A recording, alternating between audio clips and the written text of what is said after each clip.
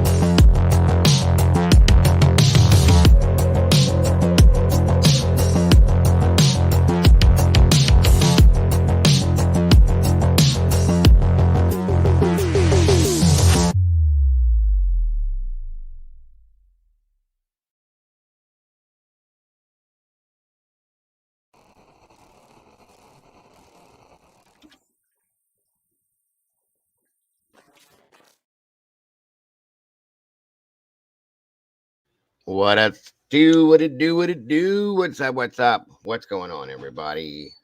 Thank you for being here with me today. Once again, I appreciate you guys so very much. I hope you're all having a great start to your weekend, a great Saturday. I hope you all had an amazing Friday night. Somebody threw out the Dago signal in the sky, said they were missing me, they were bored. So, since yesterday's stream didn't go exactly as how I wanted it to, it was just supposed to be kind of a hangout. Let's just hang out and chill stream. We're going to do it today. Missed you guys. I can't ever go through an entire weekend without not being in here with you guys. So it is what it is. I'm just happy to be here again. I hope you're all having a great day. And I appreciate you guys all so very much for joining me today. So, like I said, we're just kind of hanging out and doing whatever we do today, having a little bit of enjoyable time with each other as we can, if we will. I appreciate you guys so very much. So let's see who decided to grace us with their awesome presence today. Looks like Miss Cammy Q's in the house. Welcome, welcome, David James, my brother from down under. Good to see you, brother. I love you too. Miss you so very much, David. Let's see, Newman 25. What's going on? Noni McPoppins in the house. Miss Carolyn Miller, always happy to have you here. Rowdy, floating in the sauce. Hey, good to have you here. Good to see you. Oh, no chains, no mo, no mo, no mo. Good to see you. Miss Evil Queen Morticia, my darling. So great to see you. Absolutely, Morty. We can talk about whatever you want today, my dear. CR's in the house. Good to see you. Good to have you. Good to have you here. All of you, Nelly B, welcome back. Good to see you. Devil Doll 666 in the house. What's going on? Southern Logic. What's going on, brother? Good to see you. Thank you for joining us. Shannon Farrell. Welcome back. Good to see you. Skittles True Crime in the house. Good to have you here. Good to see you. Peaches 81. Welcome back, darling. Good to see you. Let's see. Let's see. Bad Wolf. Always happy to have you here. Vix Logic. Great to see you. Great to have you here. So awesome to see you, Morticia. I absolutely miss you and love you so very much, darling. Ah, Todd, who dat Clement? Good to see you. Good to have you here. DMC's back in the house. Good to see you. Danger Zone, my friend. Good to see you. See Brewer, Unravel. Welcome, dear. Good to see you back. Chick Antiques in the house. Good to have you here. The Karma Police, guys. Be on your best behavior today. You know how that goes. Let's go. Let's go. Let's go. Miss Cindy Ann. Buongiorno andiamo. Bella. Good to have you here. Lisa and Canoli's in the house, guys. Welcome back. Great to see you. Great to have you here. Thank you for joining me today. Miss Sandra Blackby, thank you for being here. I appreciate you so very much. Nat Cat, welcome back. Good to see you. Good to have you here. Salty Sleuth and True Crime Time. Always a pleasure, dear. Love having you here. Thanks for joining us. Mama Bear's in the house, folks. Mama Bear herself in the chat. The one and only. Great to see you, Mama Bear. Thanks for being here with us. Gina Del Rio, thank you for joining us today. T2014, welcome back. Great to have you. Let me see. Let me see. Tina B, welcome back. Great to see you. Good morning, good afternoon, good evening, good night to every one of you guys. I hope it's good for you because it's good for me to be here with you. Thank you so very much for joining us today. All of you, Maz38 from Scotland. Good evening to you. Guys, throw in the chat where you guys are tuning in from today. I love seeing that. I really do. I really, really do. JS 2018 or 218. Good to see you. Thanks for joining us today. Come on down, guys. JS218. You think he's still innocent? I never said he was innocent, JS. I just said I want them to prove to me that he's guilty. That's all I'm saying. Nefarious Hijinks, thank you for joining us. The lovely Miss Heather's in the house. Always happy to see you, dear. Thank you so much for being here. Anybody else? We got 116 awesome people here, guys, with 41 likes. What's going on? Let's make it match, folks, and get out in that algorithm like we always do. You can do it. We can do it. Let's do it, guys. Please, please. Sydney Queen, that's a new face. Another Aussie in the house. Good to have you here, Sydney. Thank you for joining us. Sue Kopinski, tuning in from Utah. Great to have you. Sandra Blackby's in Belgium. That is so awesome. So awesome. Nat Cat down in South Africa. That's amazing. Jen Erbick, welcome from Hampstead, Florida. Great to have you here. CR's in Wichita, Kansas. Gotta love it. Gotta love it. Doozy, good to see you. Bad Wolf tuning in from Toronto, Canada. Devil Doll, Scotland. Good to have you. Noni's down in Georgia. Bobby C, Southwest Idaho. Build a tree, grow a house. Hampton, Virginia. Good to see you. Cindy Dames down in Georgia. Michael 007's in England. David James, my brother, we know where you're at, bro. Perth, Western Aussie. Love it, love it. Donna Jess. Cape Breton Island, Nova Scotia, Canada. That's so awesome. Evil Queen Morty's down in Texas. The gateway to hell. I'm telling you, it's hotter than hell down there, folks. Peaches 81, Nashville, Tennessee. Danger Zone, my brother's in Hollywood, California. Gotta love it. Linda Miller, Oklahoma. Doozy's in Oklahoma. Hey, Cyber Ninja's coming from Montana. Gina Del Rio's in California. The Chick Antiques, a Jersey girl. Gotta love that. DMC's coming from Virginia. Linda Miller, I'm so glad to see that. I'm glad to see that you're watching us because we love having you here. Wow, it's so cool to see. Miss Melissa Jade, welcome, dear. Good to see you. Thanks for joining us today. Good morning, Bobby C. It's a nice surprise. Yes, it is. I can't get away from you guys for too long. Mrs. Krampus, happy Saturday to you as well. Sergeant Friday's in the house, folks. Tuck them shirts in, shine them shoes, stand up straight. The man is here. Mrs. Krampus is tuning in from Tennessee as well. Good to see you.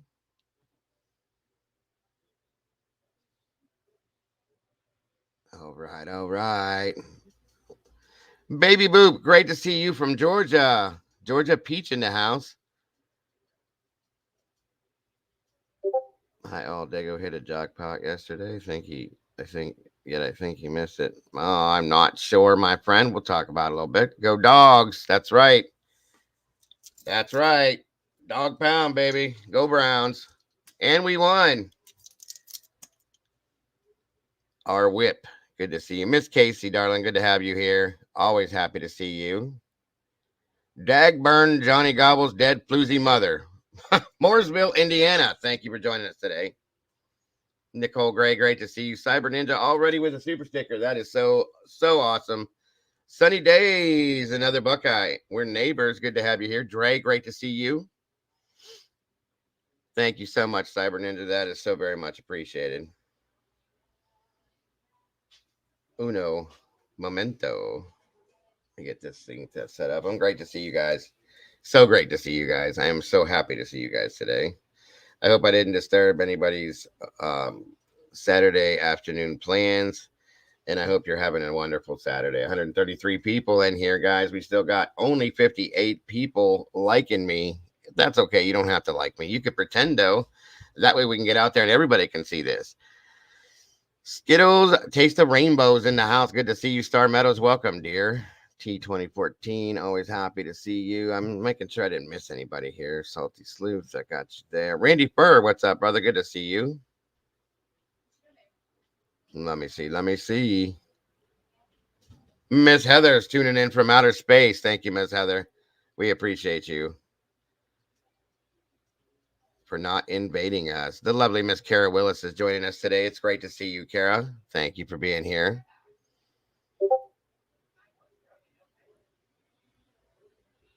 Love that, baby boop. Baby boop. All right, let's get this thing up and rolling now. Make sure we can get everything right. Again, thank you so very much for that, Cyber Ninja. You are amazing, and I appreciate you so very much. Oh, I know that, Miss Marty. I'm over the heat here down in Texas. It's like the devil is licking me. I can bet. Round Rob has been a member for 1 month. That is phenomenal, and we appreciate you.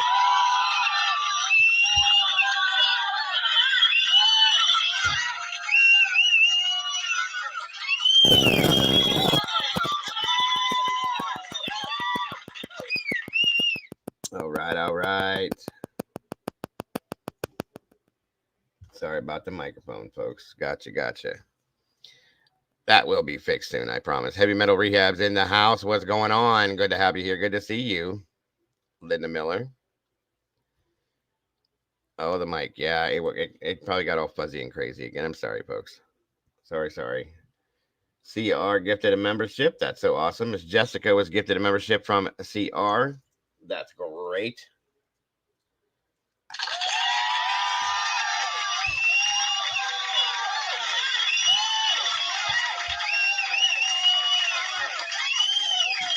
William Tardy, good to see you. Just here to establish an alibi. It's a great name. Good to have you. Good to see you. Thank you for joining us. Yeah, I know. It's my equipment is starting to age itself, folks. Apologies. You can use it as a sound effect, waving your what? What did it say? Your phone past your mic. Probably could. You're right. You are right. Baby boop. Uh-oh. Let's see here. Sorry. Miss Baby Boop. Mad love and respect to you and CJ. Y'all make a great team. Thank you so much for that, Baby Boop. I appreciate that. Super chat. You are amazing. Absolutely amazing. Yeah, CJ's a great dude. I am super excited that we got together, we met, and we have been working together a lot. I'm very proud to call him friend. I have to say that. I very much am. He's a great guy. We're pretty much, like I said, we're pretty much the same person. He's just better looking than me. That's all there is, guys. Angela, great to see you, darling. Good to have you here. Woke up in 1984. Great to see you. Great to have you here.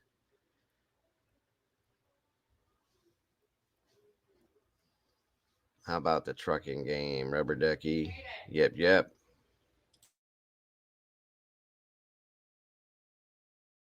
Little Miss Red Riding Hood's in the house, guys. I hope you're staying away from that big bad wolf. Thank you for joining us today. I appreciate you so very much. I think I got everybody in here. All right.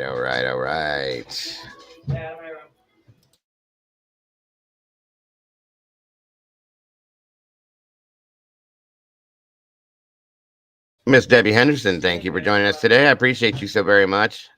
106 degrees. That is insanity. I'm so sorry that you're going through that. I really am.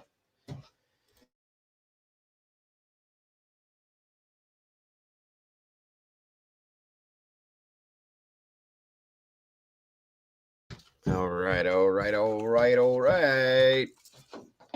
Let's see what we got going on here. Come on in, guys. Uh-oh. Miss Baby Boop there gifted 5 true crime memberships to Miss Linda Miller, Angela. What do we got here? Sue Williams, WSU Mom Kim, Margaret. Nope, nope, nope, nope. They were all gifted memberships. That is so very amazing. And welcome to the sauce. Great to have you here. That's awesome.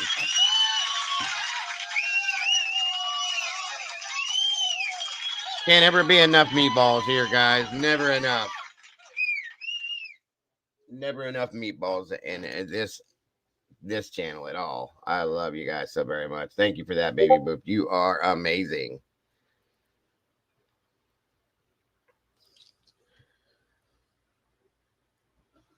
You are amazing. Congrats. That's right. Congratulations to members of Miss. What'd you say there, Miss Kara? CJ is a member too. Yes, yes.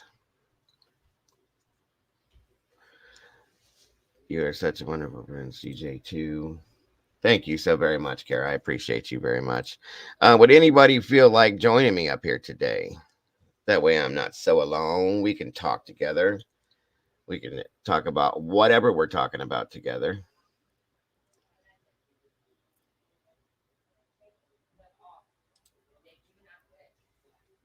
Now, did somebody drop something in here I'm not seeing?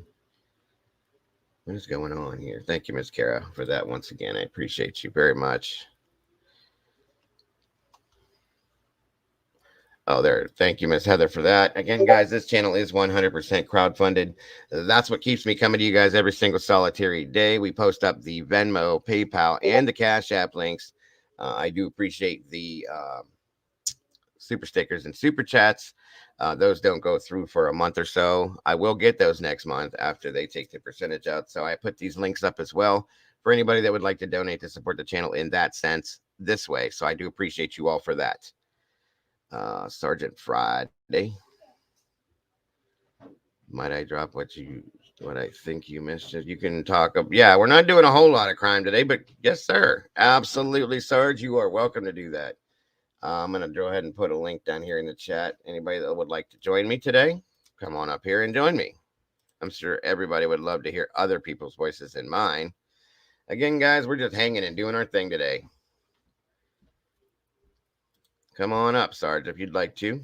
The link is in the chat. And anybody else that would like to join me, please do. Please do. And here he comes. That was quick. Boom. Ta-da. Ta-da. We used to also have a saying, we'd say chili. We right. would like bang our fingers together like a bunch of. Oh, shit. Hold on a minute. Did you do it again, baby boop? Is that the same thing? Good afternoon. What is happening? No chains, no Mo. Huh. Hey. Okay, so I think Baby Boop did it again. 5 memberships for. There you go. Honey, there you go. You have more. Keep going. You have more. Star Meadows, welcome, dear. Good to see you up here. What are you talking about? I gifted you as well, hon. The gift that keeps on giving. There's a lot of gifting going on. I don't see that. Hold on a minute. My chat's not caught up. I'm pretty much up on my chat. I'm not gonna go through the same shit that. Hold on. Where is all this stuff at? Oh, Skittles, thank you for that. Super sticker. I appreciate that so very much. I'll find it. Don't worry, Chains. Hold on. Oh, Canadian did too. 15 gift memberships. CH is saying 15 gift memberships. Nice. We're showing you the love, Dago. Looks like Tanaz P was gifted a membership. Karen Greenberg, Oopa Loopa. Oopa. Carpenter Sucks. I love that one. Mary Stitt. Wow. Okay. Welcome That is in. Welcome so into the sauce. I'm not even going to hit that button yet. Congratulations and welcome new members. Absolutely. Absolutely. Hey, Sarge, how are you? They must not know. Excellent as usual. Krampus, wonderful. Cyber Ninja, Melon, Evil Who- CJ, There is Gina. Oh, Evil. Hi, CJ. there is CJ is a member as well now. Awesome. Susie just put a message in the board there that said she's got bad news from Thursday at her doctor. She was Oh, diagnosed with rheumatoid arthritis on Thursday and then diagnosed with lupus. Oh my God. Very sad. So a shout out to her, prayers, all that stuff, you know. Yes, please, Doozy. I'm so sorry to hear that. That's horrifying. Oh, We will pray to you. Miss Melissa Jade's in the house. Good to see you, Melissa. Thank you for being here. She says hello to all panel guests. What's going on with you, Star? Chains, everybody, what's going on? hi, Star. yeah. Hey everybody. Nothing exciting with me. Just like I'm just working and stuff like that. But this weekend I decided just have a lazy excuse me, have a lazy weekend and just lay back and relax and listen to music and all that good stuff. Yes, yes. And Yes. Any new concerts you've been to recently? Any good ones? not really. About a month ago, July 7th, Debbie. I did see Grand Funk Railroad. That was a really good show. 'Cause, Oh yeah. Mm. They're one still of the- together? Yeah, they're still doing it. And the reason why I know this because one of the former members of Kiss, Bruce Kulick, he's Yeah. now he's been the guitarist for them for I want to say 20 years.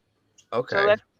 So that's how I know Grand Funk is still going and everything. And Awesome.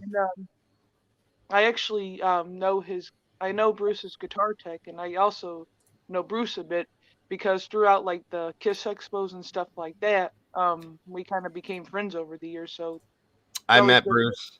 Yeah, I met Bruce once in Cleveland, at the Rock and Roll Hall of Fame. Oh, He nice. was, yeah, he was doing something there. It was Bruce and Eric Carr, if you know who he is. I'm sure you do. Oh yeah. If you're Yeah. a Kiss fan at all. Him and Oh, yeah. Eric Carr were there together. Oh my God, there was two other band members. Those were Jesus, the guitar player for Journey. I don't know. I don't I keep up can't on think of Journey. his name right now, but I met him too, and one other guy I had never heard of, but it was really cool. Bruce is really nice. Eric Carr, because I'm a drummer, was like, wow, you know what I mean? So Right. Yeah, Eric Carr passed away when I was like 6 or 7 years old, so I wasn't a fan. I wasn't a Kiss fan yet. right. But Yeah, he was a great drummer. Of course, not this is embarrassing. I can't think to save my life today. The original drummer from Kiss. Peter Criss. That's it. He's definitely not Peter Criss. I can't believe I forgot that name. But he was good. He was very good. Yeah. Very good. Oh yeah. Like all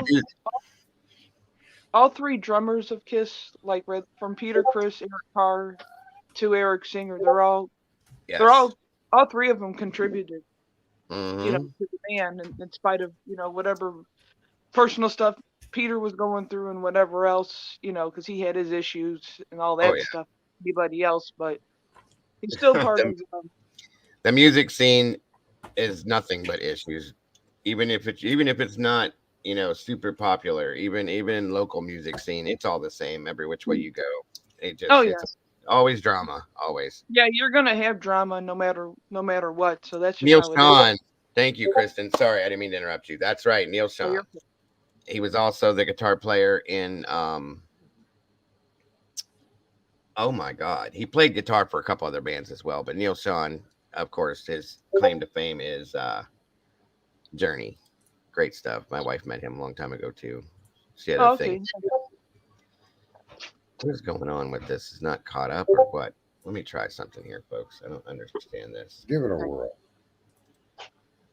That's so cool. Yes, Yep. Like yes. little band members and stuff. That's awesome. Oh, I've met No. quite a few. Quite a few. I hang out with the foreigner guy. What's the singer? Lou Reed. Yeah, Lou Graham. He lives up here. in Lou my- Graham. He Lou goes Graham, to car sorry. shows, see him at car cruise nights all the time. Yeah. Very Good cool stuff. guy. Thank you, Allison, for that super sticker. That's awesome. You are amazing. $13.99. That is so very much appreciated. I love you, love you. Thank you. And again, Chains, thank you so much for the memberships. You are amazing. But you knew It's that. always a pleasure for you. Always. No, No. you. It's a pleasure to have you as part of this team and being in this community. That's what it is to me. Thank you. I appreciate that. I appreciate everybody. Absolutely, all of you guys. Starge, all of you guys. I consider Sarge a part of this community, whether he wants to be or not. So Here I am. Here I am. I'm right here. I can hear I you. know. I know. I can hear you. Are you sure? Are you And I sure? don't have them big ass Dumbo ears like some folk. Oh, okay. It's all good. It's all good.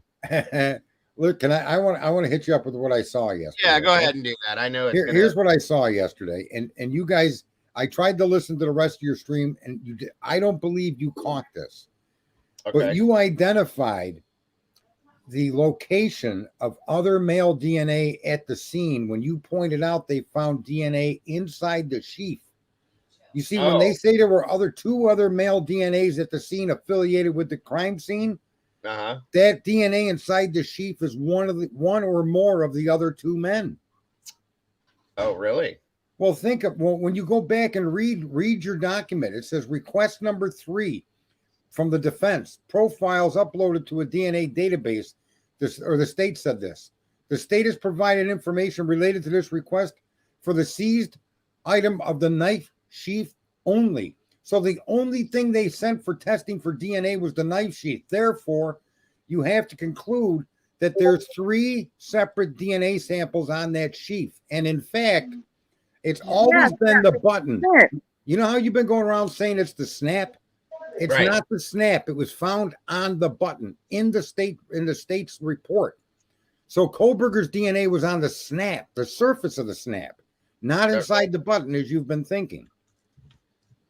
Okay. Okay. So the That's blockbuster news is that the state is, without saying it, is sharing with us that the other male DNA is affiliated with the sheath. And that comes out of your stream when Debbie posted that information. It starts at 1 minute and 20 seconds. If people take 2 minutes and watch that 1 minute and 20-second period, or the 2 minute period at 1 hour, 20 minutes, you'll see exactly what I'm talking about. Your stream exposed and you didn't, I don't think you caught it. Not a big deal, but that's why I'm here. Interesting. Sarge, but Yes. didn't say at first single source DNA from They a man? said they found a single source DNA on the snap. Mm-hmm. Okay. Wow. But they didn't elaborate because they were talking about Kohlberger and how he identified to that snap. But later on, like a minute later in the stream, Debbie produces another document. And that document comes out and says the requested 3 profiles uploaded to a DNA database, right? Why did they upload 3 profiles? Because there were 2 related to the crime scene and Kohlberger's, and then we found out later there was a glove outside. But let's just take the 3 profiles that we knew. And then it says the state has provided information related to this request for the seized item, the knife sheath only. Wow. Now that come on in your stream, that to me was a hell of a piece of information. And You're right. I didn't catch that. That is interesting. Very so interesting. you actually have provided information with Debbie with this stream to let people know that the other 2 male DNAs appear to be connected directly to that knife sheath, just like Brian Kohlberger. So the question has to be asked, why is he the only one that's been identified? Good catch. That's a great point. When I saw them documents come up, Welcome, David. I couldn't be in here, but believe it or not, folks, I do pay a lot of attention to this case, as you probably can guess. Yeah, I know that. Excessive amount, right? And then Absolutely. here's another thing, and I'll give you back your stream. You're fine. Mr. Kohlberger has a long habit of going for drives. Often he would go for drives at night. He did so late on November 12th and the 13th of November. Mr. Kohlberger is not claiming to be at a specific location at a specific time. And at this time, there was not a specific witness to say precisely where Mr. Kohlberger was at each moment of the hours between blah, blah, blah, blah. He was out driving during the late night, and everybody's having a hard time with that alibi, right? Yeah. Okay. Well, here's something. You want to really get blown away? Go Sure. for it. Here you go. Always down to get blown away. Here's the government doing their damn job again. Let me just bring it up. 5. I appreciate you, Sarge. Well, this comes from Clue. Look, I won't take credit for stuff that Dago Show puts out or anybody else's. If I notice it, Mm-hmm. I even sent you a text or an email about it yesterday, didn't I, Dago? I did get one. I didn't get a chance to look into it. Yeah. But yeah. So later on, in the police department's own fucking investigation, excuse my language, in their own investigation, they state 2 specific things. One, Brian Kohlberger is recorded 12 times on these drives, late evening, early morning, from 5 months before the crime. Mm-hmm. They specifically state that he's done this numerous times. Additionally, they state that in fact on one of those drives, his cell phone stopped reporting to a network. Yeah. Okay. So the state is providing Brian Kohlberger's alibi evidence that he wasn't there. Right. Okay. And this comes from, let me see here. So she goes in and she reads the alibi, and then she comes up and asks another question.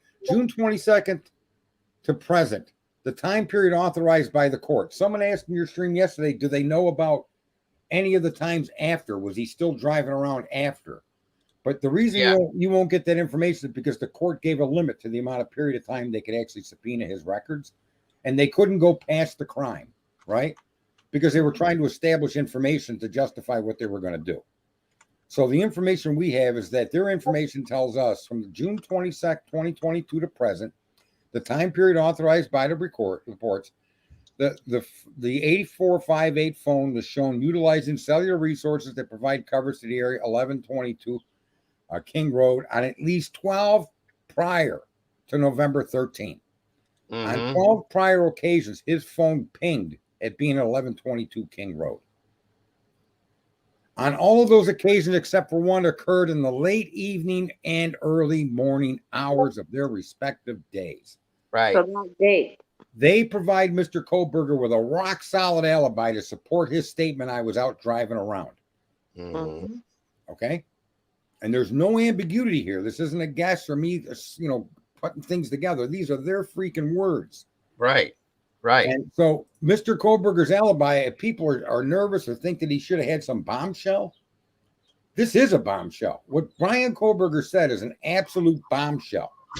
I was out driving around. And then when Ann Taylor says, we'll establish this when we question the state's witnesses, all she's got to do is read the PCA and the motion replies. And right? The alibi for Brian Kohlberger is, in fact, the exact same people that arrested him. Oh, shit. How do you like them apples? Oh, Right.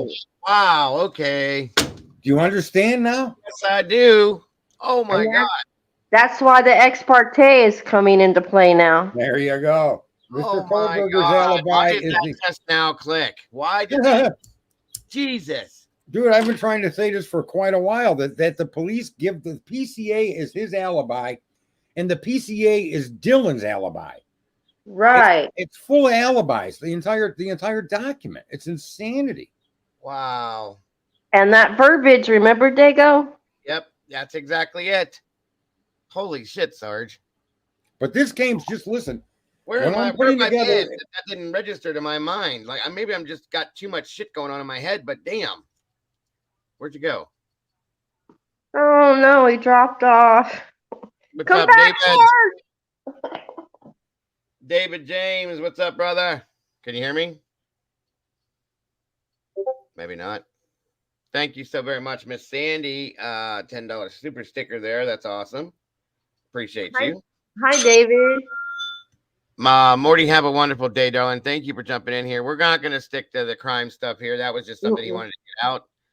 We're going to be talking about all sorts of other stuff too, but thank you for being here, Morty. You're welcome to come back, darling, if you want to. I do miss you so very much. I'd love to have you up here too. That was insane. I never even thought about that. Shit. Yeah, all he was trying to do was point out what he had read in There you detail. go. There you go. There he is. Thank you, True Crime Buff. Thank you for that super sticker.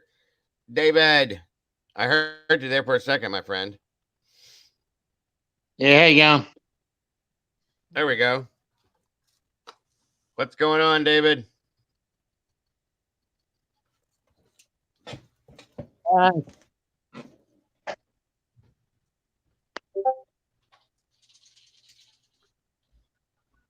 Nah, not much. Yourself? Yeah. Yep. You must have a bad connection. You're going in and out. I can hear you a little bit here and there. Appreciate you jumping up here. Miss talking to you. It's been a long time. Yeah.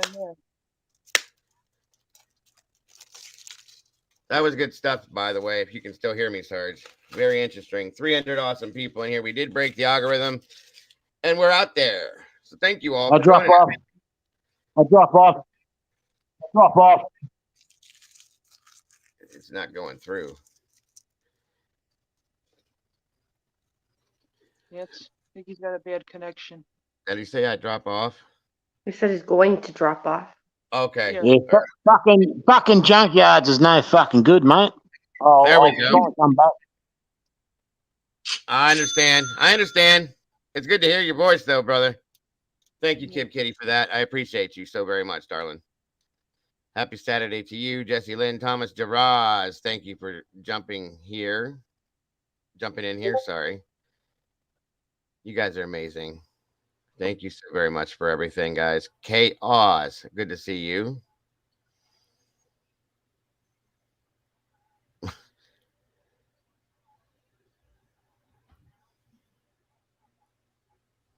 Yeah, that's crazy, Sarge. I don't know what the hell, why that never registered before. Oh, are you back down here? There he is. Okay, there we go. Sorry, what happened? Okay. Can you hear me now? Yeah, hear you. Okay. David's still trying to come through. He's got a horrible connection. He's over in Australia, so it's probably not coming through right. The woman that put out the stream that gives me some of this data, and she's giving you data. She took clips, and you know how you post screenshots of documents on your stream. Yeah. That's what she's done, and she's asked questions. Okay, like when they say he was stalking them. No. Also, she puts together the fact that it's possible he was collecting a bi-weekly paycheck, and that's why his trips were on certain times. Right. Okay. David was trying to say that a jury can't convict Koberger based on the evidence. That's what he was trying to say. And she asked, yeah. So does his phone history show driving around in instances where he has not either had cell coverage or turned off his phone? The 8458 phone stops reporting to the network from approximately 5:36 p.m. to 8:30 p.m. Right. Okay? So they show other instances of where this took place with his phone. So it's not, in other words, it's not unique to the crime. Right. The fact that his car has pinged or his cell phone is pinged at King Road is not unique. It's happened 12 other times. Yes, right. Thank you, Dre. Right. And that's the importance of the documentation that they've released to us. And then the big bombshell being, of course, and I'll go after this, is that knife sheath. Now we have a great idea as to where the other two male DNA were found. It appears to have been found connected directly to the knife sheath. Because I remembered you yesterday looking inside of your knife sheath. Yeah, right. And I think you did realize they said button. They didn't say inside. So that was what she was focusing on, right? I did notice that, yeah. Yeah, and so which was fantastic because that was a new bit of information and it clarified about inside here when I was doing that like this. Yeah. So, right. But through the process of her showing you that and showing you other related documents, she actually painted the picture of the other two DNAs being on that knife sheath. Right. With documentation. That's not her dreaming it or making it up. It's based on the documentation that was released to the public. Yes, exactly. So, yeah, pretty awesome stuff, man. Yeah, it is. Yes, David, I'm trying to bring you back up. It won't let me do it. Damn it. I never can get him up on a panel, even before we couldn't get him up here. We don't know Miranda, XX Miranda, is it if it's touch DNA or what it is. Listen, it's possible the DNA inside the sheath came from the manufacturer. Here's the thing, though. I'm going to have to say this, that inside that sheath, I would not think it would be touch DNA or transfer DNA. It would No. be a solid basis of a DNA sample But it could also come from the maker of the knife sheath. or the sheath. That's In all right. Yeah. fairness, that person, so DNA inside of there, that they only mentioned that one DNA inside. So I don't know if they found two separate males inside the sheath, if they found DNA on the button and somewhere on the outside. They don't specifically deal with the other two men at all. Right. As a Well, matter of fact, there's actually 4 more DNA profiles that were male DNA profiles that were found. Actually, there's four. the I thought it was glove. only 3. No, there's the glove. Chick Antique can verify this. There's the glove. Right. There's the other 2 they were talking about, which equals 3. And then Brian. And then there was there was a 4th one. The cigarette. The cigarette butt. But yes, that was it. That Oh, was but- the other one too. But I think they got that guy's cigarette butt ruled and tested it, and it came up with nothing. Or right? I mean, because it was his direct DNA and it didn't match anything they had apparently. I don't know. I You don't don't. know. Okay. But I'm gonna say, yeah, that's it, Chick. Thank you. The cigarette. Damn. Okay. Damn. I want to know. I want to know for sure if they have eliminated the one. Any of those. I want to I know. suspect they did eliminate it. If they went to get the cigarette butt to get it surreptitiously, I'm sure that they tested it against any samples they could have tested it against, in all fairness. Right. It would make no sense to go sneaking around to get a cigarette butt and then not do anything with it. It's just that would be so nonsensical. But it's not part of the case. It's not part of the Brian Koberger paperwork back and forth. Mm-hmm. It's just mentioned as part of their investigative process, right? They're trying to establish their credibility, how fucking smart they are. Excuse my language again. It's okay. So smart that they can provide the guy with an alibi and he can sit in jail and eat 3 hot dogs and sleep on his cot peacefully. Right. Hey, Deb, thanks for joining us today. No, Yeah, thank you for that, Sarge. I appreciate that. Mm-hmm. All right, folks. I'm going to listen. All right. Thank you, sir. Like I said, guys, that's Yep. the blow. That's the crime thing for the day. And I appreciate that. I really do, because I don't know why that didn't come into focus for me, but Because this case is so but you don't have to show your face. You don't have to show your face, Kara. You can stay like this. You're okay either way if you want to. Oh, is that Kara from the Crime Design channel? Kara Willis. Yes. Maybe she could put clarity on what I'm sharing. Bring her in here.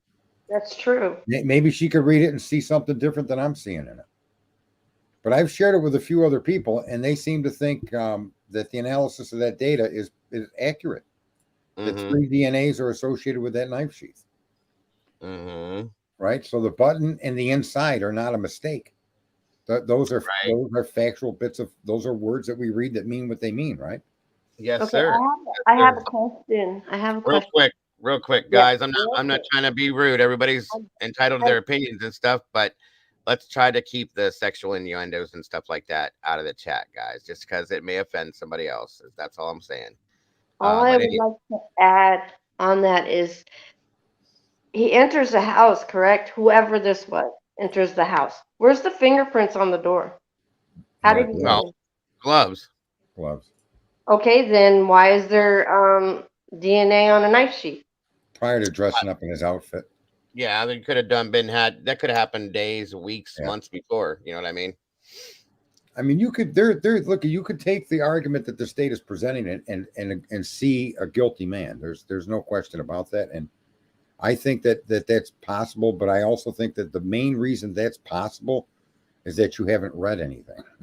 Right. You know what I mean? You're just taking the narrative the media's giving you. And that's enough, Door handle.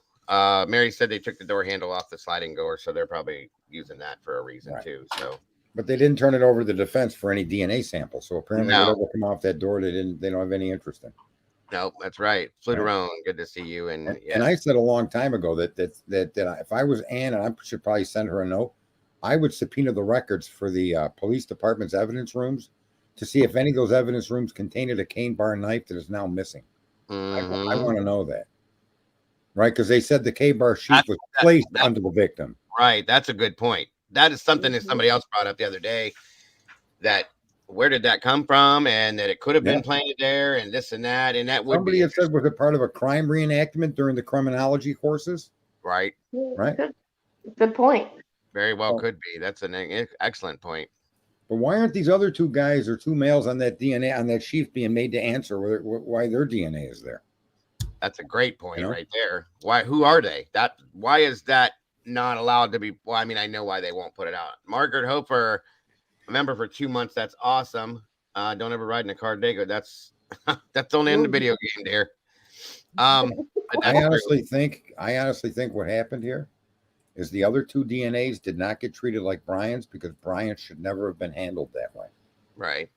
So Good I point. believe that's why we don't know who the other two suspects could be. Right. Dago, on the knife that you have, is it smooth on both sides or is one side jagged? It is. I'll show you, Carrie. It's there's no what I can't even think of what that's titled or what that's called. Hold on a minute here. You can see it. It's smooth both sides. This is a little different than a K-bar. It still has the hilt, okay, the Nice. handle. It's actually pretty but yeah, it doesn't have the, what is this called on this side here, you guys? Like a saw blade. It doesn't have that. The jaded side. Jagged, whatever, yeah. Jaded. Either way. But yeah. Is it true that K-bar knives up by the handle have a serrated section up there? Serrated, there it is. That's That's it. it. The And serrated. if that's the Some case, of them do. Look, some of them have the serrated edge across the top here. Mhm. Okay. Some of Yeah. them come completely smooth on both sides. That was Okay. dumb. That was dumb. Yep, that area there would be serrated. It'd be actually heavy serrations. You could cut a tree limb with it.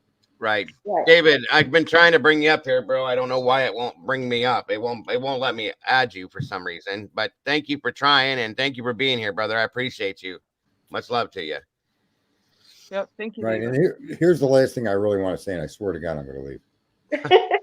Oh, you're good. Sir. I have an extraordinary difficult time accepting that one person can enter a 10 by 10 room with two victims and be soundless and be confident enough to leave that room, cross the entire home to another room of similar size and take out a male and female victim.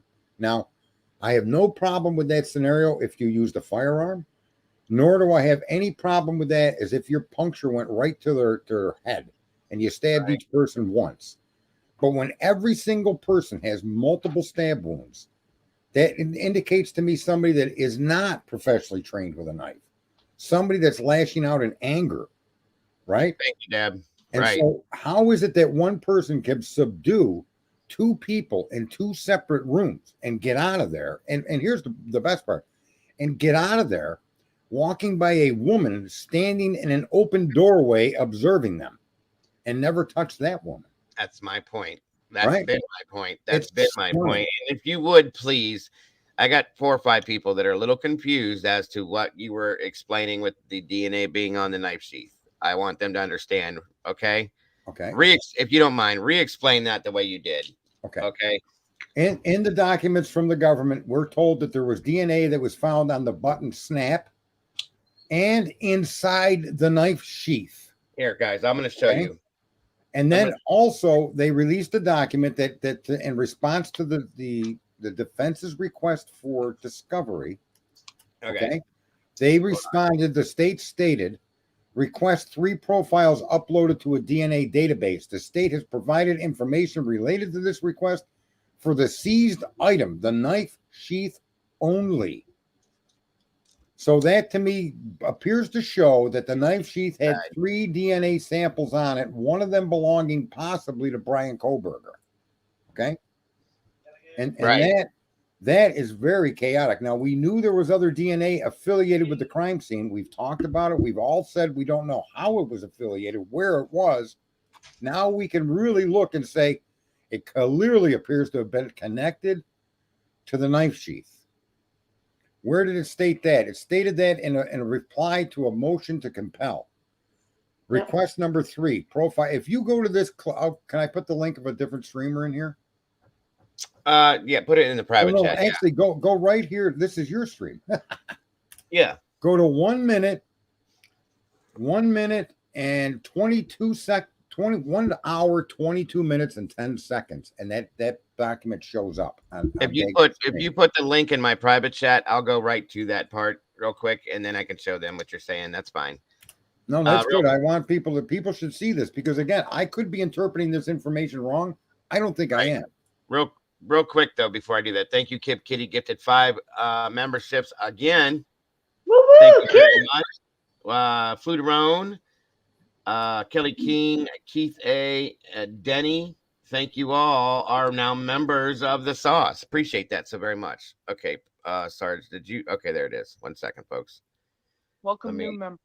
Load this up. Yes, welcome to all the new meatballs that are in the sauce with us here today. I appreciate you guys so very much. If you really want to make sense of that, run that video from 1 hour 22 minutes even, or no, 1 hour 20 minutes even, and run it for 2 minutes and 10 seconds, and that'll show you exactly what you did on your stream yesterday with that data. Okay, hold on a minute. Let me pull this up here. Okay. So we're at 1 hour and 20 minutes. I think this is the spot here. Cape Kitty, thank you for that, darling, so very much. You are appreciated so very much. Okay, so here we are. Let me blow this up a little bit for you guys. I'll give you these just in case you're not hearing something. I like to do that for you guys too. All right, here we are. Look at this. Who's this Dago guy? I never watch his show. I wonder. All right. And let's go from here. And a big shout out to that girl, Debbie, whatever her name is, her handle, her stream. Big shout out. Crime sleuthing. Yeah. Yeah. She's in here. Hold on a minute. Right. You know, this step or this doorway or this wall and, you know, the blanket, they don't need to do that. The PCA is only for arrest, not conviction. All the rest of it's going to come out at trial. The part that I'm hung up on is this. So if you go through the court files and you pull up every little reference, and my friend Fofa helped me with this. Now, every reference to the sheath or DNA on the sheath or in the sheath, etc., is on these screenshots. So I'll go over just really quick. Okay, so it says the sheath was placed button side down. Now this is from the PCA. And then located DNA on the button of the sheath. Okay, but next document in the case file, this one says on the snap of the knife sheath only. And then this one, oh, hang on. This one says from the button on the sheath. I'm going to go through this really quick. So this is where they did the IgG using the DNA taken from the button on the sheath. Okay, and then the sheath had touch DNA. DNA on the sheath. Hold on, I'm going to show you. I found something interesting. Okay, this is from the state's motion. I believe it was one of the latest ones. And it says the K-bar knife sheath was abandoned at the scene, as was the DNA inside it. Yeah, and see, that was a problem for me too, because when they say that, guys, I'm thinking inside it, okay? Like inside the sheath. Yeah. But in so many other places, they say on the button only, and yeah, they make so many references to the button, and then say inside it. And they've also made several other errors or inconsistencies in the PCA that would lead you to believe that they haven't been that careful with their wording. Right. Yeah. So I mean, that's the kind of stuff that I've been doing. Just it said on the sheet. Yeah. Am I correct? Did it say on? In. Inside. So inside it. Yeah. Watch. That's why I've struggled with this whole. I want them to be responsible. Go from 120 to 122.10. That would really be disheartening to me. 120 to 12210. There's 3 different documents, 3 or 4 different documents, and they all add up to what I was surmising. I think they've said that it was just on the inside of the snap, right? No. And I if- got that too. Let me show you. They Right. don't say that, and that's why I was like, wait, what? Oh, okay. Yeah, I want to see that then. Can you pause for a second? Okay. What Here's the amazing thing, Dago. Listen, is you realized it when you were saying it was inside the snap because you in other words, you saw it and others like us saw it, but we didn't. We for some reason our train of thought didn't focus in on it. We didn't think 2 different areas. When we saw the word inside, we thought they meant the inside part of the snap instead of understanding the snap and the inside were 2 different locations. Right. Right. Yes. An honest mistake, bro, by all of us. You, me, everybody missed it. Right. And even the person that presents these documents, I believe, and I could be wrong, I think she missed it too. Right. Right? Yep. Absolutely. Don't worry, guys. This is the only thing we're doing crime-wise. We're going into other stuff I'm after going to this. step out. I'm going to be in the chat room on YouTube. This was important, though, because it is a huge point. A huge point. So, and I appreciate you bringing that to my attention. I don't know how or why with everything. I do know how because there's so much shit that we've been looking at. That's why. Okay. And these things are easy to roll over. So yeah, that's interesting as hell. If someone touched the blade earlier, DNA may have transferred inside the sheath. That's true too. That's a good point. But Yeah, that was saying inside. yeah, it's right there. Look. What I said is that if it was only on the snap, that it doesn't actually put him at the house because if he wasn't gloved up, his DNA should be everywhere, right? Not just on that. It should be on the blankets. It should be on the and We don't know what it was, though, Jesse. We don't know. It could have been. This is the PCA is only to draw lines and dots between the crime and the person that they're accusing. They don't include everything. They don't say we found his DNA on this step or this doorway or this wall and the blanket. They don't need to do that. The PCA is only for arrest, not conviction. All the rest of it's going to come out at trial. What the part that I'm hung up on is this. Hang on, Kelly. I would appreciate if you wouldn't do it in here as far as speaking on other creators. I try not to, whether I agree with them or not. I try not to be disrespectful to them. Of course, you are allowed to have your opinions and your thoughts on it. I just don't want to put that out live here like that because it does cause problems at times for other channels as well. So, but I do respect how you feel about certain things 100%. Okay. I'm just asking you guys to be respectful while you're live. If there's anybody that you guys aren't comfortable with, that's all. That's all.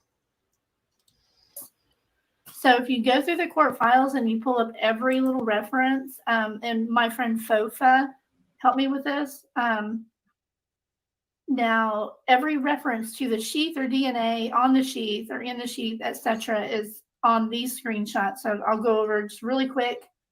Okay, so it says the sheath was placed button side down. Now this is from the PCA. And then located DNA on the button of the sheath. Okay, but next document in the case file, this one says on the snap of the knife sheath only. And then this one, oh, hang on. This one says from the button on the sheath. I'm going to go through this really quick. So this is where they did the IgG using the DNA taken from the button on the sheath. Okay, and then the sheath had touched DNA on the sheath. Hold on, I'm going to show you. I found something interesting. Okay, this is from the state's motion. I believe it was one of the latest ones. And it says the K-bar knife sheath was abandoned at the scene, as was the DNA inside it. Yeah, and see, that was a problem for me too, because when they say that, guys, I'm thinking inside it, okay? Like inside the sheath. Yeah. But in so many other places, they say on the button only, and yeah, they make so many references to the button, and then say inside it.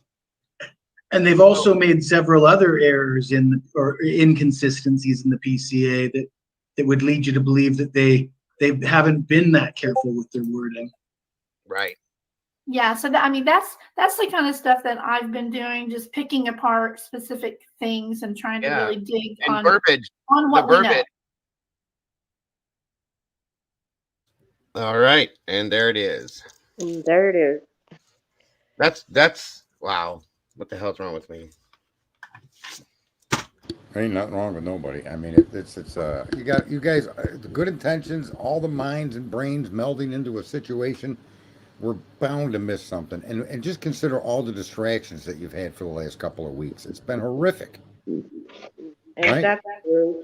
Some other person came out on TikTok the other day saying that she works with Steve Gonzalez and the investigator, and it's like, why do these people just shut up? Yeah, we know about that for sure. That's So I mean, considering the environment under which everybody is trying to observe and make sense of stuff, I mean, come on. The fact that she had these documents and she provided an answer to questions directly part of your stream, and what I caught from it had nothing to do with your stream. But now it does, and that's what matters. Yeah. So everybody have a good weekend. I was up till 4 a.m. I had a hell of a good time. And it's time to take a nap. Yeah, absolutely, Sarge. Thank you. Always appreciated. All right, everybody. Always. We love you, brother. You have a great weekend, sir. You too. All right. All right, guys, and that's it. That's it for the crime for today. I know everybody, there's certain people that love talking about it, but we got to take a break, guys. Listen, for those of you that don't understand or don't know, this past week, I almost quit this, folks. I really did. I hate to say that. But I literally almost quit this. Okay. So we're not doing Idaho, Molly. We're not talking about anything else with crime. That was just a little thing that was brought up. So you don't have to go anywhere, dear. We're not talking about Idaho. We're not talking about crime. We're not talking about none of that stuff. This is completely different. That was just something Sarge wanted to bring to my attention. So it is what it is. We're done with it now. We're going to enjoy ourselves for the rest of the stream. It was a big thing that needed to be put out there, and I appreciate you, Sarge, for that, because I never caught that. But either way, like I said, this past week, I almost quit this, guys. I did. It was a rough week. The month behind it was a build-up to this past week. So, yes, we can talk about the mesh tank top, Brooke, if you really want to, that I'm supposed to be wearing. So. Oh, yeah. Sexy Dago. No. But anyway, like I said, this week was, thank you, Sarge. I appreciate you. This week was rough. It was rough on CJ. It was rough on me. It was rough on a lot of other creators too. And it was something that made me go, why am I doing this again? What do I want to keep doing this? You know, and my wife is like, yes, you do. Yes, you do. You're just frustrated right now. You don't want to give this up. These people love you and they look to you for answers and to do the things that we do. And, you know, so, and don't worry, I'm not, I'm just telling you, it was that kind of a week, folks. And I had to reassure myself and remind myself why I'm doing this. Okay. Right. And that is what it's all about, folks. Why I'm doing this, because I feel as in this channel that we are the voice for the voiceless, and we look for and try to bring true justice. And these families and these victims deserve that kind of stuff. Not only in this case that we were talking about, all these other cases too. So that has to be known, and that has to be. I have to remind myself of that sometimes. So, one moment, please.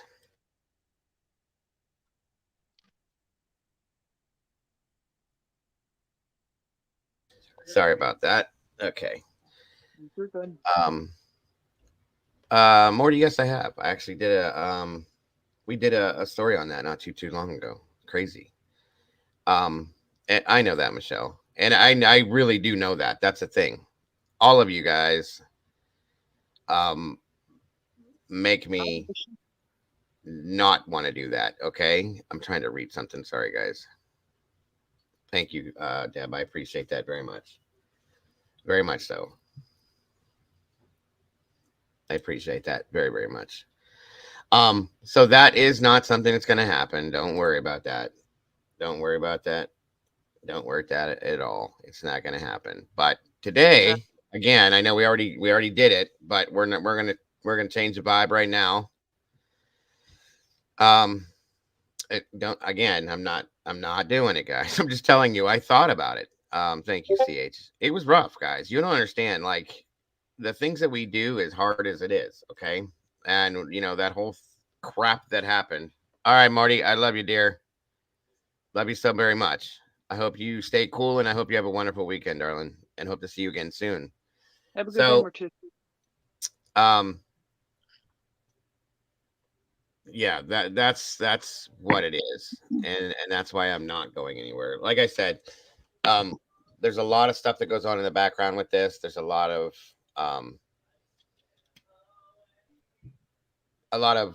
like, well, I don't want to say politics with it, but that's the right word for it. Okay, it goes with it, and we're still. There's a few of us that are still all about bringing the truth, guys. We want to. I think a lot of us do. Most of us do.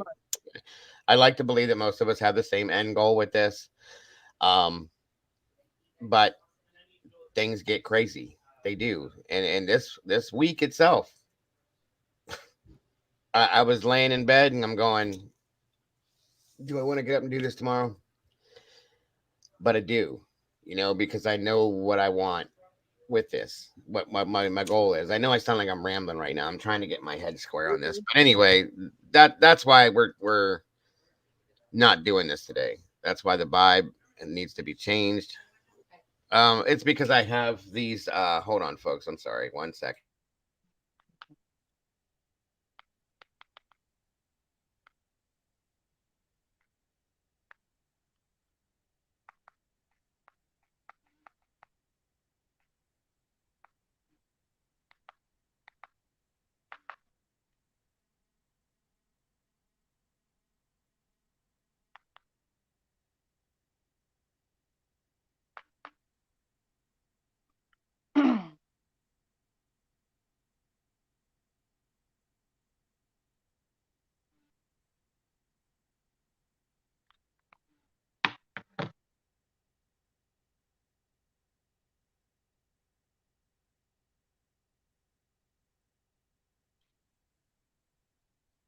That's right, Annie.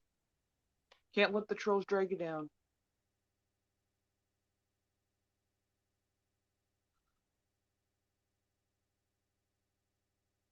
We love you, Sarge. All right, guys. My apologies here. 1 second, folks. What the hell are you? What is going with the lights? Huh? Sorry, the lights were all over crazy over here. My son had to ask me a question and he was having an issue, so I'm sorry about that. Anyway, I'm not going anywhere. And the reason why my face is red is because of these lights that are in front of me Your son's funny. are red.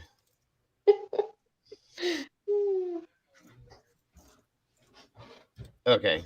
Yeah, they were red. If you notice, my face is green now. I just changed the light color. So anyway, moving forward. So that's why I'm trying to do this today, is to change the vibe a little, have a little bit of fun, enjoy ourselves, just talk and hang out and do whatever. It is what it is. You know what I'm saying? That's all. Right. Holiday. I need a holiday. Yeah, that'd be great. That'd be great, Scarlett. Things are expensive. Very expensive. Very, very expensive. Just want to clarify, Clue didn't go in the sheet stuff, but that's where it got this out by possible. I do believe so, Miss Nicole. I do believe so. So anyway, that's a fact. That's a fact, Miss Annie. Thank you for that. It's great to have you here, by the way. So anyway, what are and again, thank you, Scarlett. I agree. What are everybody's plans for this weekend? Thank you, Phantasmic Ether. I appreciate that. Love you too. Like I said, I'm just taking it easy and just having a lazy weekend. So that's Good my stuff. plan. Good stuff. Good stuff. What about you, Chains? Chillaxing. There you go. There you go. Hanging Anybody- out with Dago. I don't know. That's always fun. Always fun. Anybody else want to jump up here and hang out with me today as we push through this? Good Lord. Driving home tomorrow, cooking food. What are you cooking, Miss Carolyn? Anything good? Anything good?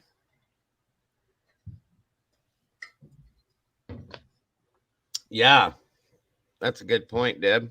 Good point. Very good point. I'm not Birthday. sure. Whose birthday? Birthday celebration tomorrow. Whose birthday?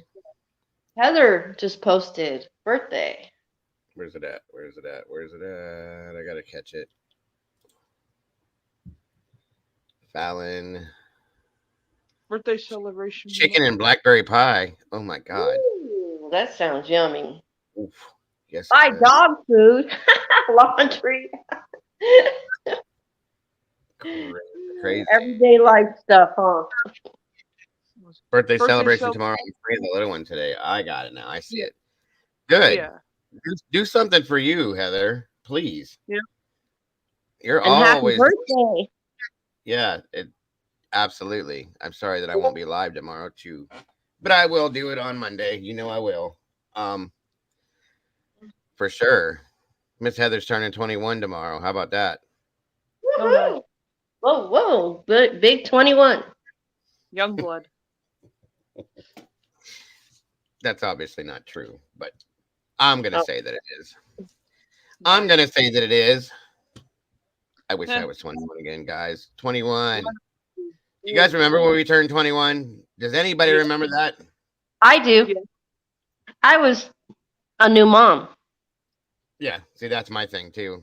I had kids. I was already like, let's see, when I turned 21, I had 3 kids already. So yeah. I had my twins just before my 21st birthday. I think Brandy had her twins. How old were you, hon? I was 19. Yeah, she was 19 when she had her twins. Wow. Yep. It is what it is. See, I went look, to Vegas. look, a lot of them were pregnant. Yeah. Yes. 7 months Wow. pregnant. Kel said when she was 7 months pregnant when she was 21. See, I had already had my family thing. The drinking thing was a joke because I was going to bars when I was 16, 17 years old. Well, no, not 16, 17, 18 years old with no problem. Because of course, I had a full beard at 16, 15 years old. That's the Italian in me, the hair thing. You know what I mean? Mhm. So that was never a problem. I never got carded. I was buying cigarettes at 13, 14 years old with no problems. At 21, I was a pharmaceutical distributor. Yeah, I'll bet you were, Sarge. I was at that point, some point too. I know exactly what he's saying too. Dago, talk about how you got into the medical field, being an EMS. Absolutely. Yeah, story time. Everybody likes when I tell stories, I guess. I don't know. I can do that. Give me 1 second, folks. Talk amongst yourselves. I'll be right back. Yeah, like I said, Keep it going. I'll keep it going. Like I mentioned, I was 20 when I turned 21.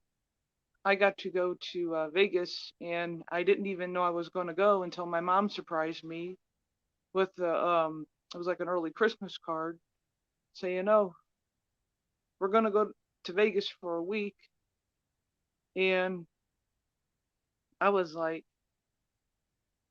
I was shocked because I didn't think Mom would have the money for it. Because I asked my mom, I said, "Mom, how'd you get the money to go to Vegas?" And she said she had some old stocks she had to cash in, so she took care of some bills with that, and then surprised me with Vegas for my 21st birthday. So that was definitely a memorable one for sure. What an experience, huh? Oh yeah, and that's the only time I've been to Vegas, which was like 2004, but it was fun, that's for sure. And the only show I saw at Vegas was a Beatles tribute band called the Fab Four, and that was a really good show. And as far as like money, I won like maybe like $20 in Vegas on a penny machine, so that was fun. And Sorry. Oh, it's okay. And that was my first time actually, because me and my mom stayed at It's a place called the Imperial Palace on the Strip. So all the stores were around, whether it was, you know, whether it was high end or whatever. So out of curiosity, I think we went to some type of mall or something, and they had a Versace store. So out of curiosity, I checked out the Versace store, and like the cheapest dress I seen there was like $1,500. I'm like, yeah, Exactly. yep. But I saw Gallagher, oh, okay. and then All right, peeps, is back. okay. What it do? What it do? Okay. Welcome back to me. Yep, welcome back. Welcome back, Diego. Sorry, I didn't mean to interrupt you. Oh, you're okay.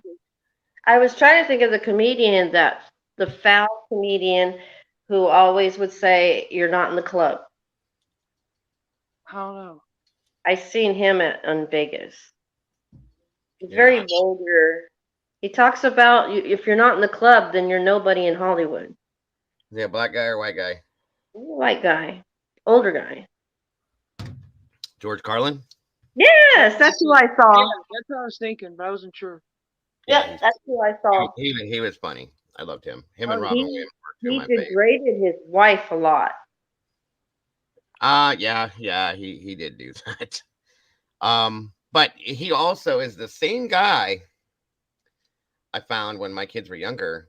He was pretty like his comedy back in the 70s and 80s was what it was typical. Yeah. Here in the late 90s, he ended up being on the show Thomas the Train. Oh, Yes. well, was- I mean, He was the conductor, which was so weird for me to see him there Yeah. because mhm. on this end of things, you're like, up this, that, this person, that person, down at the society, at the politics, blah, blah, blah, blah, blah, blah. And now you're running a kid show. What the hell's going on? You know what I Right. mean? Right. Yeah. And also- George Carlin. Yes. Mhm. And also on Thomas the Tank engine, Ringo Or that's Starr what it was. Thank you. Yeah, I had it wrong. Yeah, that's all right. Ringo Starr was also Mr. Conductor because that's Yes, the he was. that's the only reason I watched it when I was a teenager. When I was a teenager, I'm like, oh, Ringo's on this. I'll watch that. So that was kind of cool to see him as Mr. Yes. Conductor. Yes. And yes, Nicole, absolutely. There was quite a few memberships gifted. Canadian True Crime Buff, No Chains, a couple other people in here gifted It's something. Kid Kitty, didn't she? Kib Kitty gifted 5. Again, thank you all so very much for that. And I do want to say this. I was there last night over at CJ's live stream, as I usually always am, and a lot of you people were over there as well because the community kind of has broadened, and you guys are amazing. I am absolutely emphatically proud of every one of you guys for showing the love that you showed to him last night. He has deserved it for a long time. He's earned it. He's put that time in. He does great work, and you guys are beautiful people for doing what you did for him last night. I absolutely love you all for that. That is proof to me of what I say every single day about every one of you guys, of who you guys really are.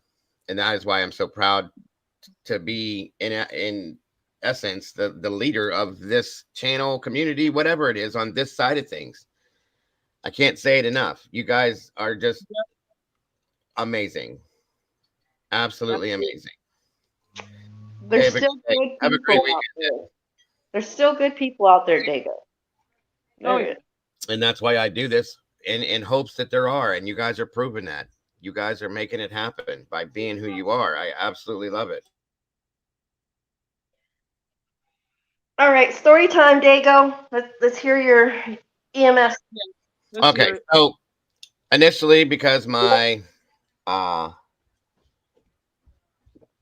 grandfather, my uncle, my biological father were in law enforcement. Okay, I wanted to be too. I've always wanted to be. I'm sure you guys could probably kind of figure that out based on what I do here. Right. So what's up, Fupa? Good to see you, hon. So that being said, I wasn't able to go through the academy. Okay, 1 second, folks.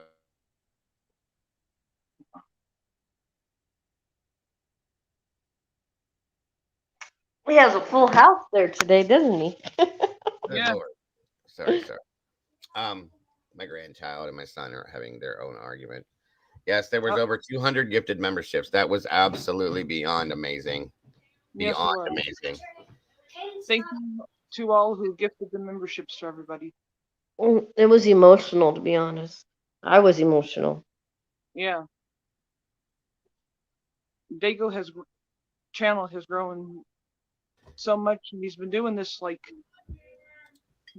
about 2 years now, and because he started off as like a drama channel and then went on to the true crime, and then everything just evolved from there, so hey. It's becoming exactly what I've dreamed that it could, and I'm beyond proud of that. Beyond Ooh, proud of that. it's gonna get bigger too. Watch.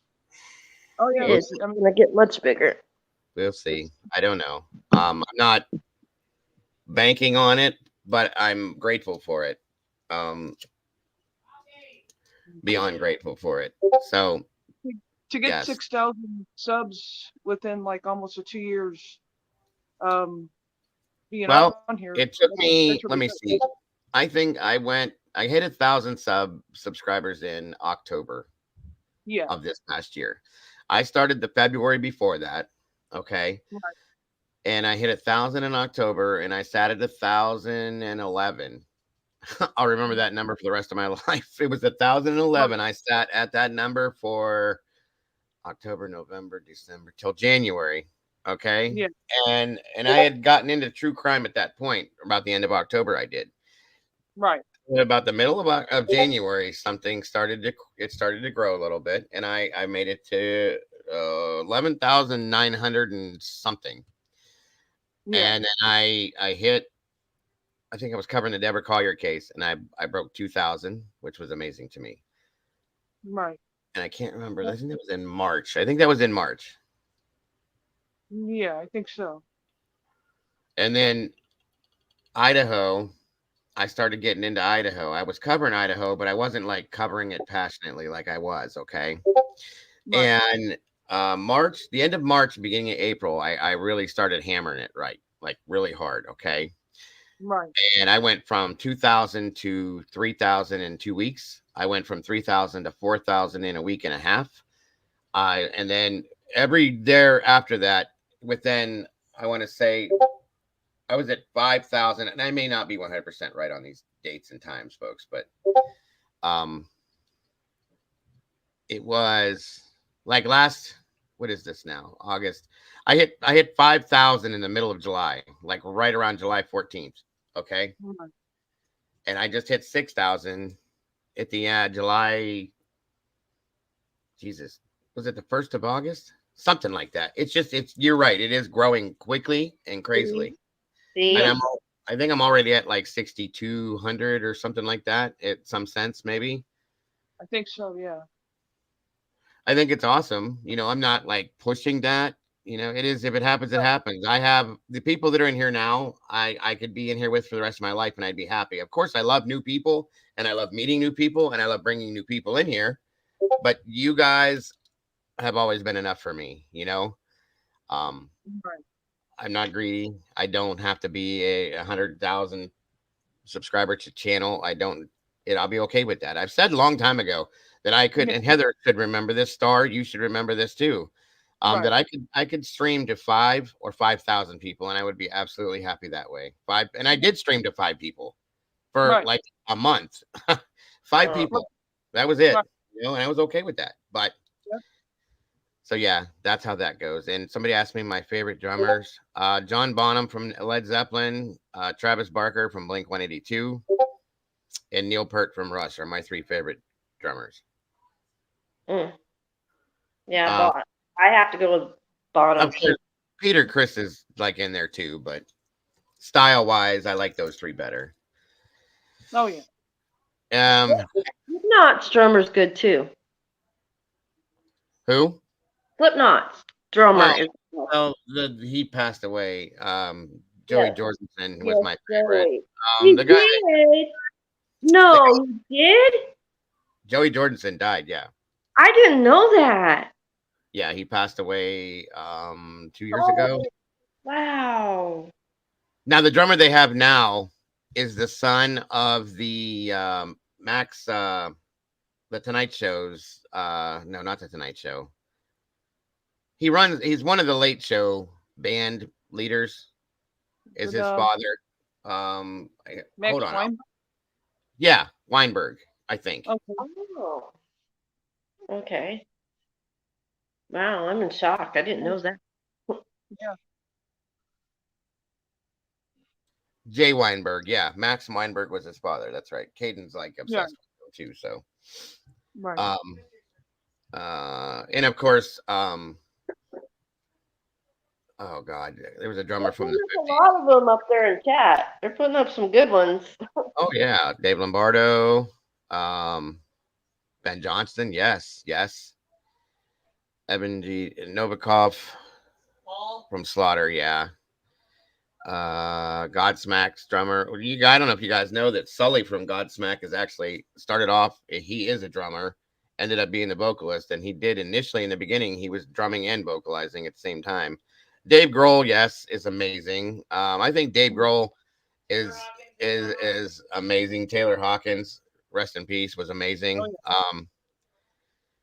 There's so many of them, but my I guess you could say my idols and my the people that made me want to be a drummer, John Bonham for sure, Ringo Starr. Oh yeah, Ringo. Don't forget Ringo Starr. Dave Lombardo. I mean, there's so many of them, but and Travis Barker is a legend as far as I'm concerned with what he does. He can play anything, anything and everything. Alex Van Halen's another. Oh God. Very underrated drummer, in my opinion. That's what I'm saying. There's so many of them, right? There's so many. Too many to list, you know. Keith Moon. Yes. Oh, yeah. I have a huge respect for female drummers too, because they get Tommy Lee. See, you guys are killing me. There's so many of them. Tommy Lee guys. I actually got to go to a Motley Crue concert back in the 90s where they filmed the Same Old Situation video. I was in that video. I'm going to show you. I could show you a piece of it. I'll probably get demonetized, but it doesn't matter. They filmed the Same Old Situation video in Cleveland. Okay. And I was there right out in the middle. Vinnie Paul from Pantera is another one. Right. Oh yeah. But they sent out one of those clear balls with the camera in it in the audience. Okay. Yeah. And at the same time, Tommy was up on his cage that went out and rotated upside down as his ass was hanging out because he was half naked. He always liked to play in his a G string because he thought it was whatever. And they passed that ball out over the audience. They swing it out on like a wire and stuff, and I touched the bottom of it as it come out with the camera coming. It was pretty cool. You can't see me in the video. There's no way, but I know I was there because I remember touching the ball. So you were somewhere in the mix. Yes, Rick Allen. Yes, Rick Allen is a phenom. Oh, man. For those of you that don't know him, from Def Leppard, is one armed. He got into a horrible car accident, and the car flipped. Corvette they was driving. Spooky. It had T-tops on it, and his arm was trapped under the car. Therefore, it had to be amputated completely because it was dead. Yeah. So, once that happened, he went in and he took a year and he built this amazing drum set that's made from electronic drums mostly. And he plays everything he plays. Like most drummers, you play your bass drum with your foot. That's it. Okay. Or your hi-hat. You can use your hi-hat too. This guy plays everything with his feet and one thing with his hand. It's stupendously amazing to me. I love it. And he did it. And when he came back, I'll be honest with you, when they released the Hysteria album, which was the first album he was on after the accident, he was better. He was better than he was before that, in my opinion. Pyromania and all that, they're great albums, but when that album was released, he was on a lot of drugs and this and that and everything else. When he came back after the fact, he was so much better. And to see that kit was crazy, the way he had that set up. There's a lot of repeaters. triggers, electronic triggers, and things like that. That this works, and it all works, and it sounds great. It sounds great. I loved it. He was more focused when he came back. Right. Yo, 100%. Well, he was off the drugs. He wasn't doing this. He wasn't doing that. He was focused on, because he was told he'd never play drums again. Right. No, that doesn't work. That doesn't, unless you don't want to play drums, or you don't want to be a guitarist, or you don't want to do these things. You don't tell somebody like that they're not going to do it. They will do it. I'm the same way. Yep. I would have been the same exact way. You couldn't have told me that. I would have made it happen one way or another. Yep. Oh, Jeff's in here. Okay. That's a fact. That's exactly it, Jeff. I appreciate that comment. The coolest band in the world for not replacing him or trying to replace him, because they could have very easily just said, nope, we got to find somebody else. Right. Whoever's on the backstage trying to come up here, you have to show your face or I can't bring you up. Sorry about that. It's because of his family. You know, they wanted him to stay in that band because he's really that good, you know. Poogie, what's up? Good to see you. This is another one I told you guys about yesterday, I think. Poogie's been with me from the very beginning. This guy taught me a lot, kept my head above water, kept me moving, did a lot of tech stuff for me, and did this and that, and here he is still. Yep. I love you, Poogie, for real. Always will. And I just want to say one thing: no porn bombing on this channel, because it's happened to other channels, and it wasn't good. Yes. That's a fact. It's good to see you, Pookie. Nope. Yeah, this isn't Pookie Madoodle, folks. This is Pookie, the original Pookie. Pookie Madoodle's female. This Pookie's a male. Okay, there we go. Now we can see you. There you go, sir. You don't have to keep your camera up now. I just have to see it to make sure there's somebody's not trying to put in some crazy pictures. Up, and you're gone. Okay, good to see you there. Yeah, for like a second. Right? It's all good. Pookie, good to see you, brother. So yes. That's Michael that wants. Yeah, that's fine. He was up here, but he just dropped. I don't know what happened. For anybody that's not familiar with it, once you get on here and you're in StreamYard, you can't hit anything to go anywhere else or you'll drop. That's what happens. But thank you, Michael. If that was all you needed to do, thank you. But you're welcome to come back in if you'd like to. Porn bombing, Rolo, not corn. Porn. Like, people will come backstage and they will flash pictures of things, and then it shows to the whole world, and we don't want to do that. Right. What's up, sir? Hi, Michael. Can you hear me? There's Michael. How are you? I'm fine, thanks, Dave. How are you? I'm wonderful, sir. Thank you for joining us today. What can we do for you? Yeah, I've been watching you. I'm fine. I've been watching you for a few days, and I enjoy your channel. You know? Thank you, sir. I appreciate that very much. And I love that guitar hanging on your wall right there. That's pretty interesting. I love That's that. a cigar box guitar, that one, Dago.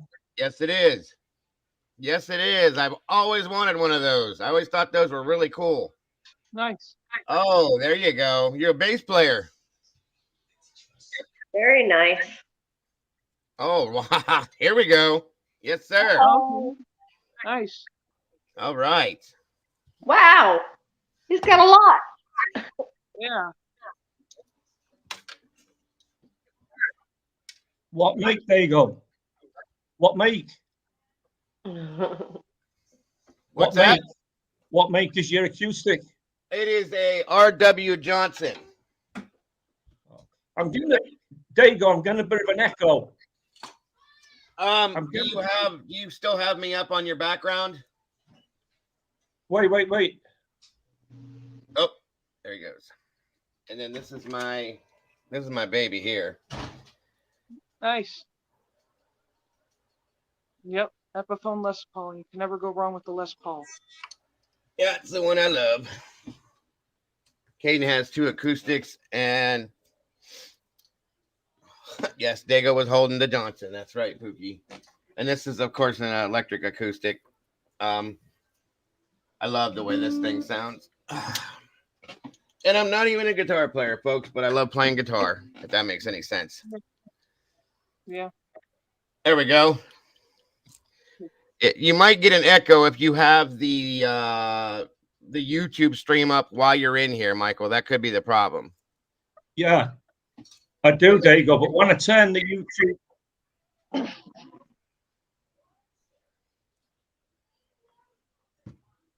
yeah.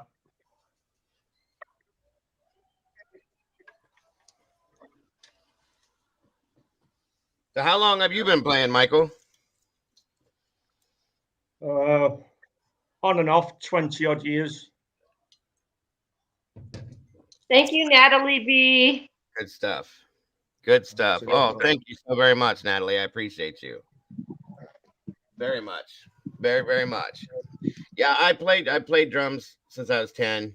And of course, I just, because of curiosity, I started messing around with the guitar.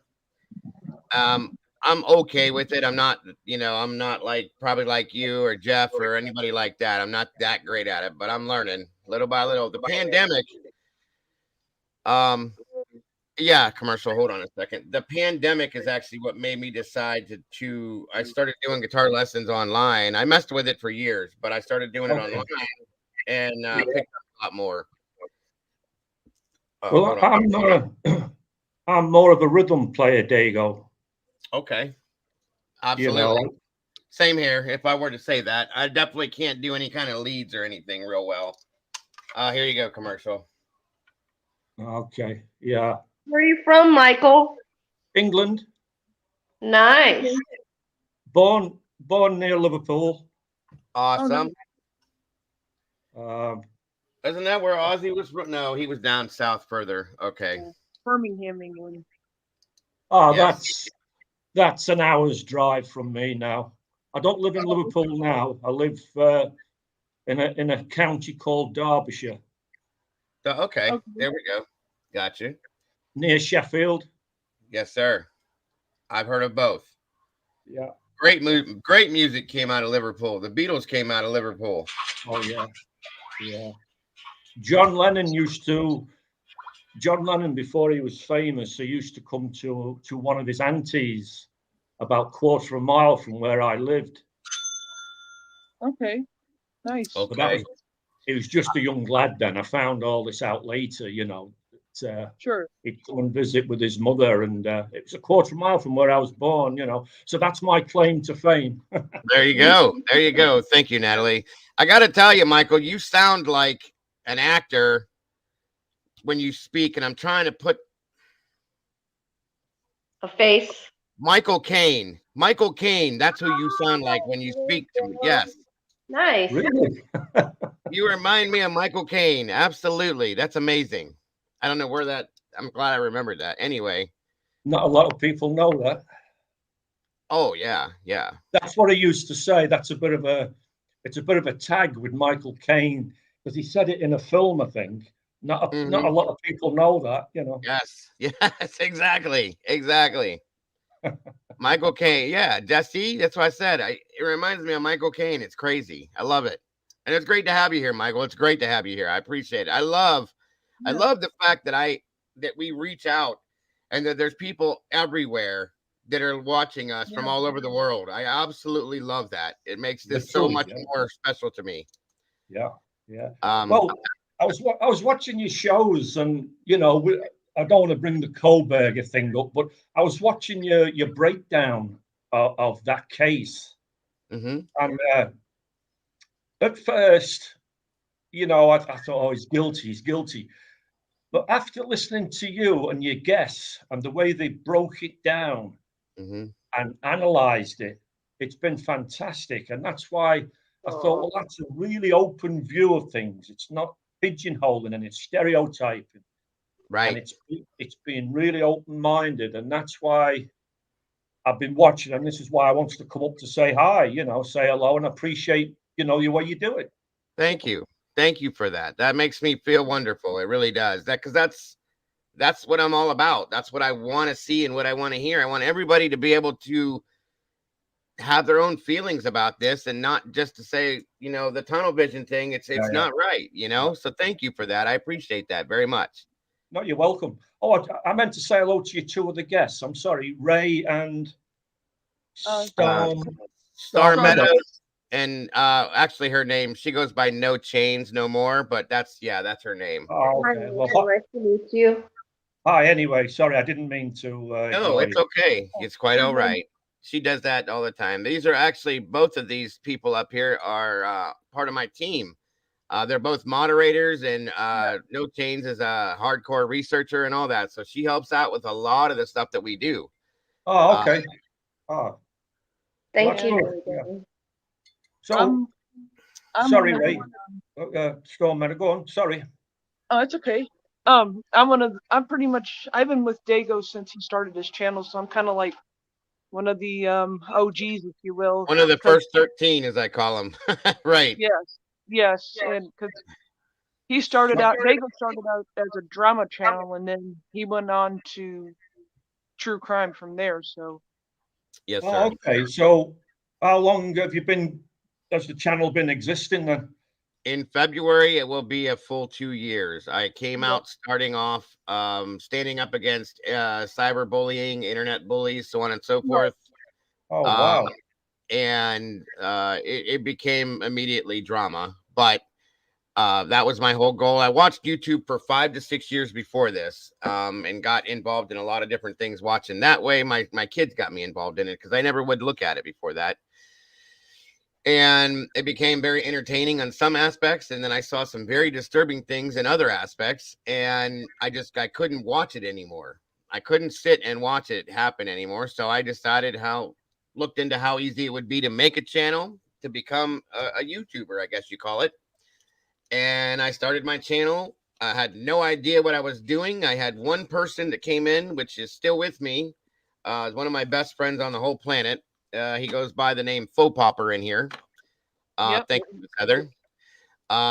Very much. I appreciate that, Miss Heather. Again, guys, this channel is 100% crowdfunded. That's why I post these links for PayPal, Cash App, and a Venmo. That's what keeps me coming out to you guys every single solitary day. So thank you, Heather. But again, I want to say hi to Mandy. Mandy Joe. What's up? But so anyway, I did that. I came out here. I didn't know how to broadcast what I was doing. Okay.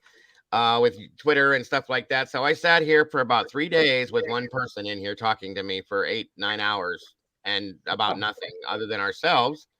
And finally, somebody helped me figure it out, and we started to grow. And that's how I met Star and Miss Brandy and Heather and most of my other original 13, as I call them. And then I did that for probably 6 or 7 months, and we kind of accomplished what we were working at, and slowed things down, I should say.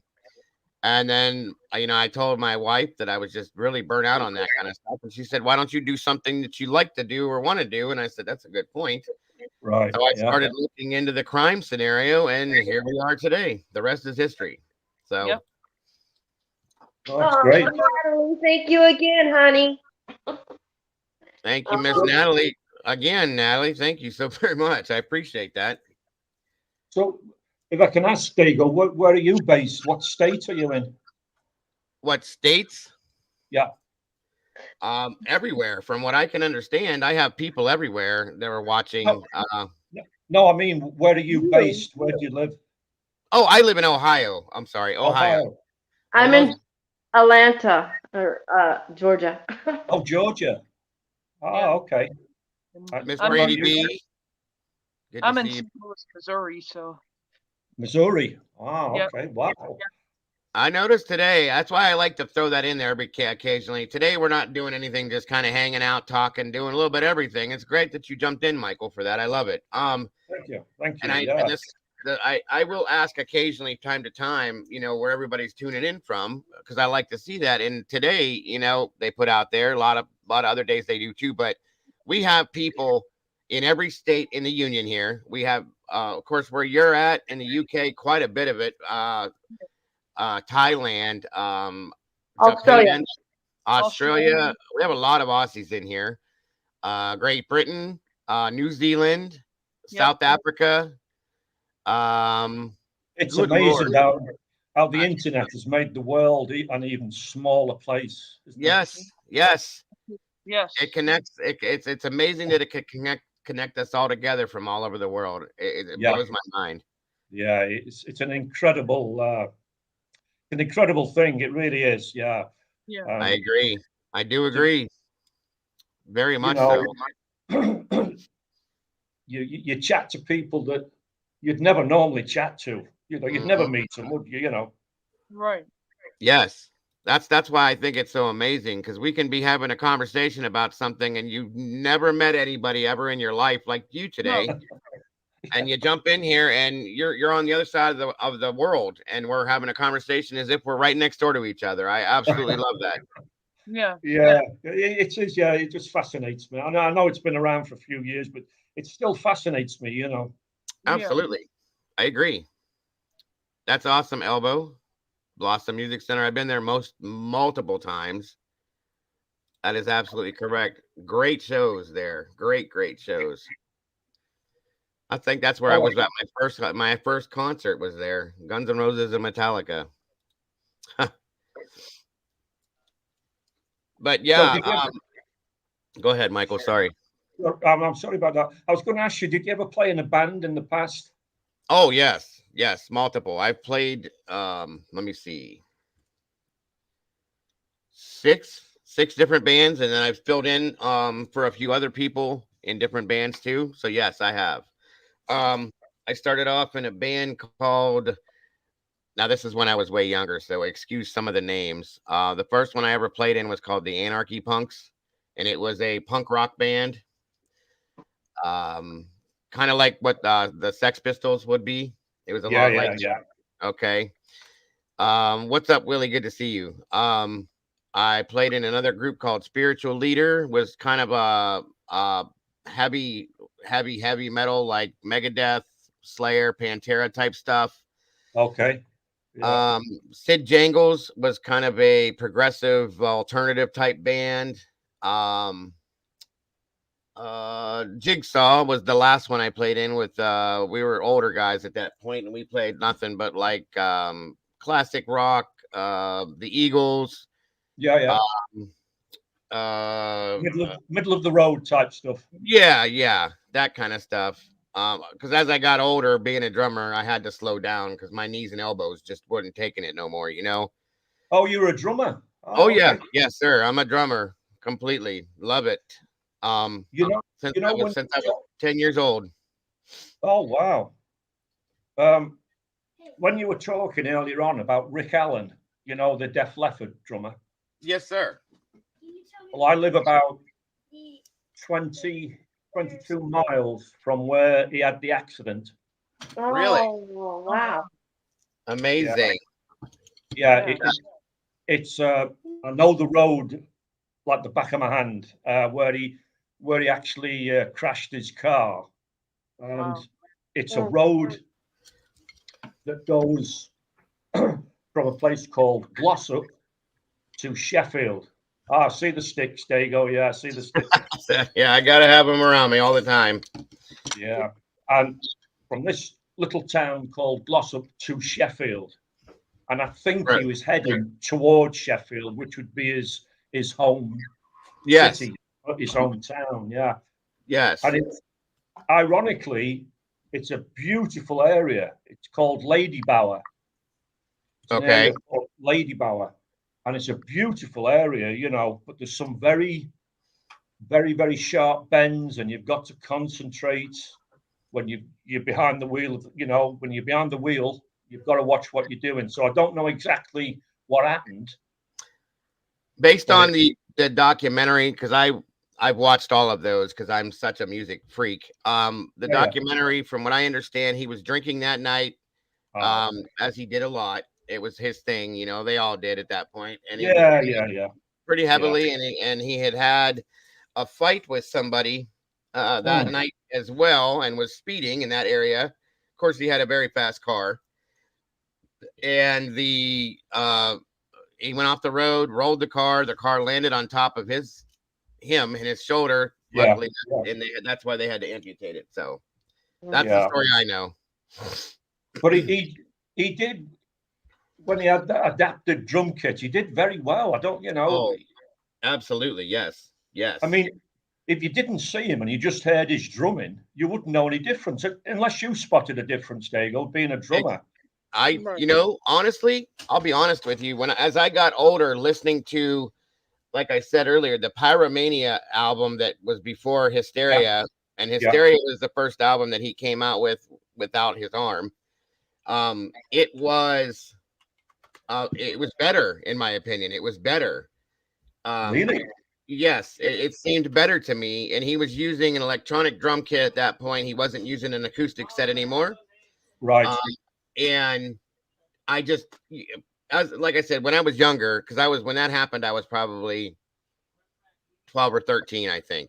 So I wasn't like really that on point listening to drumming like I am now. Okay. Yeah. Yeah. So I didn't catch it until I was probably in my mid-20s, and it really, really was better, more defined.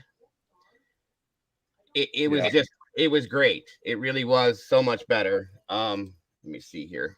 I was going to show you guys something since we were talking about that. Interesting take on that, Dago. Yeah, that was interesting. Yeah. Very much so. Very much so. This is a little bit of it shows Rick Allen's drum kit that he has put together himself. He took a whole year to do this. For those of you can watch this here with us here real quick. Yeah. Very interesting to me. I'm enjoying this. Yeah. Absolutely. Absolutely. 1 second, guys.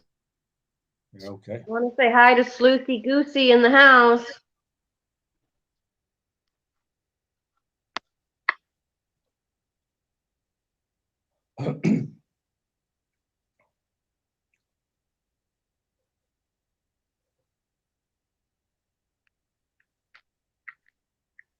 All right. Let's see here. Let's do this now. Let me know if you guys have issues with the audio. Jeff, I'm Rick Allen's drum tech. A brief little tour of the infamous Rick Allen drum kit. Hey, good place. So, as you may or may not know, Rick's rig is primarily electronic. There's a very large computer rig down below that I handle the patch changes on. So every song is a different setup. But basically, you have a set of pads over here operating left foot, which is we'll see we're on here. Kick, snare, and floor tom. That is the standard setup for most of his patches. Some will change around depending on the song. Over here we have a kick and a secondary electronic kick that you can play depending on what's going on. And we have up here our standard right tom, fourth tom, and another kick drum just for fun. I like to refer to this as the world's most complicated 4-piece drum kit. In addition to the pedals, we have a snare drum and 3 hi-hats with triggers. This one almost over here is almost always a snare drum as well. Depending on the song, all these triggers change. Sometimes there'll be mini loops going on. There'll be tambourines playing in addition to hi-hats. Intro loops, like the intro to Rock of Ages. The Unterglieben is over here. For the most part, it's a pretty live kit. Nothing too crazy going on here. But it's very consistent. You see a few microphones up here, like the snare microphone. This is primarily in case all hell breaks loose and the rig dies, and a front house guy can make it through a song. But predominantly it is an electronic-based kit aside from the cymbals. Probably one of the reasons that most people think this band is on track, which they are not at all, is because they're so consistent show to show. But mostly, if you look up here, you can kind of see it's pretty right side heavy. And it kind of keeps the arm pretty tight in. There's planned a lot of stuff between the hi-hats. You see here, replicate this. Same difference here. And then, of course, the cowbell, which is the all-important cowbell. Kind of the basics of the kit here. You have this little pedal up here at the top for me to do the line check. I have a duplicate one down below. And I can all the song changes. I turn a metronome on and off for certain songs. where they want to be locked in the tempo. Although they are very, very good on that in general, so it's not really needed. Anything you want to know there, John? Anything else here? Looks good. Looks good. Just wanted the tour. Thank you. Oh, the best feature of all, look at the picture of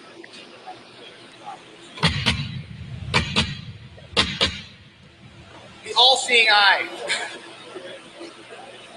That's a pricey setup right there. Yeah. That was great. That was great. That.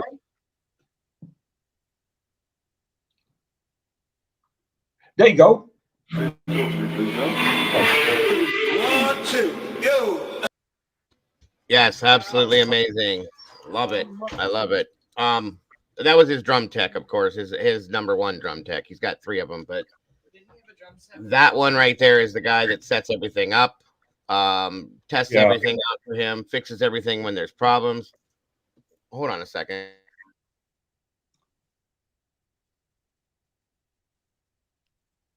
Sorry about that. So yeah, he's got 3 techs. He's got that guy right there is his number one main tech that he runs switches for him and all that stuff off stage for like song changes and stuff like that, as he was explaining with the pedals that he's got and all that. Very, very talented. I've always been, when I realized what happened with him, like amazingly respectful of his scenario and his situation. Yeah, absolutely. I think all the top bands, they all have top drummers. Oh yeah. It's why the top bands, you know. I mean, there's so many greats. You can't say one is greater than the other. They all fit in the band that they play with, you know. Right. I that's what they asked me earlier in the chat about that. And I said, well, of course, John Bonham from Led Zeppelin, Neil Peart from Rush. Yeah. Travis Barker from Blink 182, but there's so many. Alex Van Halen from Van Halen. Of course, Rick Allen from Def Leppard. There's just too many that. I mean, even the one from your country, there you go. It's a long. He's passed now, but Buddy Rich. Have you ever seen it? Buddy Rich. Buddy, that's the one I couldn't think of earlier. Buddy Rich is a phenom. That guy, I've never seen anything like that in my life. You know, but the thing is, there you go. This is just my opinion, and my opinion only. If Buddy Rich had been in Led Zeppelin or Def Leppard, you know, I'm just making a bit of an analogy here. It wouldn't have been the same. No way. You're absolutely correct. Now, one of the greatest guitarists, Stevie Ray Vaughan. Oh, of course. Let me show you guys something. Let me show you guys something here. This man is a legend. A legend. There you go. Can I just show you my favorite guitar? You absolutely can. Just one. Well, 5 seconds, maybe 10 seconds. Take your time. Take your time. I'm going to show them who Buddy Rich is while you're doing that. Yeah. For those that don't know who he is. I've seen Korn 3 times. Korn is amazing too. All right, here we go. This is something that you pay attention, guys, because this is crazy. As soon as it comes through, here we go. All right, watch this.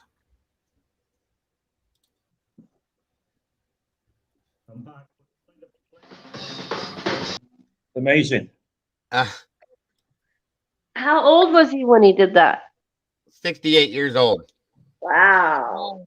And he played that way his whole life. This guy was the first person to play. He was strapped down, bolted down drum set. He got on it. I can show it to you here in a little bit after we check out Michael's guitar, and spun himself upside down and played upside down and still played at speed. He had incredible wrists, there you go. Incredible wrists. And that's the thing, is it's all about your wrist movement, folks. And when Yeah. See, if you noticed, he plays out-handed like this. Okay, I don't do that. I can't. I never was taught that way. I play upward this way. Okay, like this. He plays the original way that drummers are supposed to play, out-handed like this. I can't do it. Amazing, amazing. Yeah, he was a true genius. There's no doubt. You know, he. Absolutely.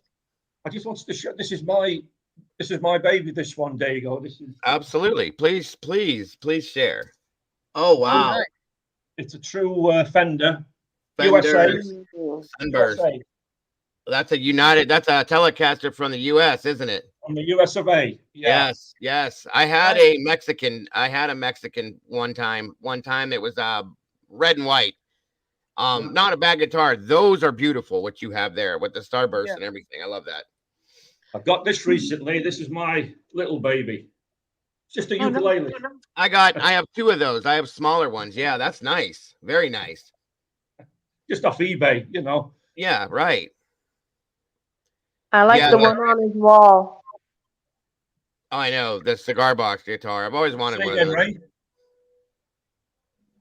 She likes the one on your wall. Oh, this. Yeah, this is.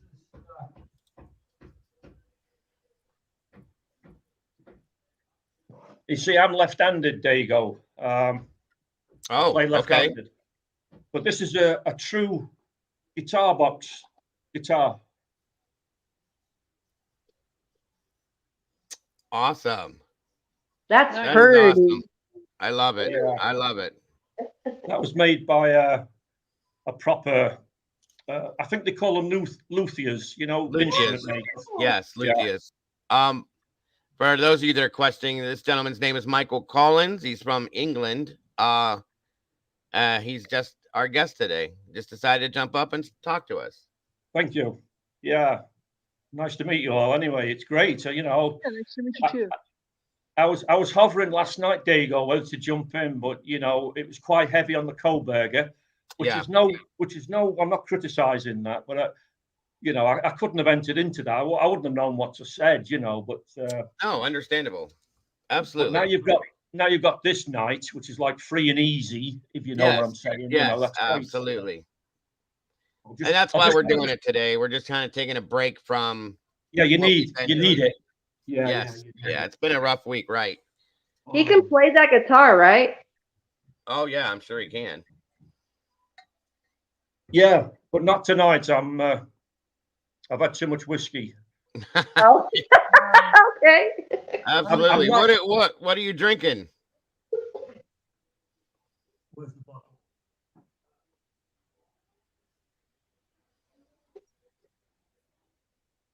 Oh, good Scotch. Okay. There you go. I'm not a drinker as such. I just like a whiskey. Yeah, sure. But I'm not I'm not a drinker. But if I do have a drink, it goes straight to my head. You know what I mean? Yes, sir. Yes, sir. I haven't drank in 4.5 years, but that was my favorite too, was Scotch whiskey. I loved it. Absolutely loved it. And you can't forget BB King. You're right. Good one. Oh wow, yeah. No, BB King is a legend in himself. Period. That was my main thing. The blues. Yes. There you yes. go. You know, 12 bar blues and Muddy Waters. You know, the old all that stuff. You know. Oh yeah. But maybe one night we'll have a jam on one of your free nights, Dago. We'll have a jam. Absolutely. Please, yes, I would love it. Would love it. I'm sure there's quite a few others in here. CJ is a guitar player as well. Daniel from the Drunk Turkey Show, he plays guitar. Nice. Jeff H in here, he plays guitar. There's a lot of musicians out here. I'll be honest with you. There are. And somebody asked me if I still played drums. I do, but I haven't in a long time. I need to get a new drum set. I can't really play the acoustic drums anymore because of my back problem. Oh, sorry to hear that. Yeah, so I'm working on one of these days making enough money to get a hold of a electronic or digital drum set. Because it's a lot easier to play than an acoustic. Yes. So what's your favorite kit? What have you played in the past, Dago? I have always owned Tama drum sets. Always. Oh, Tama. They make great cymbals. They make great cymbals as well. Yes. And they're very expensive. Yamaha came out with an electronic drum set, and they have these. I'm not a fan of the rubber cymbals. I don't like the reflex off those and the sound. But they came out a metal type. It's very weird. It's almost like an aluminum, but it doesn't break. and it has the I can't think of the name of it. I know it. But anyway, there's electronic feelers inside the cymbals, so they reflex like a real cymbal does. Yeah. So, and that's one of these days I will get a set like that, and I'll have all the bells and whistles, and I'll be back to playing again. So, because I do miss it very badly. Yeah. Once you get into something, and you have to stop for whatever reason, you really do miss it, don't you? It becomes part of your life, you know. Yes, I used to enjoy it because any frustrations I had in my life, I would go sit behind my drum set and beat them all out. They were gone. Yes, everything, every bit of it. Scarlett wants to ask you, Michael, if you've ever been to a place called Ronnie Scott's in London. I know Ronnie Scott's, but I've only ever been outside. I've never actually been in for a gig or anything. Okay. But I've been outside, yeah. I walked past it. I went to London. I live about 140 miles away from London. And I went to London for a long weekend. And I was just strolling around, you know. And I went down this street and I looked up and I thought, whoa, I'm outside Ronnie Scott's, you know. But that was midday. It wasn't open anyway. You know, I think it only opens at night. I think anyway. You know, I'm not. Gotcha. Yeah. But if I just mentioned something, Dago, you know, you're talking about drums and you said aluminum. Yes, sir. Yeah. Well, we say aluminium.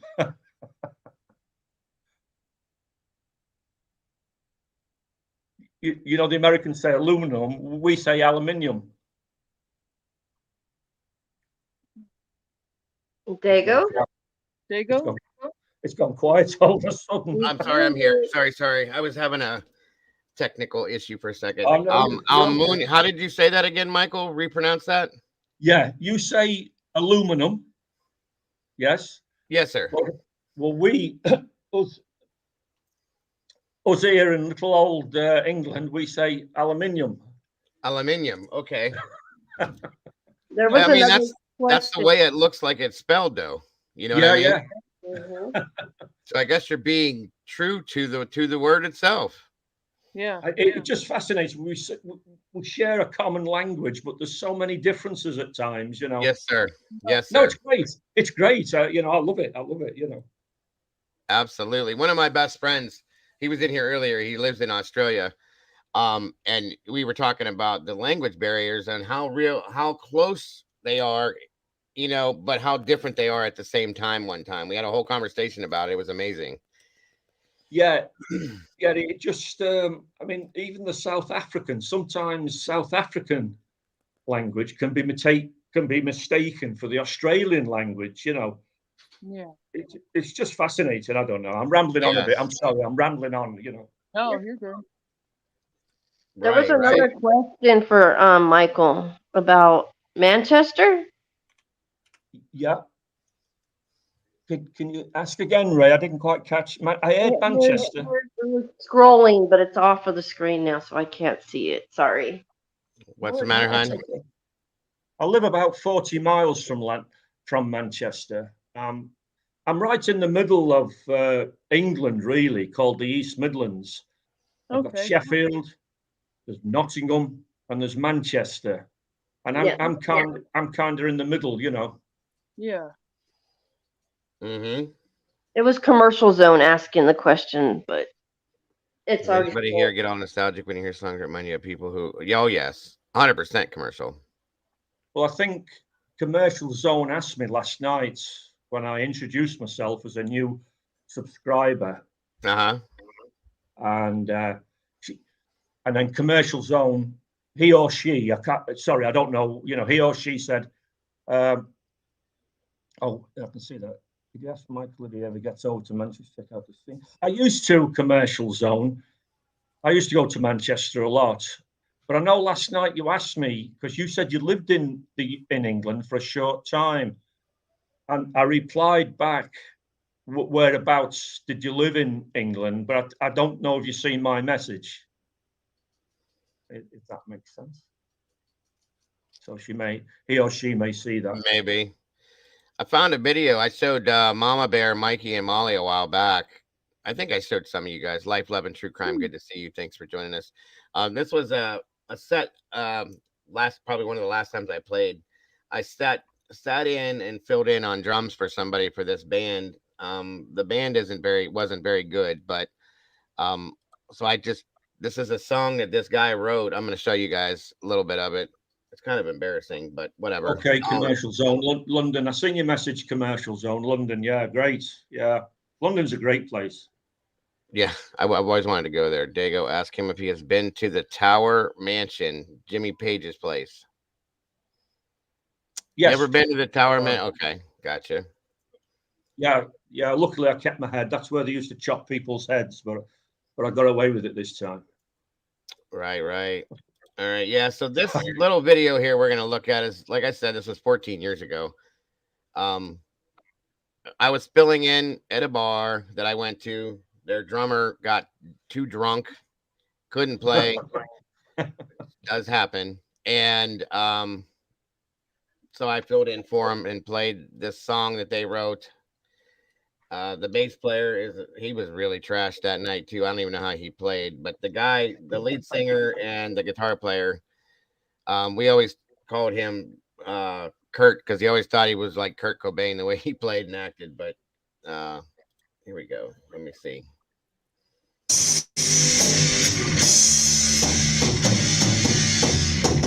You, Dago. I'm the drummer. Yeah. Wow. That's the one I wrote.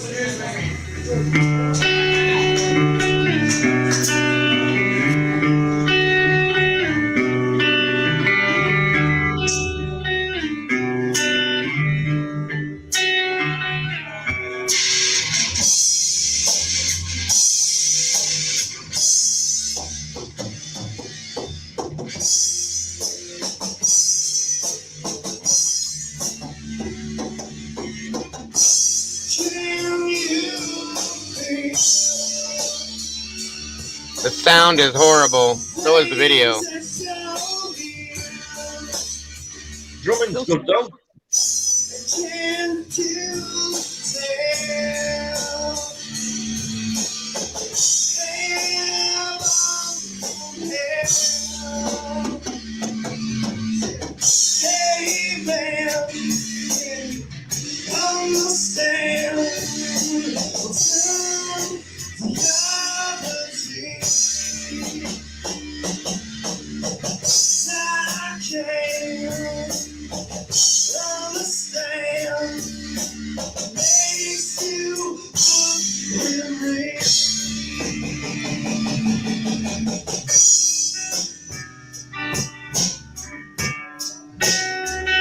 I was a bit chubbier back then, I just realized.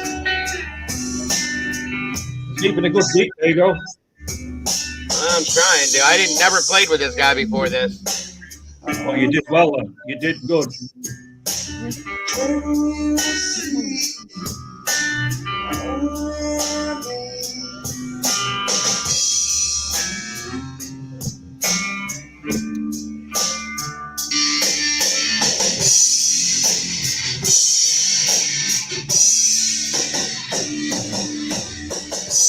Wow, good drumming.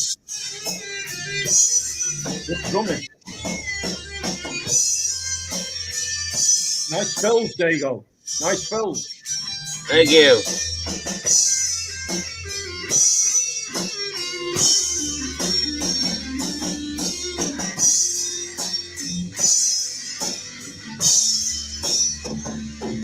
I need to answer Keith A's question. You're in a zone.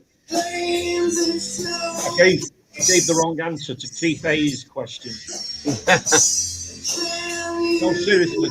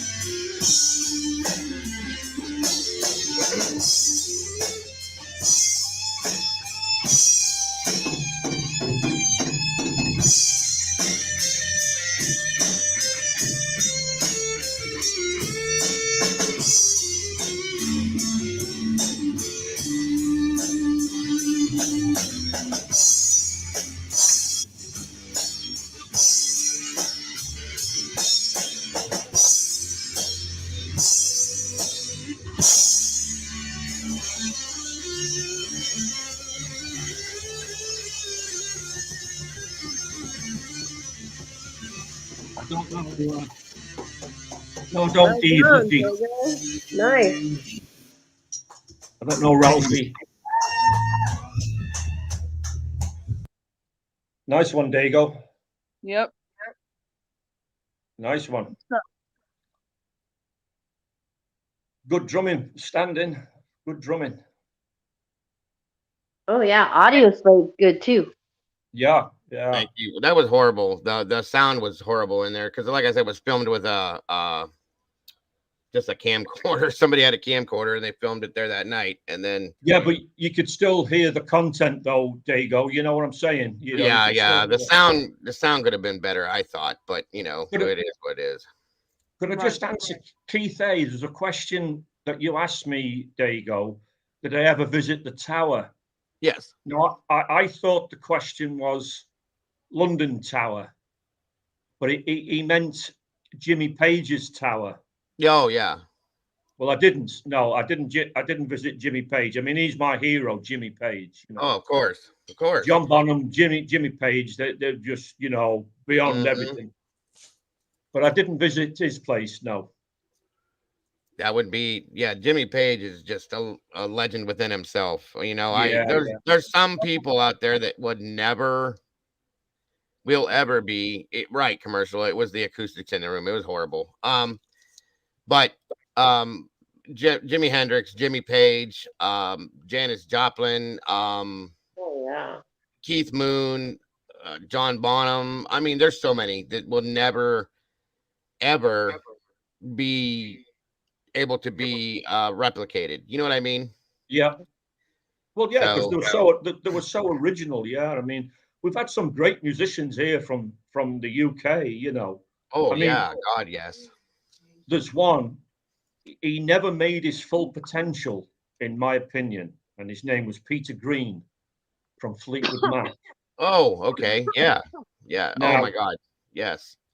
He went through a bad thing, LSD and whatever, and it just scrambled his brains. But he was a true genius on the guitar. But he never. I think he was only 27 or something. He was very young when, you know, all this happened, and we never seen the full extent of what he could have done. You know, full potential, right? Yeah, full potential. Yeah. But he's passed now anyway. You know. Right. That was Brian. That was it said 14 years ago on the video. So whatever that was, I'm not real quick with math at this moment. So what are we in 2023? So 2013. 09? 09, yeah. 29. Yep. 14 years ago. Michael Collins reminds me of Commercial Zone said that you remind him of of Sid Barrett. What, from Pink Floyd? Yes. Oh yes, nice. Yes. I love Pink Floyd. I don't mean to interrupt, guys, but I'm just letting you guys know I'm gonna drop down for right. I'm gonna drop down. No problem, hon. Thank you. Yeah. Nice chatting to you, Ray. All right. Yeah, and you Have a good day. Have a great day. I've seen Pink Floyd twice. Yeah, great band. Yeah. I saw Pink Floyd too. Oh, good for you, Ray. Good for you. I saw a Pink Floyd tribute band. I've never seen them live themselves. That would be amazing, but never have yet. They are amazing. Thank you, Joanne. Have a great day, dear. Where did you see them, Ray? In the US? Yes, I did. Atlanta? No, I seen them in Texas. Oh, wow. Oh, you're not too far away if my map reading is any good. Oh, Chris Cornell. Yeah, he was great. Another great one. Gone too soon. Thank you, Casey. I appreciate that. Yeah, there's too many of them gone. There's too much talent gone. You know, Yes, I do agree with that. never to be Definitely. replaced. You know, so original. Thank you, Chick Antique. Appreciate that. Well, yeah, the Eagles, they're awesome too. Oh yeah, one of my favorites. Thank Yeah, you, I Heather. mean, yeah, we've lost 2 of those. There was one last week, I think. I can't remember his name. One of the original members. Yeah. Good Lord. Go on, Dago. You tell me, and I'll tell you. Not Glenn Fry. No, he was the other year, wasn't he, Glenn Fry? Yeah. Who was it that we just lost? It was just Yeah, like it was right after. It was the day after we lost somebody else too. Good Help Lord. him out, chat. Chat, help him out. Who was that, guys? This is embarrassing. Trying to think myself. Yeah. Who just passed away? 1 second here. Grateful Dead's another good one. Yep. Yeah. As I say, these guys, you know, I don't know if it's just me, but they seem so original. You know, you're not going to be able to replace them. You know, just... Wow, yeah, you can't do that. Good morning, Bonnie. Good to see you, dear. Who Not Don Henley. No, Don Henley? Don Henley? No. Yes. No. Don. Wasn't Don Henley? No. Wait a minute. No. I'll figure this out. Is it Randy Messner? Yes, Randy Messner, the bass player. That's right. Yes. That's right. You pronounce it right for me. There you go. Randy Meisner. That's it. Meisner, yeah. He's a great bass player, you know. Very. Oh my God, yes. Absolutely. You know. Thank you, Chick Antique. I appreciate you. Oh yeah, I'm a huge fan of Phil Collins too. Always have been. Always have been. Deep Purple. Oh my Lord. Wow. For those of you that don't know, Phil Collins was actually a drummer himself. With Genesis. And the Yardbirds. Yeah, well, that's where Jimmy Page came from, and Jeff Beck, the Yardbirds. Yeah, that's right. I have a book on all that. Yeah, great British blues players. They loved all the blues from your country, you know. Oh, that's yeah. where it all came from, you know. Yes, the white sir. boys played the blues, you know. Man, they're putting up some good names. Yeah, they did, right. They did look. Yeah, here's one to show you real quick that a lot of people aren't familiar with, but that's how Phil Collins started, was on the drums. So yeah, he's in a bad way, you know, Dago. Yeah, I've heard that. That's very sad too. His back is, I don't know what he's done, but he's in a really chronic condition, you know. Absolutely. It happens to the best of us. It really does. Our backs. That's why I tell you guys, take care of your bodies when you can, because I'm telling you right now. Well, if your back goes, your whole body's supported by your back, right? Yeah. All right, let's see here. This is pretty interesting. Yeah, don't forget Queen. Greatest band too. Of course, yes. Love Fats Domino, William Tardy, Fats Domino, Jerry Lee Lewis. Love all that. Jerry Lee Lewis is one of my favorites too. I love Jerry Lee Lewis. Yes. Wow. Fats Domino. I love all that stuff. Oh, Chuck of course. Berry. I say this all the time. Yes, I was taught a long time ago by a very wise older gentleman that if you're a true music lover, you will like and listen to all music, not just one specific type of music. And I like it all. I really do love it all. Yeah. The only thing I'm not a big fan of is like that weird rap stuff nowadays that I can't get in. It's not music to me. So all that's missing from rap, Dago, is a big C in front of rap. A big C in the front of it. That's we hear that over here too. That's hilarious. I've been introducing Dago to some international artists. Oh yeah. She's got an interesting. Ray? Tell me. Hold on a minute here. Who's that, Ray? Go ahead. Go ahead. Dimash. Dimash. Dimash. Yeah, I've heard. Yeah.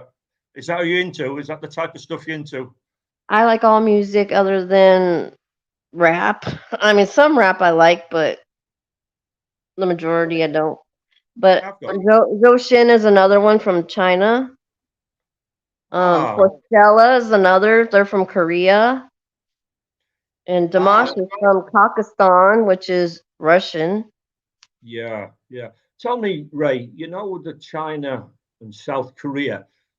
Now, I might be wrong, but you correct me. Is that what comes under K-pop?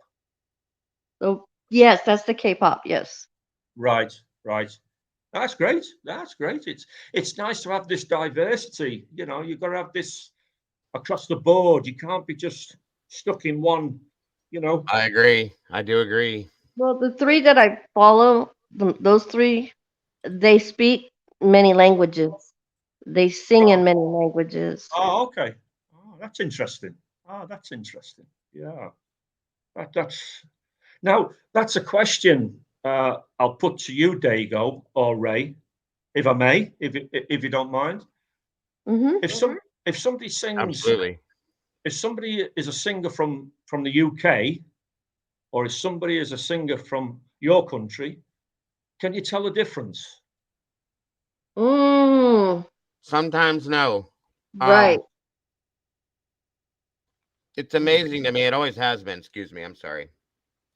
You listen to a lot of British singers, like Ozzy Osbourne, for instance. He has a very, very strong accent, okay, when he talks. But when he starts singing, it goes away completely. It's weird. Well, I think, sorry to talk over you, Dago. No, you're fine. I think when it's rock music, that's when you can't tell the difference. But I think when it's, this is just my opinion. Sorry, I don't mean to be in anybody's face or anything. But I think when it's, no, that's what this is about today. You're fine, Michael. I think when it's going back, this is before my time, Frank Sinatra, Dean Martin, then you can tell they're American. Does that make sense? Yes. Oh, yeah, absolutely. Absolutely. Because the music and the vocals are slowed down. Yeah. They're more pronounced. They pronounce the words in a different way. Yeah. Yes.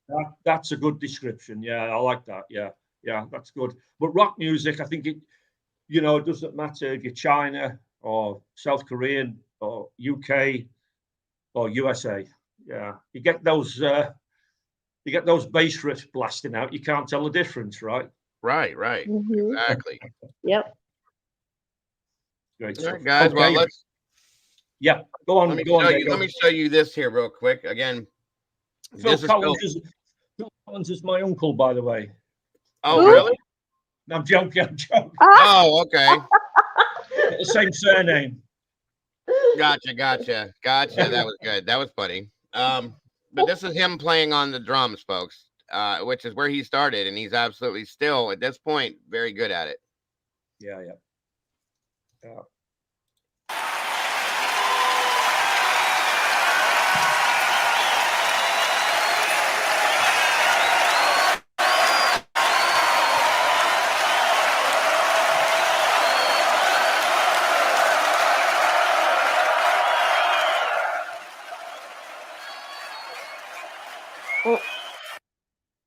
Can you guys hear it okay? Yep. Can you hear us? Okay. Okay, good deal. Sound is good, Dago, yeah.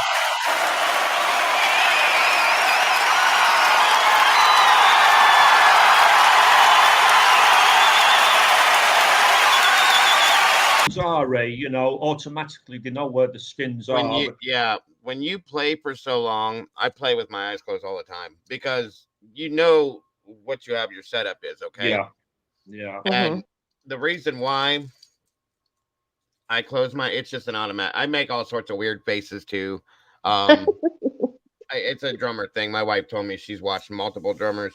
She used to make fun of me whenever I'd play because I'd do weird things like this and that and do that stuff. You know what I mean? So guitarists do it as well, though. There you go. Face melting, face melting, I think they call it, Yeah. And I'll be honest with you. Towards the end of when I quit playing for a while, doing this, it's usually because I was in pain because my elbows and my knees and my ankles and my wrists. I would have to, if I would play a full gig, which was like a 2 to 3 hour gig a night, we played about 20 to 30 songs. By the end of the next day, my knees were swollen, my ankles were swollen. My elbows, I could hardly bend my arms. I would have to ice myself up, take a hot shower, rub myself down with. I mean, it's crazy, folks. It does beat when you get older. If you don't take care of your body, it tears you up. So there you go. Can I make a suggestion? If you ever do get back to drumming, which I hope you do, absolutely. Can I make a suggestion? Take fish oils. Yeah, I heard that. I've been told that. I've never been a drummer, but I had trouble with my elbows aching. Just like the blues started aching, and anyway, I looked it up. I did a bit of research, and I got into fish oils, omega-3, omega-6, omega-9. Yeah, I've been told that too. Absolutely. And you take a supplement in a capsule, with water, no big deal. Yeah. With a meal, just after a meal. Yeah, omega-3s, Casey. Yeah. And avocado oil is good too. Yeah. Yes. Yeah, that's right, Ray. And within a week, there you go. Within a week, I'd never had any trouble, and I take them every day now. Yeah. Awesome. Absolutely awesome. So try it, mates. Worth a try, isn't it? 100%. When you guys play, do you guys count? How do you? I mean, people learn by sound, right? Not anymore. I never could read music. I just picked up drumsticks one day and started playing. And I play by ear. You can play a song to me that I've never heard before right now, and typically, if I hear it maybe twice, I'll play it back to you. You just have to pick up the rhythm of the song. You tap your foot. Your foot will give you the beat to it, and then you just kind of flow with that. Did you ever follow the bass player? There you go. Always. The bass player and the drummer, they're the same thing, guys. Should be linked. Yeah. That's it.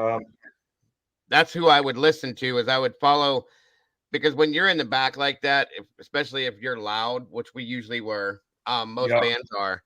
Yeah. That's why they have monitors in the back so you can pick up things. But the bass player, I would have the bass amp kind of facing this way, kind of cockeyed next to me, and I could pick up what was going on with the bass, and then I would just play off of that. So yeah. So what is unique about Ringo? I mean, I'm a big Beatles fan, being from that area anyway. But Ringo didn't follow Paul McCartney. No. He followed George Harrison on the lead. Yes, he right. did it a strange way, but it worked. I mean, by God, it worked. Very good, yes, very much so. And each drummer's different, guy. If you guys were noticing when I was in that video I played in, I was approached multiple times and told that I play goofy, is what they called it. You're a goofy stick player, and I'm like, okay, you're goofy, but they're like, no, not disrespectfully, meaning you play goofy, because if you guys were watching me when I was playing the ride cymbal, I was playing it out here like this. Okay. Yeah.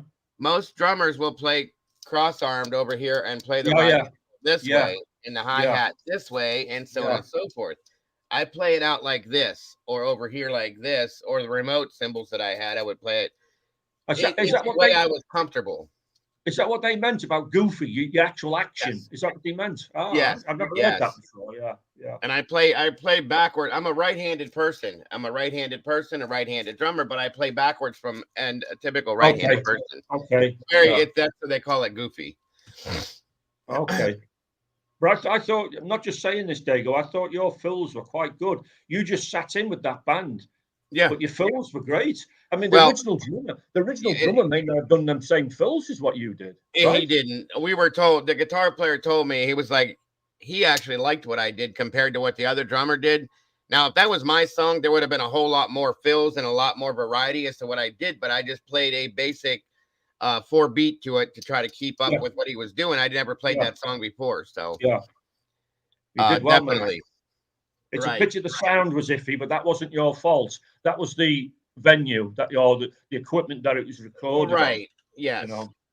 Absolutely. And the bass player, he was playing a very basic 2-3 chord, whatever, what he was doing. So that was easy to follow. Yeah. Very easy to follow.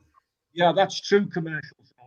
Yeah, it's only what I read He didn't follow Paul McCartney on bass. Sorry, Dago, I'm just answering commercials. Oh no, do what you got to do, Michael. Absolutely, that's what we're doing today. I never knew that it's usually the bassist and the drummer. Yeah. Usually the bassist and the drummer, the main rhythm section. Yeah, plus rhythm guitar if you have a rhythm guitar. But I believe he followed George. So yes. You know. Here's another one, guys. This is another one of my. I love this guy. He's way younger than what I would typically consider to be a. I can't think of this word today for some reason, but the reason, one of the people that I learned from or wanted to become a drummer because of, and there's a word for that. I can't think of it. Like an idol. But not really. It's something else that most musicians have these that they look to or follow. Chicanchicu. There's a word for it. I can't think of it. But this is another drummer that I really absolutely idolize. I love him. He was younger than me. I think he's not too much younger, but he's great. He's very good. Somebody you had high respect for. Yeah, but there's a word that musicians use for their. It starts with an R, I think. There you go. Can I just intercept here a little bit? Please. I'm sorry about that. Model. Please do, sir. There's something in the chat which I've just spotted now. Chicanchicu. Chicanchicu. Yes. Right. Sorry if I said that wrong. They've said he sounds so Liverpool, just like Lennon. Does that mean me? Because I was born near Liverpool. Yeah, they're talking about you. Somebody else I saw that earlier. Yeah. Oh, yeah. Well, I was born about a mile away, so that may, But I'm glad you said that because I haven't lived in that area for a very long time, and I don't want to lose that accent from that area, But thank you for thinking that, because Lennon was one of my heroes. Yeah. She just says that you sound very Liverpoolish. I agree. Yeah. Well. Yeah. Thank you. That was great. Sorry, Dago. Carry on, mate. No. Please don't apologize. I'm enjoying having you here today. Very much so. Very much so. It's great. Yeah. Love it. Yeah. So this is right. Dago. Yes, ma'am. Dago. Role model. That's a good word. Yeah, but there's another word. I'll think of it later on somewhere, and I'll scream it out to you guys on Monday or something, but whatever. Yeah, you'll probably wake up in the middle of the night and think about it. Right. So this is my other role model, I guess you could say. This is Travis Barker. This guy is phenomenal. Absolutely phenomenal. The variation of drumming. He's in Blink 182. Yes. There you go. Yes, he started there. Blink 182. Now he's playing with he still plays with Blink 182, but he's playing with another more like a bigger band that have been around a lot longer. Okay. I'm trying to think of who in the heck that is too. Guys, I can't think for nothing. I told you this week has drained me. I have a little I watched something on TikTok about Travis, and it actually really brought me to tears. There was a boy who was in a wheelchair, and he went to a concert and was hoping to get a ticket, and he couldn't get a ticket. So it had been mentioned somewhere to somebody, and they got him backstage to meet Travis, and he gave him his drumsticks, and he told him that he was dying from cancer. This kid was. And I just started bawling because he sat there and he played the drums for him personally. That's beautiful. That's the kind of stuff I'm talking about. Thank you, Mikey. Inspiration. Yes. There's a good word for it. My inspirations to do what I do. Yes. And that is beautiful, Chains. Absolutely. That's what I'm talking about, guys, about the good in the world that needs to be more of. You know what I'm saying? Yeah. It's amazing. Yeah. Can I just answer something, Dago? I'm sorry. Can I just answer something with Commercial Zone? Yes, please. You don't have to apologize. Please do. Yeah, they are called Liverpudlians Commercial Zone. Yes, yeah. I can't join the chat. There you go. I can't join the YouTube chat. I'm just seeing the chat pop up. On Oh this no, that's when you're on a panel up here. That's how that works out. But yeah, no, that's fine. You don't have to worry about interrupting or any of that or apologize. I'm absolutely enjoying you up here today. I really am. This is a nice, thank you. Wonderful change from the norm. This is what I wanted today, was to get away from that and just enjoy it. Enjoy everybody else. Understandable, yeah. Just to relax and yes. And it's been wonderful to meet you, Mike. It really has. Very wonderful. Likewise, yeah. This is the first time I've done anything like this. I've been on Skype with friends and such like, you know, but I've never been on what's it, Yardstream, is it? I've never done this before. Yeah. Okay, got you. I enjoy you up here, Michael. Yes, absolutely, Michael. 100%. Thank you. Thank you very much. Absolutely, sir. Okay, there you go. Away you go. Let's play this one here. I love this guy too.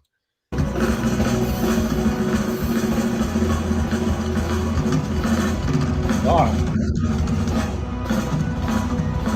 One thing about him, I will say that I noticed with him from the moment that I started watching him, he has the same type of speed that Buddy Rich always had, and without missing a beat.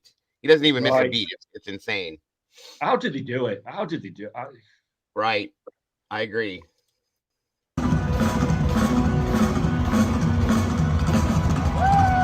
Thank you, Heather.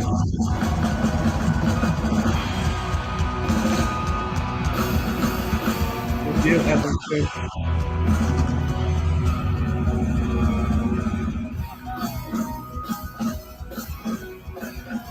Oh, wow, Pixie. Wow. Another thing, if you notice, he's playing 1, 2, 3 pieces, folks. 3 pieces. He's got a little one over here. It's a remote snare drum. 1, 2, 3. You don't have to have a Neil Peart drum set to sound like you're playing a Neil Peart drum set. This guy, I mean, it's insane. 3 pieces. It's crazy. No, 4. I'm sorry. There you go. What was the band he went to? Have you thought of it yet? What's that? The band that this guy went to after Blink. No, not yet. I'm gonna, as soon as I play this, I'm gonna look at it real quick. Hold on. Okay, mate. No problem. No problem. All right. Here we go.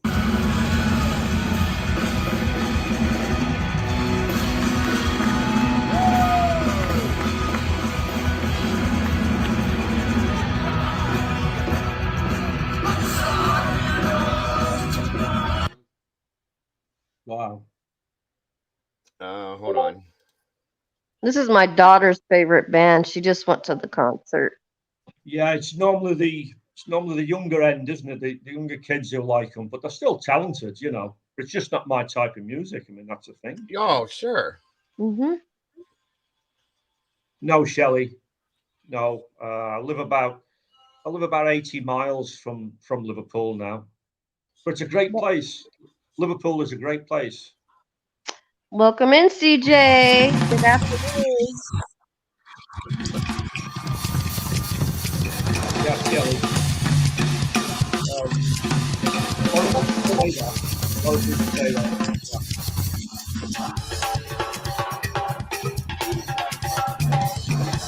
Where are you from, Shelley?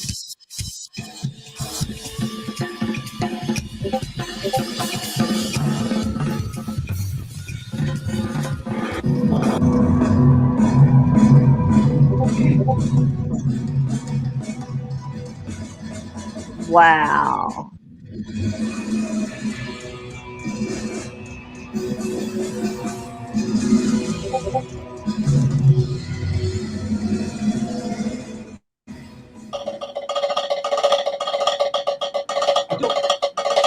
I don't know much about the Arctic Monkeys, Logic. I know of them. I don't know much about the music, to be honest. What's the other friend of mine?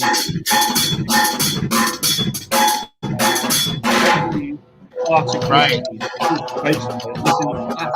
Monkeys. My ex-girlfriend. Yeah. Before they were really, really famous, you know. Sorry, there you go. I'm talking over.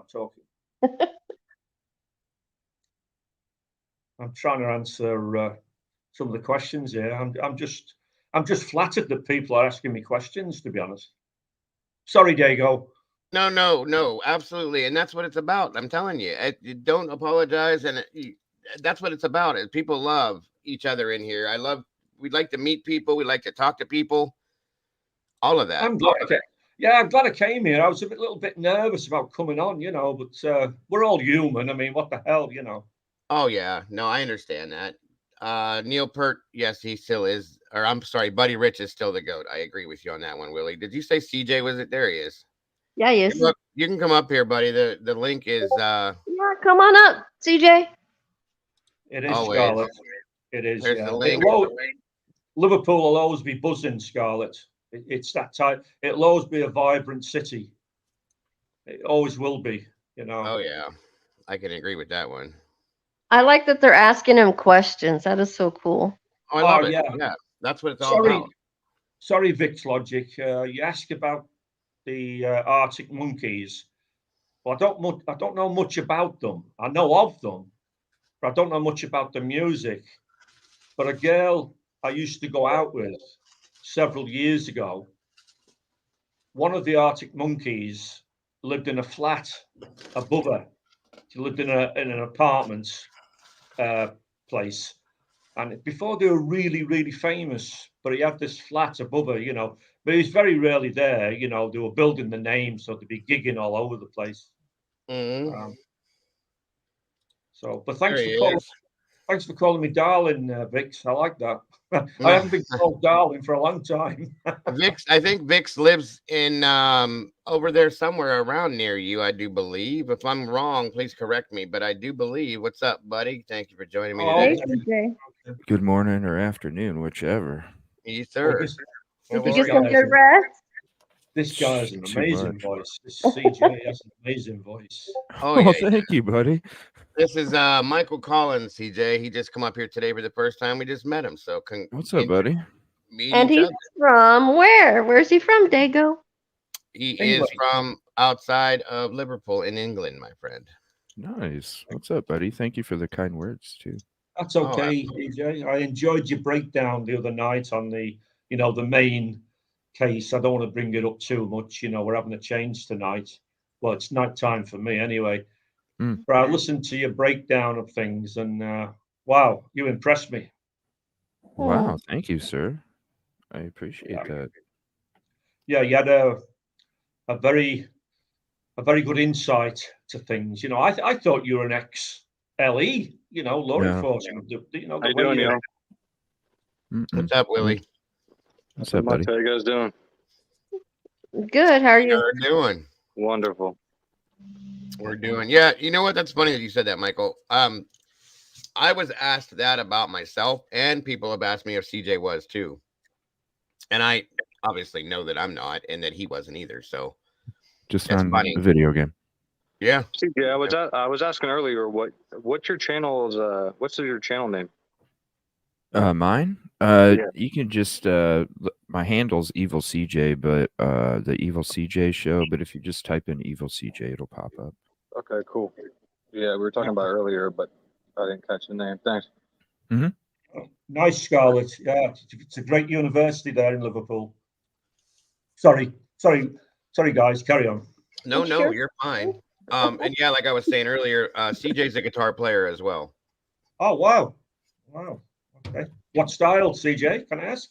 What style? I play a lot of like your Alice in Chains, Godsmack, Nirvana, Stone Temple Pilots, stuff like that. Okay. Yeah, alternative, progressive alternative. Yeah. You could label it as that. Yeah, great. Yeah. This is see, I'm only 30, so I had to, thank God my father showed me good music, but he was more into like the Grateful Dead. Yeah, I like that. Style music. Oh yeah, so, right. I know a lot of that songs. Grand Funk Railroad and all that kind of stuff. Yes.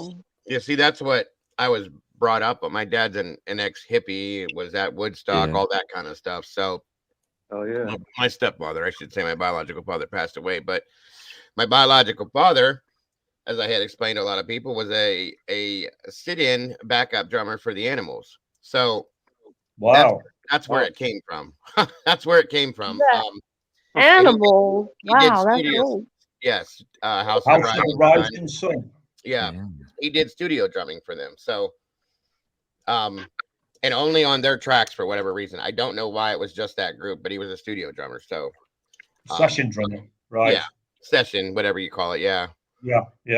But he did that on a couple tracks that they actually had put on albums, so on and so forth, because I guess their drummer had an alcohol problem and was not always as reliable, I guess you could say. So yeah, that's a subtle way of putting it, Dago. Yeah, they're always reliable. Right. When I found that out, I didn't believe it when I found it out. But my grandmother, his father, or his mother, I should say, was telling me a story one time about this, and I was talking about my drumming and what I liked about it and this and that, and we weren't very close, so I didn't see them very often. He was out of my life when I was a baby. I didn't know that, that stuff about him until I got older and started going around that side of the family, talking to them about this, that, and everything else, and that's how I found those things out. But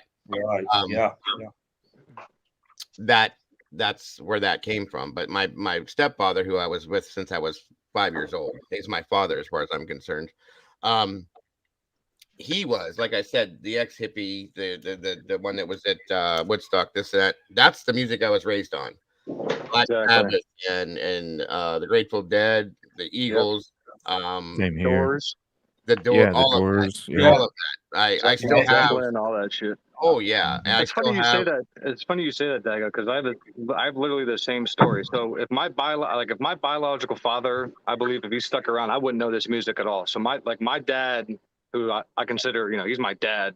He adopted me when I was 2, and he knew all the really good music. So he's the one that introduced all that shit to me, or else I wouldn't know nothing about this. So I have literally the same story, as you do, but I consider him my dad, my father, you know what I mean? Because absolutely. Whoever gives they're the ones that put the time in. They're the ones that put the time in, and raised us, basically. That's why I feel that way, right? Exactly. I mean, and I appreciate that. How many 5-year-olds do you know are sitting with their father looking at the Rainbow Bridge album from Jimi Hendrix playing in the background while you're reading the album covers and stuff? You know what I'm saying? You don't get that. Wasn't those so fascinating, Dago, when you opened up the album covers and you got to read pictures? For hours. Man, I love that. Yes, for hours. And the my father. Yeah, all of it. The Master of Reality album from Black Sabbath, all of that stuff. My father had them all, and I would just art. Yes. The artwork and and I would read the lyrics and just all of that. And that's where this comes from. You know what I'm saying? I loved it. And then my mother. The smell. Yes. The smell, especially the smell. Now, my mother on the other side, she had albums too, but she liked that kind of music. But hold on, folks, 1 second. But there was something about the vinyl record, actually picking it up in the store, and it was the whole thing. Yeah. Now it's just a download. Right? Yep.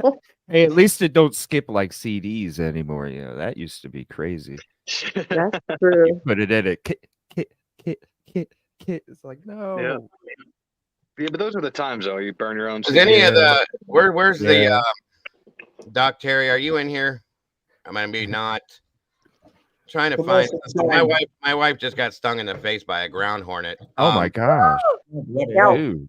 I'm trying to we were trying to figure out because she got stung in her leg. We have them bad out here in her leg last week by one, and it swelled up pretty bad. I'm trying to figure out what the best thing is for her to do for that. I don't know. You make a tab type thing. Come on, chat, help him out. Is it like alcohol? I was hoping Doc Terry was in here. Alcohol, maybe? Baking soda and water ASAP. Yep, that sounds about right. And then Benadryl and ice. Yeah, baking soda and water. Yeah, Benadryl. I got stung. Mix it together and it'll draw out the poison, they said. And then you got to take the Benadryl, honey, or whatever else we have. I told you that's what happened last time. Baking soda and water, make it a paste and put it on the spot. Come on. You hear me? Commercial zone. Can We I don't have answer any? you?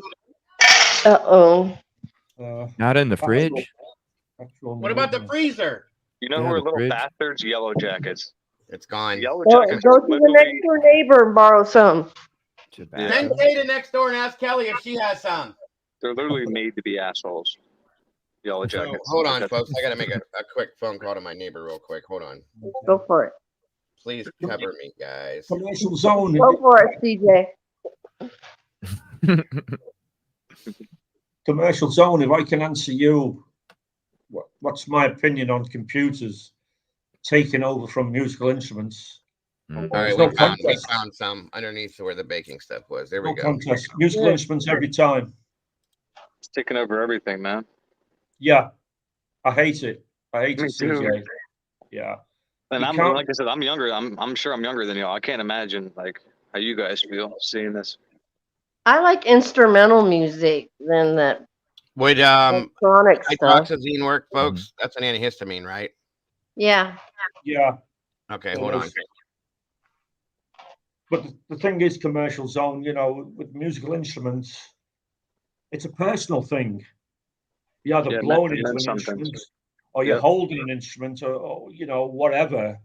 But you've got that contact. But obviously Yeah. with computers, it's a button, you know, it's a slider or whatever it might be. And it's just losing all the human touch, the human soul, the human feel about it all, you know. Yeah. Well, I mean, back then it used to mean something. You know, like you listen to a song, it would tell a story. Yeah. You know, it's. Yeah, that's true. Now it's just right. bragging and shit.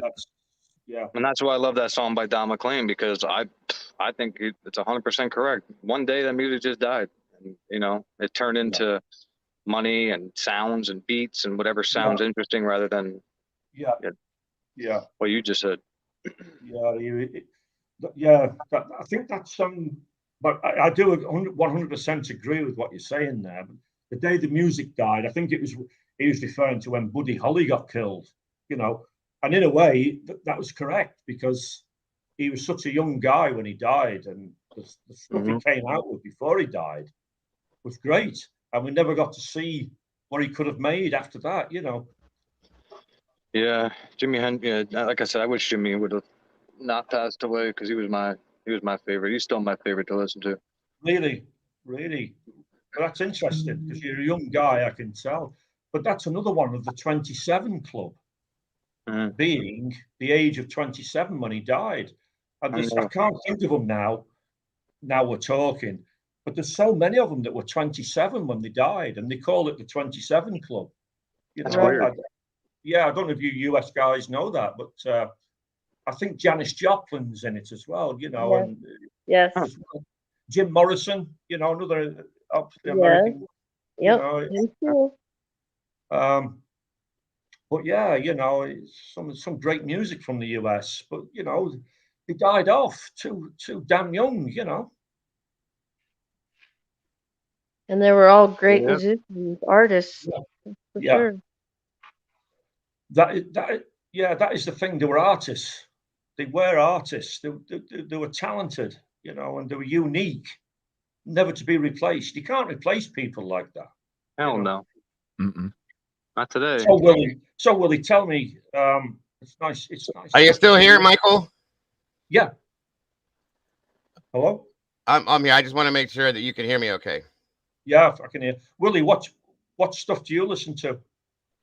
Me, like I said, I like classic rock. So I like, you know, I still listen to, you know, because I was really the only one that listened to the Grateful Dead, because nobody, you know, I like to sit there and listen to the instruments and stuff like that, but nobody could actually sit there and, you know, listen to it like I could.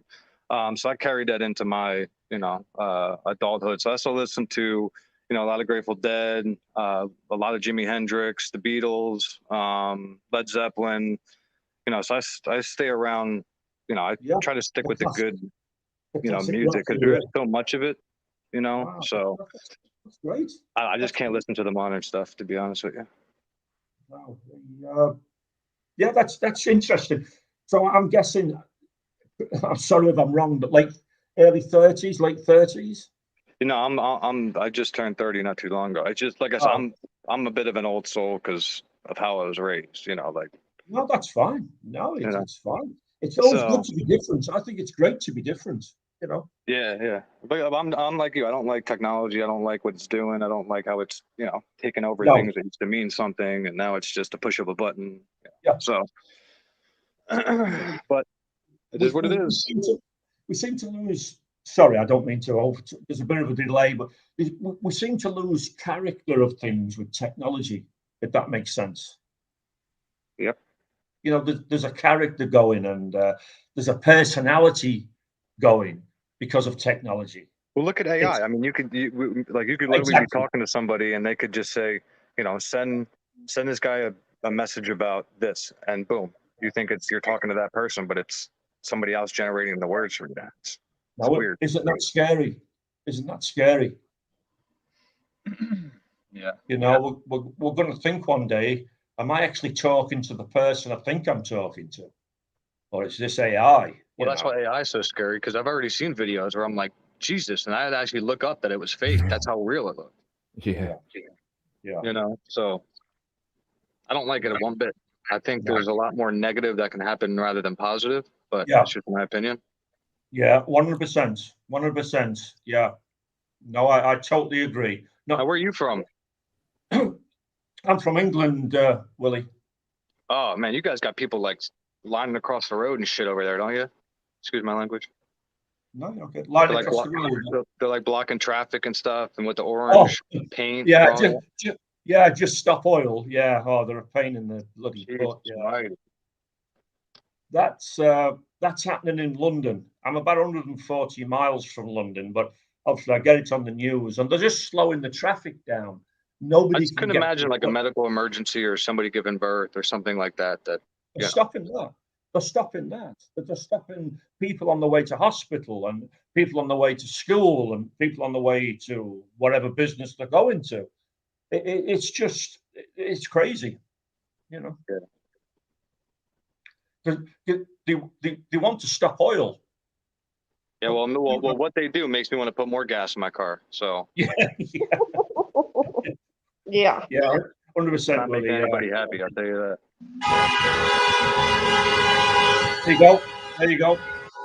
Thanks, there you go. Yes, sir. Yes, sir. I didn't realize you got our news. What the heck? Oh, I definitely got your news. Oh. Say that again, Michael. What'd you say, sir?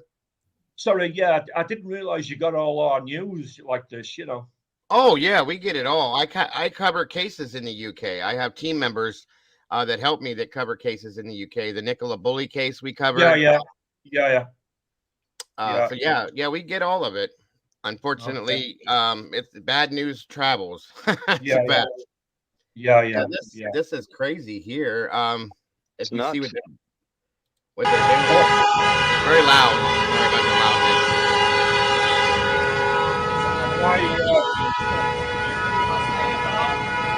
Can I give you another example, David? I'm just What's saying, that? if somebody had a medical emergency, those people are getting ran over. That's right, Willie. That's Yeah. right, mate. Yeah. If I can give you another example, Dago. Sorry to stop your video, but No, you're fine. our Prime Minister, he's in your country at the moment. He's gone to California on holiday. You know, I don't particularly like the guy, Okay. but he deserves a holiday. He's gone with his family. That's great. Since he was away, his house in North Yorkshire, I think it was Greenpeace, they got on his Okay. roof. They got on his roof with a, Jesus. I don't know how many there was, but they got on his roof with a black, I think the Americans call them a tarp. We call them tarpaulins. And they draped this thing over his roof. Ooh. How the hell they got it? Wow. And Whoa, he Wow. just put his phone right out of his right. hand. and the reason they did Oh, did yeah. that. Oh no, he put him down. I'd be tossing them like. Oh my gosh. Hold on, Chains. What were you saying, Michael? The reason what? No, I'm sorry. If somebody was talking there, I didn't realize. I'm sorry. Oh no, go ahead, Michael. I'm sorry. So, is that Ray? Yeah. Yes. Right. So they got on the Prime Minister's roof. He's on holiday in his Californian home, and they put this black tarpaulin over. And the reason they've done that is because our Prime Minister, Rishi Sunak, has sanctioned new drilling in the North Sea for oil, because we don't want to rely on Russia anymore for oil because of what's going on over there. Right. And so this black tarp or tarpaulin signifies the black oil, you know. But I mean, the world runs on oil, you know. I mean, we've got to run our machines and transport and whatever on something, you know.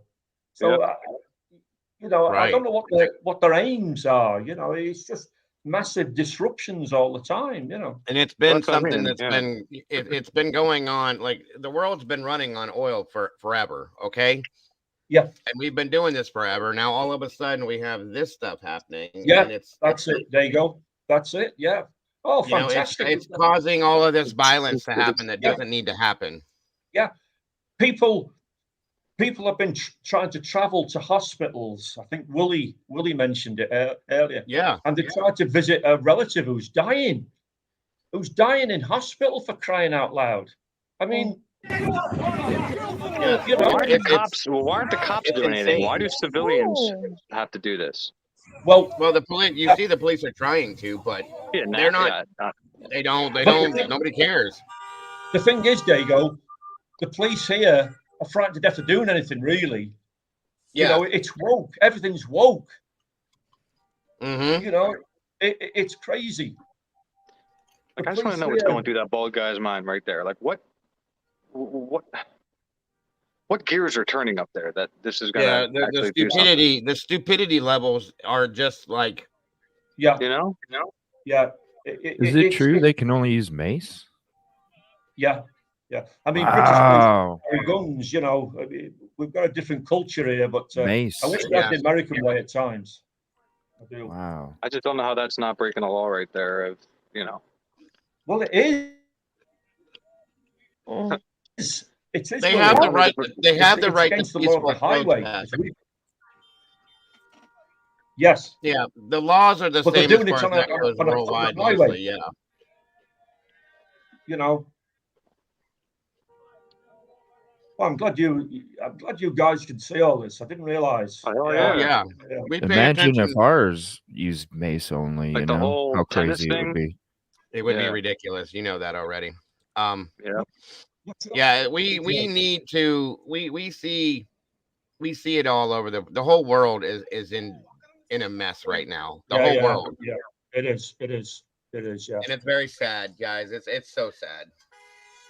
What's your take, CJ? On this? Yeah. I mean, everybody has a right to protest, but I'd be putting people in cuffs, but I don't know. It's a different country over there, how stuff works. But well, when you're interfering, I'm just shocked they can't use anything other than mace. Yeah, their gun laws. Australia's the same way. David was telling me the gun laws are way different. Yeah. Like, if God forbid somebody passed away in a car or something that was trying to get to the hospital, I don't understand how these people shouldn't be charged. In the street. Yeah, they should be in the street. 100%, Willie. I mean, look at them. They're throwing themselves in front of a car. I mean, I don't know. This is not sat down on the hood. Here's the thing. This is not solving anything. This is not going to change this by doing this. What it's doing, Dago. What it's doing, Dago. Sorry to. No, you're fine.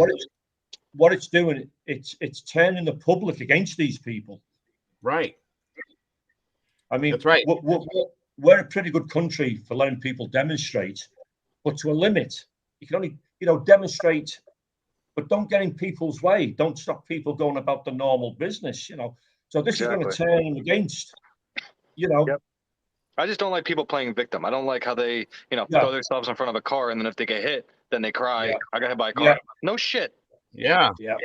This is causing a civil war, is what this is doing. Yeah. And but it's is there just enough going to get people, worse. though, Dago? Like, is there enough people on that side to cause, something? If it can, well, here's the thing, Willie. It may not be at this moment. It may be still small enough, but at some point, if this continues to go, and grow and grow, it's going to cause a That's true. mediocre civil war between people. You know what I mean? So it's like, it's very divisive. It's yes, it's very divisive. It's splitting people. And if they would actually do their research, they would see that there's enough oil to sustain all of us for a very long time. And that's something, you know what? You're right. It's something that, and I don't talk politics in here because it usually ends up causing drama somewhere, but this is not real political. The United States has been going round and round and round in circles with all of these foreign countries because of oil. Okay. Yeah. Because we want their oil. We want their oil. Do you know how much oil we have here in our reserves in the United States alone? Massive. More. We could live forever with what we have, but they won't touch it. They won't touch it. And it makes zero. All the money that we're spending, that we're sending over to these countries for this oil, and the things that we do as a country to get this oil, to keep this oil, makes no sense to me. We have people sleeping on the sidewalk outside of the White House. We have people that need mental health facilities to be put back into place to take care of our people, the veterans that fight for this country. All of these people that need to be taken care of before going and buying oil from another country or giving all of our money to something that we have nothing to do with. Okay, it makes me sick. We did for a And while. here's my question to you, Dago. Who the hell are we? Who are we as a country to tell another country they can't invade another country? We went over to Iraq and killed a million people. For what reason? It wasn't our business. It usually never is our business, but we get involved in it every time, and I hate that. Exactly. Willie, we've been the same. We've been the same. Yeah. Don't you guys get yours from Russia, Michael? Your They energy? did, yeah. Because I think that's where a lot of the protests are coming from. Because it is. Russia's trying to. They're the ones that supply most of the Europe, and their And the lines gas, go through obviously, Ukraine. And I'm gonna go grab coffee, guys. I'll be right back. I could have swore I heard like a year and a half ago that part of Russia's plan was to siphon off the available resources to create economic issues with the other countries that rely on them to depend on the oil supply. And it's all connected with the invasion and all this other stuff. That's right. Trying to get the other countries to be on their side because they're the ones that control the energy supply, right? That's right. Yeah. I think Germany, I don't think we weren't 100% reliant on it. I think Germany was much more reliant on the oil and gas than we were. Yeah.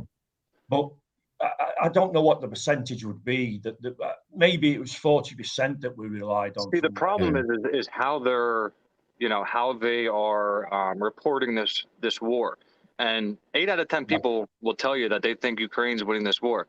I'm here to tell you that ain't the case. They just, they send over footage that, of Ukraine doing this, Ukraine doing that, but we don't see what Russia is doing. We don't see the, catastrophe that they're ensuing over there. And again, I don't see Ukraine winning this in the long run. To be honest with you, I see this not turning out well. I just don't understand why we have our nose so far in it. Because they're trying to stop. What it is it's like a wall of like a shield, okay? And they're the open democratic countries or part of the UN, and what they're trying to do is they're trying to get their reach to go farther over and over and over. That way they have more of an opportunity to place weapons closer to Russia. And so what's happening is it's like a fight in between. In Russia, you kind of have to look at it this way too. What if another country, say Russia, was trying to create influence on the opposite side, and they're putting stuff in Canada?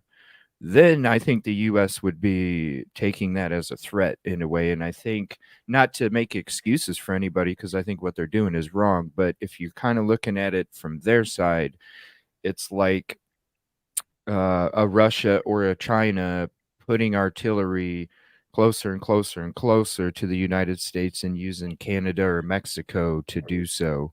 They're already doing that. Yeah, They're already doing that. Yeah. I just say, who are we? Because we put our stuff everywhere. Oh yeah. We have our stuff Yeah. all over the place. We're the world's Yep. police. But Willie, we're doing it here too, honey. And where does oil come from? How does it get produced? From the ground. Fracking. Yeah, exactly. It's abundant. It's everywhere. That's what We've I mean. had it. Like, you know, When Plenty our of pipelines got shut down a couple years ago because of a new administration, that's when a lot of Exactly. that, because we were not that dependent on other countries there for a few years when we opened up the pipelines in our Right, own right. country through Alaska and all that. We actually flipped it. We flipped the percentage because we were dependent, very dependent on other countries. Yep. When we opened up our own pipelines, it totally flipped the script. We were only like what? I don't know the exact figure, but I think it was like 15% dependent on other countries at that Yeah. point. Mhm. And then the pipelines got shut down because of environmental whatever. And then it slowly started to go back the way that it's always been. And it's unfortunate because I think that's one of the reasons why our economy was banging so good. Was It is. because we weren't having to pay $3 on $1 of oil. We were getting it ourselves for $1, and the other two could go to other stuff. And now what are they pushing? What are they electric. pushing? Green Yeah. energy. Electric. I'm Green telling energy. Yeah. how do you get electric? You know what I mean? You got to burn coal. You got to, That's it. it's, Yeah. Mhm. it doesn't make sense. Exactly. to And me, that's but see, that's what this is what amazes me too. Like I said, Michael's on the other side of the world, okay? And here we are going through the same exact things in two different countries, and we have been for the same for years. It's just the politics don't change wherever you at. We're even in third world countries where they have nothing. The politics are the same. They're a little different in different ways for different reasons, but they're the same type thing. It's ridiculous. Yeah. It is ridiculous. You know, we as people have nothing to do. No way to do anything about it, except we can sit here and talk about it right now. Yeah. Mhm. That's it. That's all we're gonna do. And I know we went kind of down the politic route, but just to get back to what you were, making a point Okay. of, is we have the oil here to sustain ourselves. So why do We we do. always care about going elsewhere to get more oil? Because we're greedy. Our country is Money. greedy. Exactly. Money. That's it. We're greedy, and Exactly right. it's disgusting because it doesn't prosper me or CJ or Willie or Chains or anybody else in here, Brian Hoffman or P Fox or any of us here. We're not getting anything from this other than spending more money. Okay, giving them more money. That's all we're doing. Exactly. We're the ones that get screwed. It's ridiculous, and in the end, it turned it. Brian's British today. Okay, Brian, whatever you say. Good one, Brian. Whatever you say, Brian. I agree with you on every aspect, brother. I love him to death. So, and that's what I'm saying. You know, it's sad because we struggle daily, every single day, and I can't say so much me anymore because I'm not in the workforce anymore. But I did put my time in. Okay, I did. 17 years as a firefighter. I was in EMS, all that stuff, folks. I did my time. But and we've always paid way more than we ever should have to for anything. Everything we get comes from another country. Everything. Yeah, everything. Yeah, if you look at the ratio as to what did Michael leave? I don't know. I can't Oh, there he see is. him. Nope. Okay. Maybe Sorry, most everything we get comes from China. Our fuels come from overseas. Everything, and we have the ability. Meanwhile, we have people that have one of the highest jobless rates in the world. Okay, like we could build factories. We have factories that are sitting here empty that could be used to do all of this stuff. And no, we're going to spend money and get it from overseas and bring it into us. That's dumb. It makes no sense, and it never has. I'm sorry. None of it. It's switch all about everything to design. electric, which we can't even produce the computer chips to run the electric engines. We have to depend on other countries to produce it for us. If it's Like, more come on, expensive to man. do it if it's Like, more come expensive on. to do it ourselves, we're going to try to outsource it. Like, come on.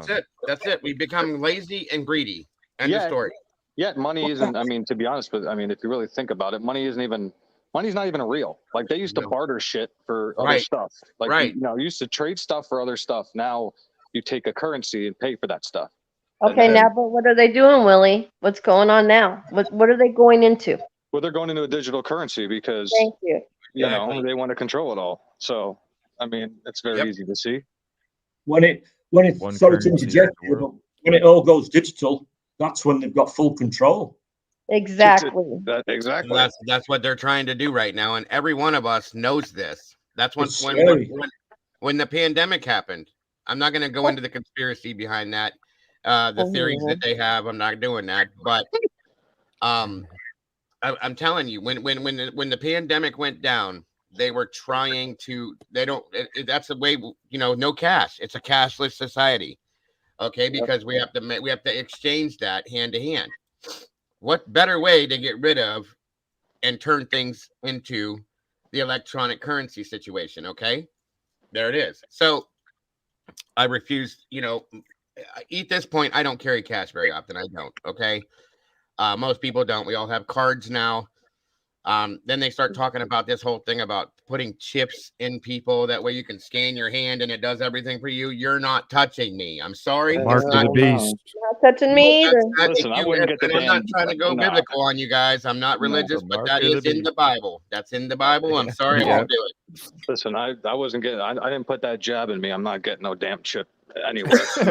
Right. Right. My bank card doesn't even have a chip in it. Like that's. Yeah. I don't mess Not around doing with that stuff. The problem is our And that's what I phones. said to somebody before. I said they'll have to put a bullet right here before they're going to put a chip in my hand. It's not going to happen.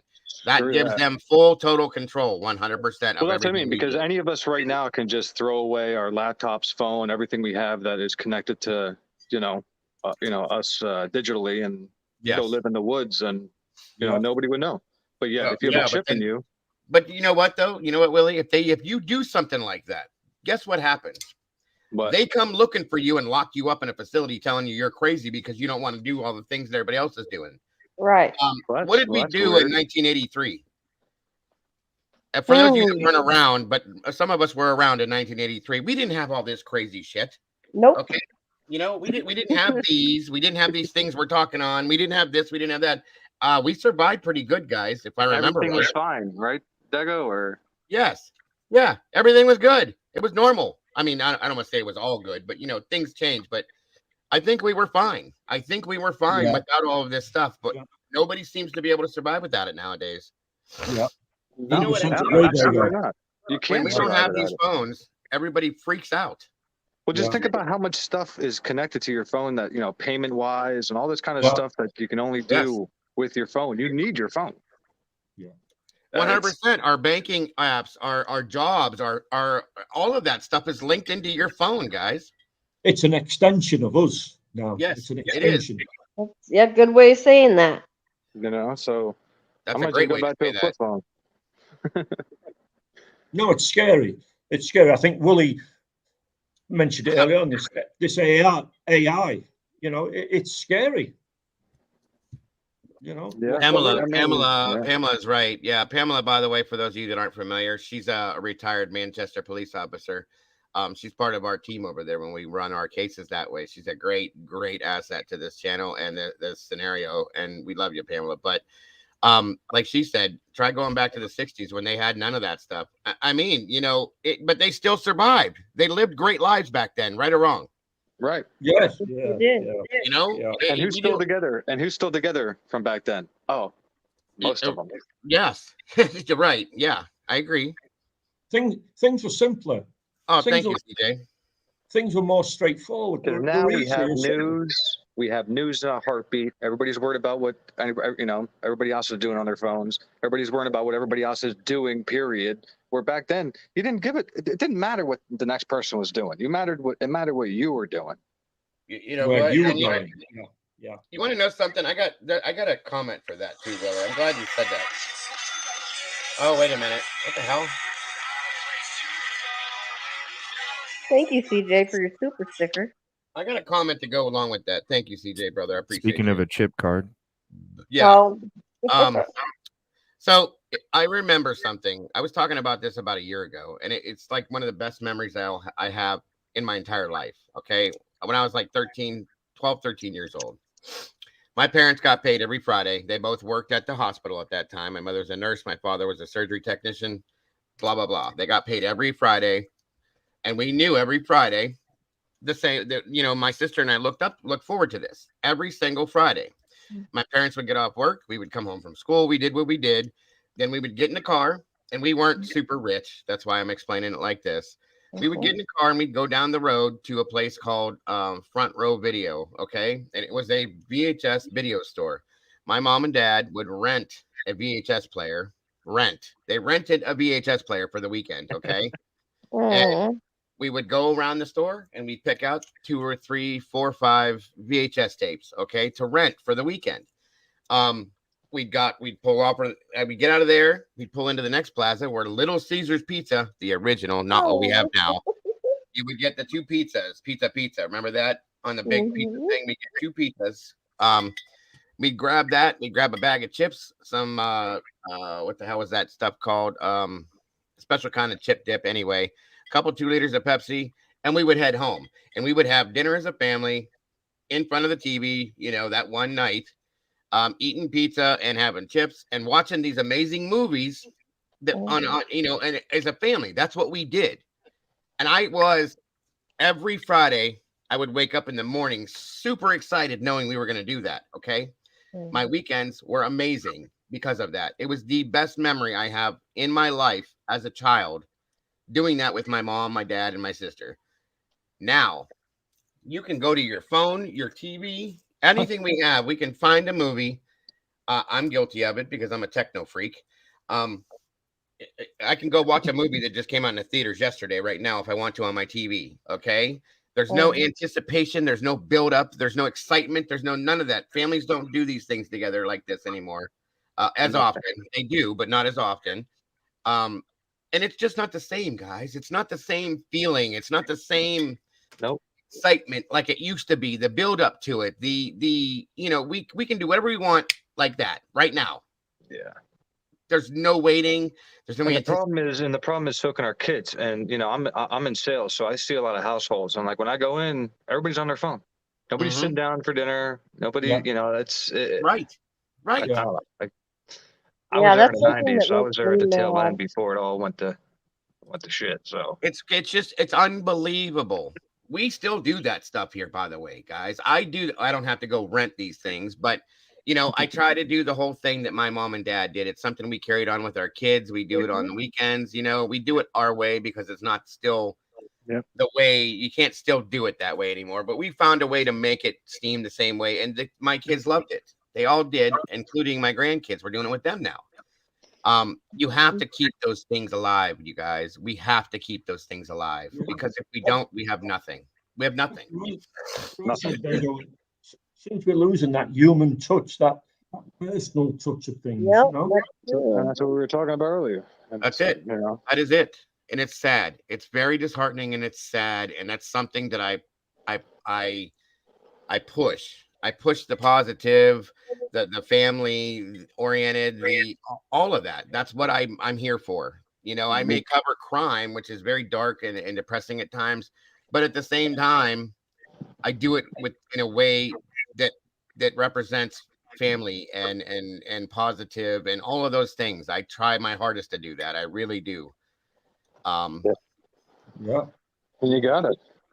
Because if not, then the generation gets stuck in its ways, and humanity is very slowly going away, and it's not good, guys. It's not. It's all by design. What's that? It's all by design. Yep. Of course it is. Of course it is. And what we're doing, this is, some people have talked about, how the earth evolves and how things have evolved and this and that and everything else. It makes you wonder with all the way technology is and alien crap that they talk about, this, that, and everything else. I'm not saying that I don't believe that. There are people that believe that are dumb or anything like that. I'm not saying that. I'm saying, which time are we on now? Is this number 35 that we're trying to do this? Number 36? Is this number 12? Have we done this? How many times has this planet done this before? Do you know what I mean? Yeah. We keep blowing ourselves up or destroying ourselves, which we're doing right now. We're on that path once again to do it again. You know what I'm saying? Yeah. It just seems like it's happened many a time. And it's all about greed. That's the main driven force behind everything is greed. You have a bunch of grumpy old men that want to have more than the next. Power. And you have That's what the country was founded off of. Was it is. greed, It is. You're right. I'm one of I'm one of these people. What's up, Lost Souls? I would never want to be a billionaire. Okay, I know that sounds dumb, but I don't. I agree, Dago. I don't think I would. I wouldn't want to. I don't want that. I don't want that responsibility.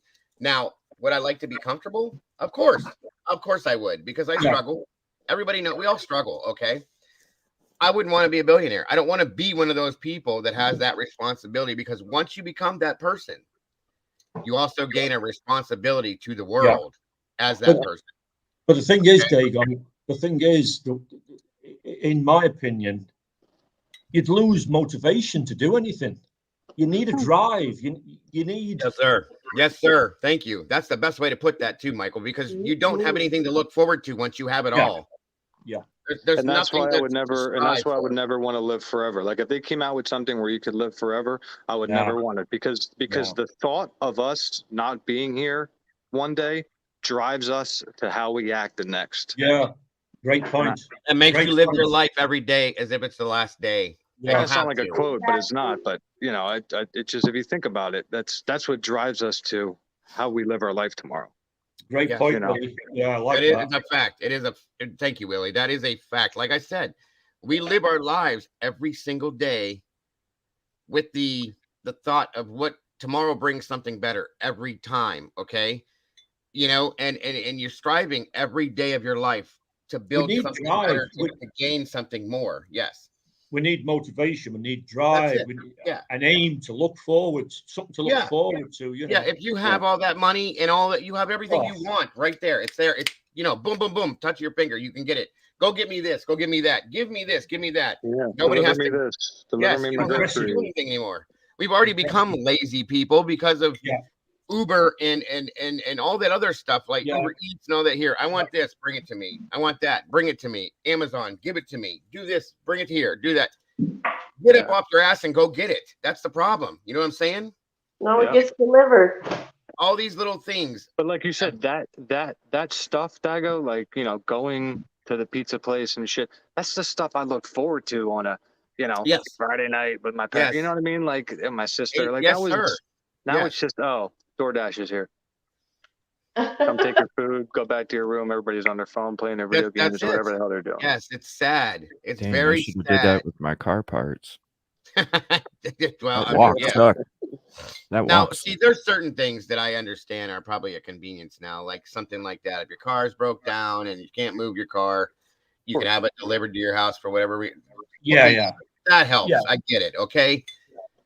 Not everything else, guys. Like, people don't. How many times do you see a family get up and go? And I bet you there are quite a few people that do it. Jesse said something about, you know, we do it the old school way. By the way, Jesse, you're welcome to jump up here, buddy, if you want to. Jesse, come on up. Everybody loves having you up here, bud.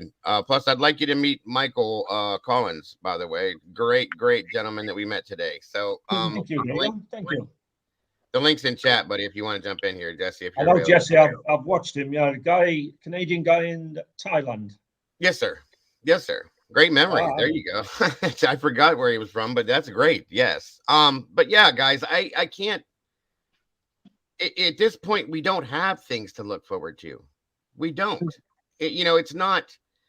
I see families together at times. How many times, you know, do you talk about families getting together, going to eat dinner together, and then going to the zoo or going to a movie theater, which is almost. No, I know. I said not everybody doesn't do it. I do it.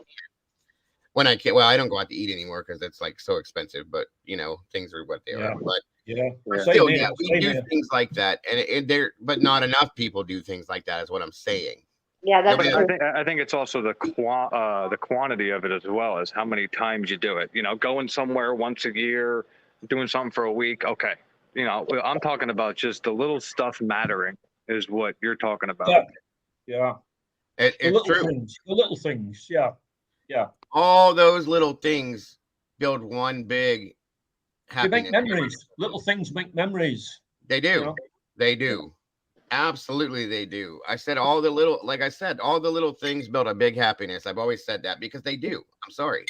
Here's a question. Here's a question. So what do you think is most important to people nowadays? Social media. Mm-hmm. Money. Mm-hmm.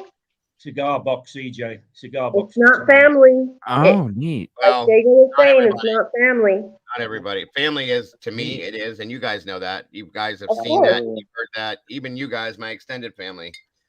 Ukulele, EJ. That's what's most important to me, not money. But Yeah, me too. most cases, money is, you know, it buys everything. It gives you happiness, according to them. I love that. That's a nice base. Yeah. What brand is that? Is that Squire? Damn, we need Yeah, to it's a get him. Squire. Yeah. Yeah. I'm normally I don't want to go on about myself, but I'm normally No, a you're 16 fine. player. You're fine. You're But I fine. just sort of treat myself to a bass, and I don't have a bass amp. I've got a couple of guitar amps, so I just keep the volume down so it doesn't damage the speaker. You know. Oh yeah, yeah. You know what I mean? But yeah, I usually play. When I play now, I have a half stack in my basement. Marshall half stack, but I usually play through this because it's little and it. Oh, orange. Great. Oh yeah. Great little amps. Oh yeah, this thing's loud. It's almost as loud as the stack is. It's crazy, but no, Jeff, he didn't play. But yeah, that's what I'm saying though, guys. Like, there's not, you know, I don't know. It bothers me a lot. I don't talk about. You're right. You're right. And and I always thought, I brought it up because it bothers me, and there's nothing we can do about it. It's just, again, it's just sad. No, Jeff. Because again, everything's just going to keep evolving. They're going to come out with a newer app. They're going to come out with a newer this that, takes a better picture of yourself, and all that shit matters instead of, like you said, family. Because it's all distraction. Yep. Yeah. It is. Like I said, I can't. When somebody said, like my son, not this one because he's different, but my youngest, my older kids. When we would take their phones from them when they were like 16, 17 years old, oh my God, you would have thought that the world just imploded. And I would refuse to allow them at the dinner table. I still don't, Thanksgiving, Christmas, holidays where we're all together. No. You better turn the damn thing off and put it somewhere else because I don't want to see it because I hate them. I hate cell phones. I do. That's the point I was getting at. Yeah, when we're watching a movie, if we get together, sometimes we get together because I have 7 children, you guys. For those of you that don't know, I have 7. Okay. Oh. Yes, 7 children. You gotta be good. You gotta be good at something. What did you do in your spare time, Dago? Man couldn't pull out of a driveway. Yeah, right. What did you say, Michael? I was going to say, what did you do in your spare time? Right, exactly. But no, like we would. Well, how old's your oldest? Sit down. What's your oldest? My oldest? Yeah. My oldest is 30. I have one that's about to turn 30. Or no, I have 2 30-year-olds. I have a 29-year-old. I have 3 26-year-olds or 27-year-olds, and I have a 17-year-old. Wow. Whoa. There you go. Now I'll explain that because most people are usually like, "What the hell did you just say?" So there you go. Can I just interrupt? Yes, sir. No wonder you've got a bad back. Yep. Now let me explain. Sorry. I didn't biologically make all of these kids, you guys. Okay. I figured when you said that. Yeah. So here's how this works. I have my oldest daughter is 30 years old. My oldest son is 29. My third son, he is 27, and then those are my 3. My wife has a 30-year-old daughter as well, and twins that are 27 years old. Those are her children. We got together and we made Caden, my youngest one, and we did the Brady Bunch scenario. So that's where that all came from. We both had 3 kids when we met and got together, and then we made one together. So that's awesome. Yeah. That's how that worked. So, but yeah. Do you have grandchildren? I have 6 grandchildren. That was the next thing I was going to say. I do. I have, oh boy, you would ask me. My oldest one is 7, or 8. He's 8. Juniper is 7. You guys have met Juniper, most of you. Xavier is 5. Angioletta, or Letty for short, she is 7. Oh, good God. Those are beautiful names, by the way. Yeah. Katerina is 5. Katerina. Another nice name. Joseph, or Joey, which is my oldest son, whose name is Joseph, and then his son is Joseph as well. He is the 8-year-old. His sister, Katerina, she's the 7-year-old or 5-year-old. I'm sorry. God, I got so many of them. It's hard to keep track of it. Angioletta is my other son's 7-year-old. There we go. And then I have Xavier, he's 5. And then I'm so ashamed of myself right now. There's a younger one that is Nicolina, I'm sorry. She's Wow. She's 4. Great names, Dago. Great names. Oh yeah. Dago, you're a very lucky guy. Cherish them all, man. I do Cherish believe them so. all. I absolutely do. Thank you, Jeff. I appreciate that, buddy. And yeah, you ain't lying. Christmas is not fun. Never has been. What's that noise? Very expensive. There's a tough noise going on. Yeah. His phone's too close to the mic. Sorry. I'm trying to move it. I was wondering what that was. You must have a birthday every other week. There you go. Oh, we do. The aliens are coming. Thank you, Jeff. I appreciate you, buddy. Yeah, we have birthdays every month. Every month. That's great. That's great, though. Big holiday dinner. Yeah, right. And then his background is in EMS, and I was trying to get that out of you at the beginning of the show. I tried, but more questions started. So how that started off, everybody wanted to know. You wanted to know. So I was with my first wife. We moved out to an area, a very, very country area. And my neighbor that I moved next to, I think I was 20 years old, 19 or 20. Okay. My neighbor belonged to the local fire department, and we became close. You know, you get to be friends with your neighbors and stuff like that. And I was explaining to him a little bit about the things in life that I was interested in doing and the things that I had done already and blah, blah, blah. My whole family, as I had explained, my grandfather, my uncle, and my father were all involved in law enforcement. Now, that's on my father's side of the family. My mother's side of the family, every person in that side of the family was involved in healthcare. My mother's a nurse and has been for 50 years. My aunt is a phlebotomist. My sister is a phlebotomist and a dialysis technician. My stepfather was a surgery technician, which weird enough, he works in a steel mill now. Figured that one out when he retired. But my other aunt, a lot of my aunts have all been in the medical field, nursing, and so on and so forth. So I was around that my whole life.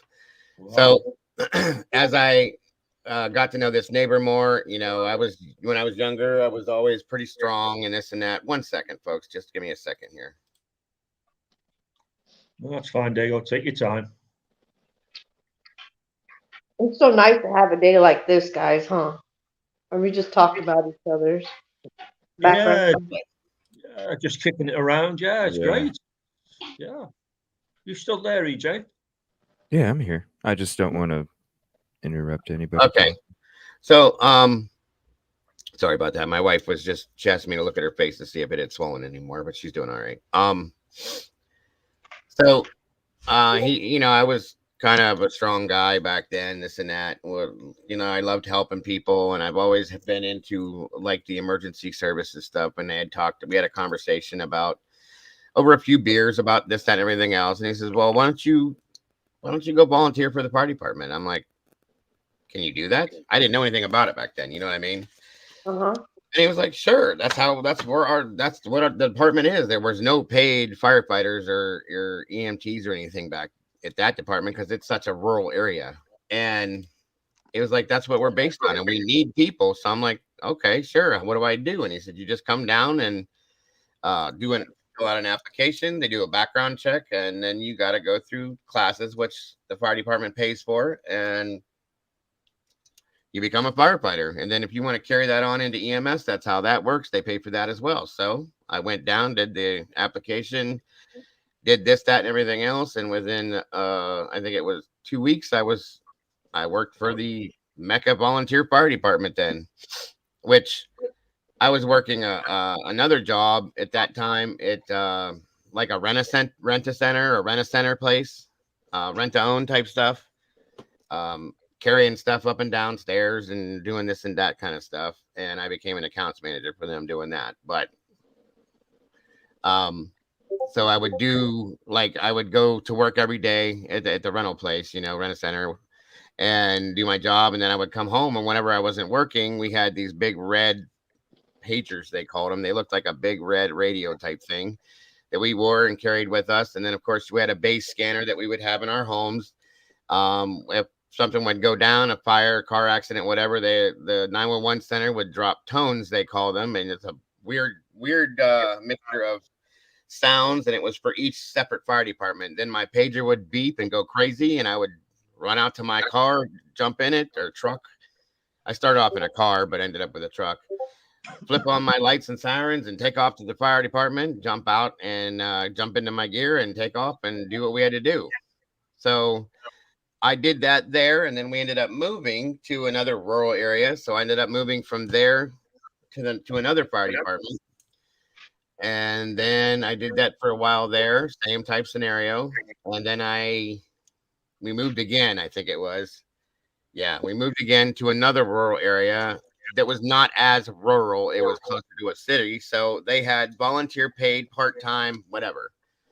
And I became I was a volunteer first, and then I became part-time, where I was on like staff, where you get paid, a paycheck and all that kind of stuff. And decided to go through the 240 class instead of the 3. There's 2 different classes. To become a volunteer firefighter, you have to take a 36-hour class. That just gives you the basics that you need to know. And then they do, training every week. On Monday nights, we would do it to learn different things to add to our training. And then when I became part-time, I went to took what they call the 240 class, which is a 240-hour class you have to take. You learn a lot more, and you get a lot more rankings and stuff like that, so on and so forth. And then they give you the option to become EMS if you want to. You don't have to, although from what I understand, it's becoming protocol now to have both. Your EMT, basic EMT, advanced EMT, or your paramedics license when you do it. So I got involved in that because I was very interested in the medical side of it. And we did perform a lot of first responder medical things that we were taught as firefighters, but couldn't do certain things because we didn't have medical licenses and that kind of stuff. So somebody talked me into that, said I had a very good bedside manner. So I went along with that and started doing that stuff as well. Then I became full-time through a local department we lived near, and then that ended up being my job, so on and so forth. And then until I got hurt and all that, and I could no longer do it, so then I had to go into forced retirement. And when I hurt myself, I was a volunteer, so I was not on the clock, so I wasn't covered as an employee that way. So that's where I kind of got screwed on that. But they did take care of me and my family for about a year. And then that was it. I wasn't able to do those things anymore because it's pretty strenuous work. It's bad for your back, this and that. So then I started going off into selling auto parts and helping people with that, because I've always had a love for working on vehicles and things like that. It was one of my hobbies. I'm very good at that as well. And that's what I ended up working for Napa, Advanced Auto Parts, places like that. As like a delivery driver, delivering auto parts, things like that to different commercial places, and then selling them and blah, blah, blah, blah, blah. And now here I am doing this. I have a question, man. When were you delivering those parts? Because that's where I might have thought I seen you before. Oh God, it wasn't around where you were at. It was up near like, okay. Like Warren, Niles, okay. Youngstown, areas like that. I want to say thank you for your sacrifice, for doing all that. I was talking to a military vet this weekend when I was on vacation. Thank you for that. You're welcome. He made a good point. He was like, everybody's saying thank you for our service, he was like, I wish people would start saying thank you for your sacrifice. And I thought it was a really good point that he made. And it's not just for military vets or military, it's for everybody that puts themselves in danger to serve the community. And I just want to say thank you, Dago, for your sacrifice.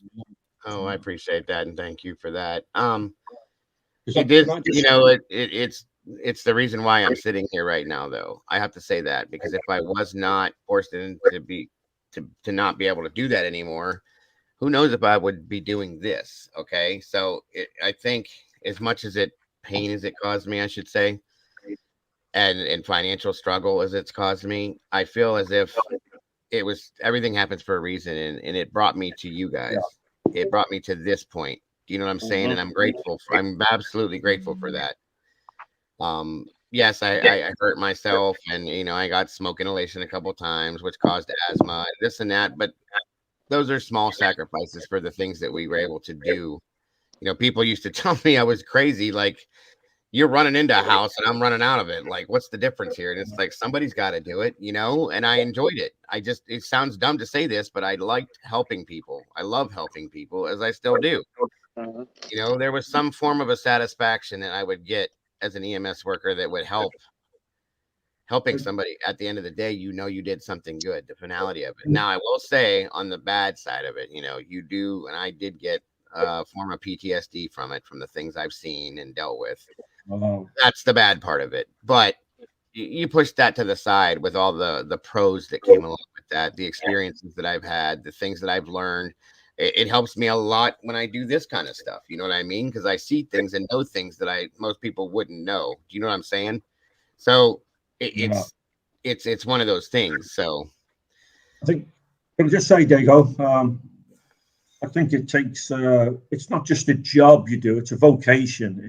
It takes a certain type of character or a certain type of person to do that type of work. Firefighter, EMS, I mean, paramedics, as you call them, you know. Yes. It takes a certain type of person. To be honest, I couldn't do it. I couldn't do that type of work. You know, that's just me, just being honest, you know. Can't hear you, Dago. Sorry about that. And right, and not a lot of people could, but not everybody has their own calling. Okay. Yeah. Everybody does. Not everybody does this. Not everybody will do that. Not everybody can do everything. You know what I'm saying? And it's okay. That's what we're put here for. Draw, by the way, welcome. It's wonderful to see you in here. Absolutely love you and adore you. I've been doing this in February. It'll be well, no.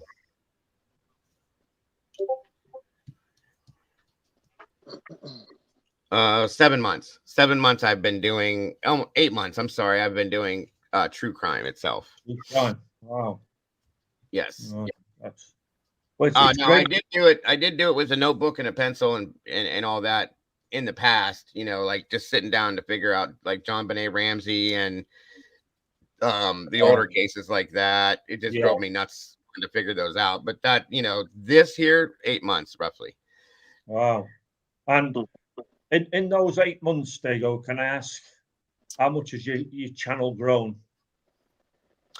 A lot, a whole lot. I went, like I said earlier, from around 1,100. I was stuck out for quite a while. Yeah. Yeah, and I think just literally over the past 2 months, 3 months maybe, it's blown up like crazy. Literally, like it's like 2,000, I think, 3 months ago to 6,000 now. So yeah. Well, well deserved too. What'd you say, hon? It's well deserved too. Yeah, I'd agree with that, because I think what people like, there you go. Well, I do. You know, I think most people like honesty and straightforward and no BS and, you know, the real deal. Absolutely. The real deal, you know. Yes, and that's what drew me to CJ, because he's the same exact way. Exactly. Like I said before, me and him are the same person as far as I'm concerned. He's just better looking, that's all. So, you know, and Hashtag Dago sexy. Don't start. Don't start. Anyway, we're not going to start that. And Jules as well. I'm a no nonsense person when it comes to this because it's not a game. It's not something to play with. It's real. Yeah. These are people's lives. Okay. And there's people that are affected. There's victims in this. There's real victims and real families that don't deserve to go through garbage anymore. They've already been through enough. And that's why being the voice for the voiceless, they're no longer with us. And their families, a lot of times, don't have the ability to do these things, to be involved in these things, or know how to do these things, or want to do these things. You know, they've already been through enough. And there needs to be people out there to put the real stories out that are true, that aren't fake bullshit. It's, excuse the language, but as the news does. And that's why I do what I do. I can't imagine those poor families. I just cannot. I mean, I've got no family, but I can't imagine. Well, you do now, Michael, right here. We're your family now. Great. Yeah. Across the water. That's great. But, and thank you for that. But I just cannot imagine what those poor families went through or going through with this, because you see the photographs of those 4 kids, you know, lovely looking girls, and Ethan, lovely looking lad. Yes. I mean, it's straight out of a horror movie. It is. Absolutely. And then the other side of it too, that's why channels like CJ and I and Jules and Harsh Reality and other creators are here to.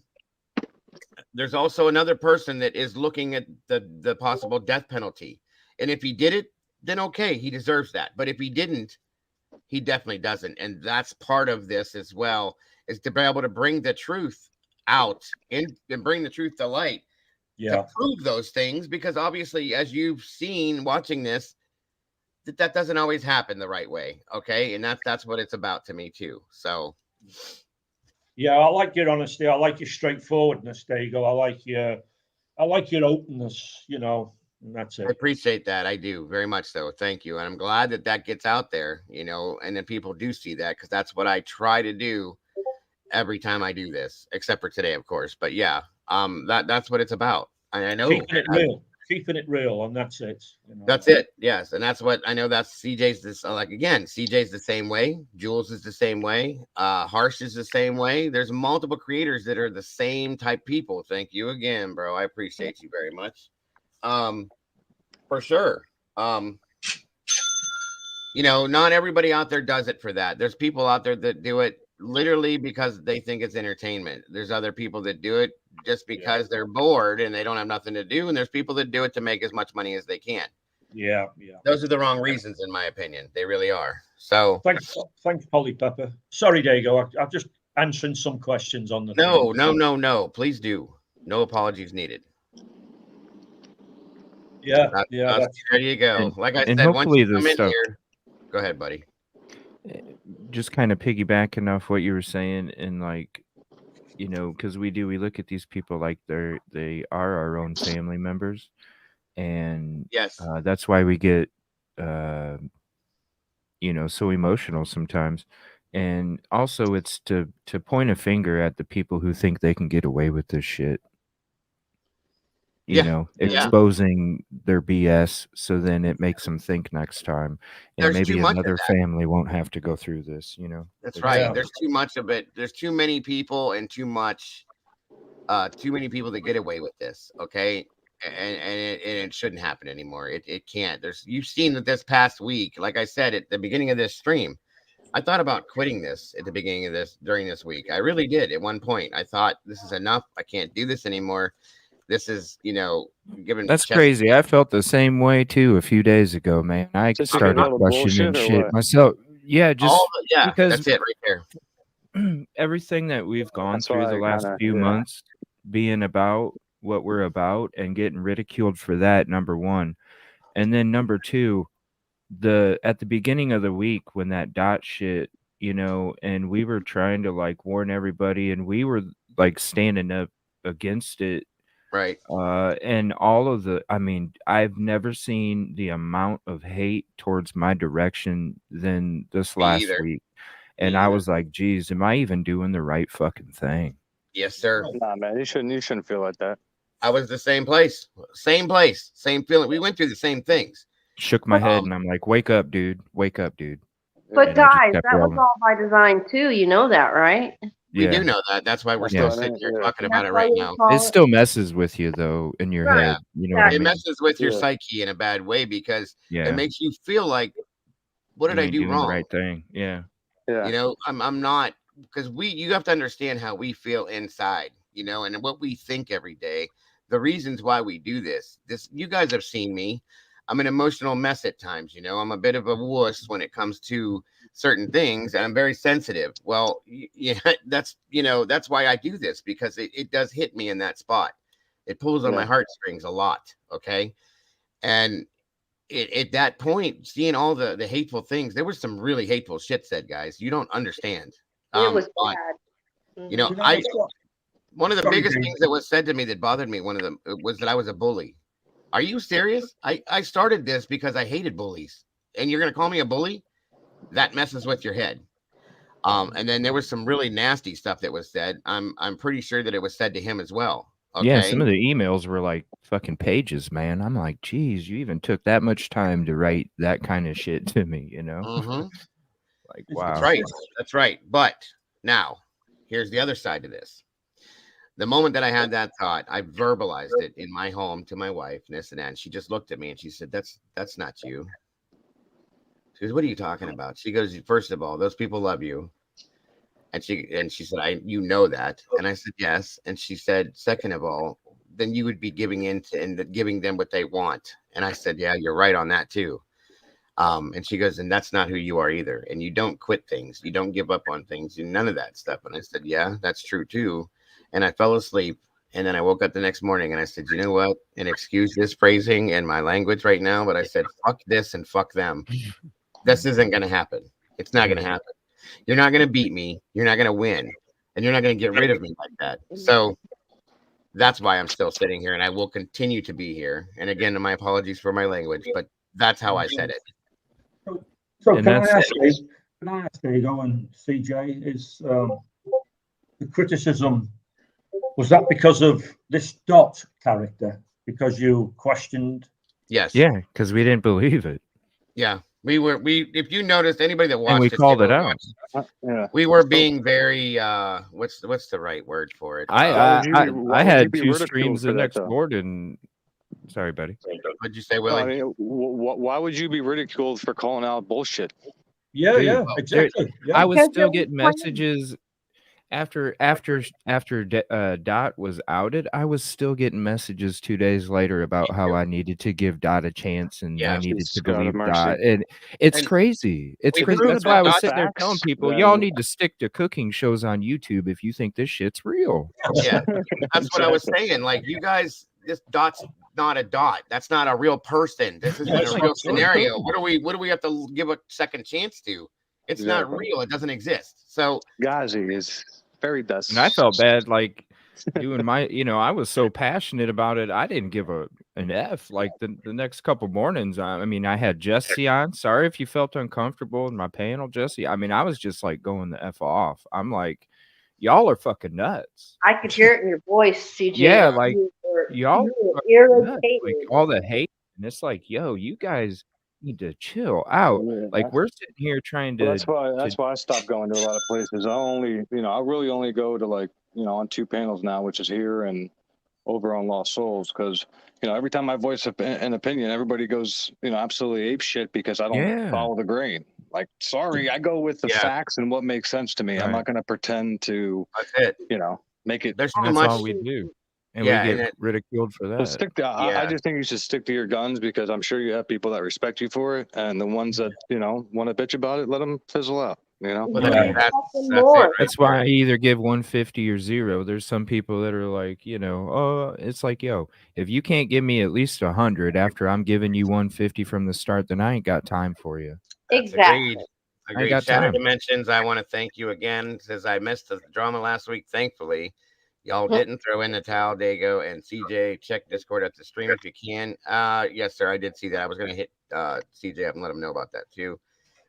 Good stuff, Shattered. I appreciate you so very much, as I do, and we do, all of you guys, 100%. So, 150%, as he says. That's right, man. 150. And I feel the same way. Like I come out here 5 days a week, sometimes 6. Okay.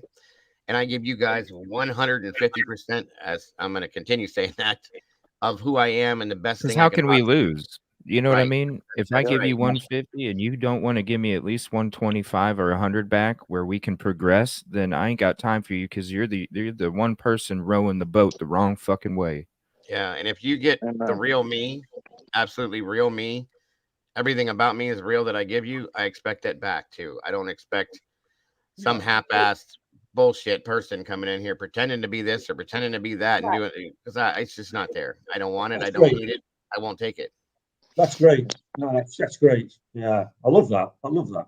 Well, it's because, like Willie was saying, you know, he doesn't want to live forever, and that's one of the reasons why there is peace, positivity, and progress promoted so much. That there is community, that there is allowing everybody to have a chance, that there is all of these things, because we don't have that much time. And I keep repeating, I might not even be here tomorrow. And the last thing that I want to do is waste any time on anybody that ain't about the peace, positivity, and progress. Why? What's the point? And it's because we may not have tomorrow. And it's a beautiful way to look at life, because like Willie and everybody else was saying, if we didn't have that thought in the back of our heads, where would all of the passion come from and everything that we do and Exactly. approach So life? wasting 2-3 days of your time, everybody else's time, it's, again, to me, time is the most precious thing, because you can't get that back. Once it's up, it's up. You've only got time. So why waste your time on, something that you don't believe to be true, which wasn't? And, I don't think you should be ridiculed for it. I think you should be congratulated for it, to be honest with you, because your comfort and your comfort being able to come up and speak as well, because it takes a lot of comfort to even type a message in a live stream chat, and the comfort of even having your opinion out there, even if it does differ, is important too. Because how did we get to a wheel from a square? Somebody said, wait a minute, and went along a different path and said, maybe we should chop the corners off this and maybe we could roll this a little easier, Yeah. Oh, I love that. Love that, CJ. That's why I left for, I think, 4 or 5 months, because I wasn't able to have an opinion, because, I kind of somewhat Be right knew, back, gentlemen. I kind of somewhat knew, and lady, what's his name? Brian from high school. So, I wasn't able to go anywhere without having an opinion. Yeah. So it took a lot to come back, and, It does. Yeah. People are nasty. Yeah, got you. I told you guys what, I don't know if you guys heard, but I told Dago what happened. I got a threatening email towards, a family member of mine, and I'm not even a damn creator. Like I'm nobody. And really, are you over in Pennsylvania? Am I what? Where do you live? Pennsylvania. Okay, that's what I wanted to know. Yeah, I'm from the sticks, but I'm outside Philly now. Okay. So we did have square wheels, I think. Yeah, people can just get nasty. It's weird how people thrive on that and they get off on that. I just don't understand it. Yeah. Me, I like to be positive, and I like to bring a smile to somebody's face. If I can change somebody's frown into a smile, then I'm happy. Yep. Love that. Fantastic. Love that. Yeah. Why not? Life's too short for anything else. It's too short for drama. It is. So We're not here very long. something that makes people think, that's wow. important to me too. But it's most important that I can make somebody smile. Yeah. Yeah. It's very gratifying to make somebody smile, to make somebody happy, to lift somebody's spirits. Yeah, It's because great. what kind of day that they're actually having. Like, for instance, what CJ and Dago both have gone through this last week was completely unnecessary. But look, you guys came out shining brighter. Yeah. It drew me to the channel. Not Yeah, that I'm kind of pissed I didn't see what was going on. I would have threw myself right in It's harm's horrible. way. Horrible. I didn't buy a second of any of it. No, I didn't either. It was, and that's Me what I was either. trying to explain to people. Like, you know, there were certain ways that I asked, listen, I'm not going to throw traps out in grass where people can see them. You know, so it's going to appear to other people certain things, but which was crazy to me is in the beginning of it, even some of my chat was noticing I wasn't down with the BS. So it was just one of those things like, how do people And then, still believe you this know, after we point all this out? Like, I can't say that I blame them all either, because some of no, them were a little critical of us by the way we were acting. We were kind of being, you know, definitely disbelievable and being just blinded kind of by shock value. yeah, kind of cocky, and because we knew about this a month before we even had this conversation with this person, and just we're basically waiting for it to drop. Okay, and there it was. I had emails, you know, telling Yes. me, and I'm like, you know what, this shit needs to stop. Nobody else has given this person a platform, really. I want their fucking lies to be exposed. But the You problem know, is this person doing that? I'm just going to be 100% honest with you, Dago. This person doing that, I'm very, very reluctant, and probably it's probably not going to happen to bring, you know, anybody on that, you know, was actually friends with Brian, because I don't need any of this going on with them. People getting attacked, people emailing, you know, going after people, because that's all I'm seeing, you know.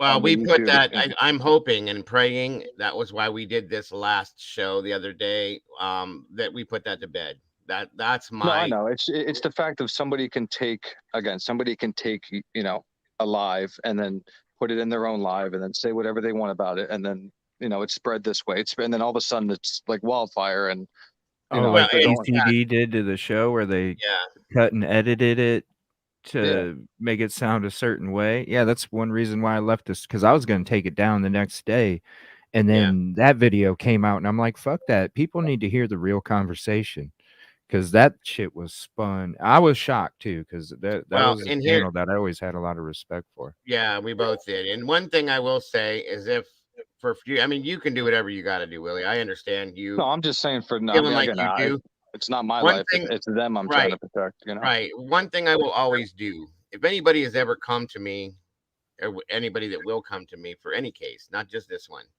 for any circumstance that were to come on this panel and put themselves out there in that sense, that anybody were to try to take advantage of that, you better bet your bottom dollar I'm going to stand up for that person in any way, shape, or form, and bend over backwards to protect that person in any form whatsoever. So that does know that no matter what the circumstance is, I will never allow somebody to be misrepresented per se, as in what happened with that other show, like we were just saying.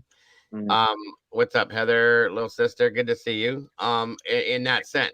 So, you know, you can't control everything, but I bet you bet your ass I'm going to go to bat to that person and make sure that anybody that tries to do that is outed in the most absolute sense possible. So yeah, that's what I love about it. If it gets better, and you know, it's just, again, it's not, I guess, what happened. It's just the fact that somebody came out as somebody and turned out to be completely, you know, false. So, you know, anybody that comes out now and tries to give information that could be beneficial to us that actually care about true crime and what's going on in this case, we're not going to have that because of these reasons.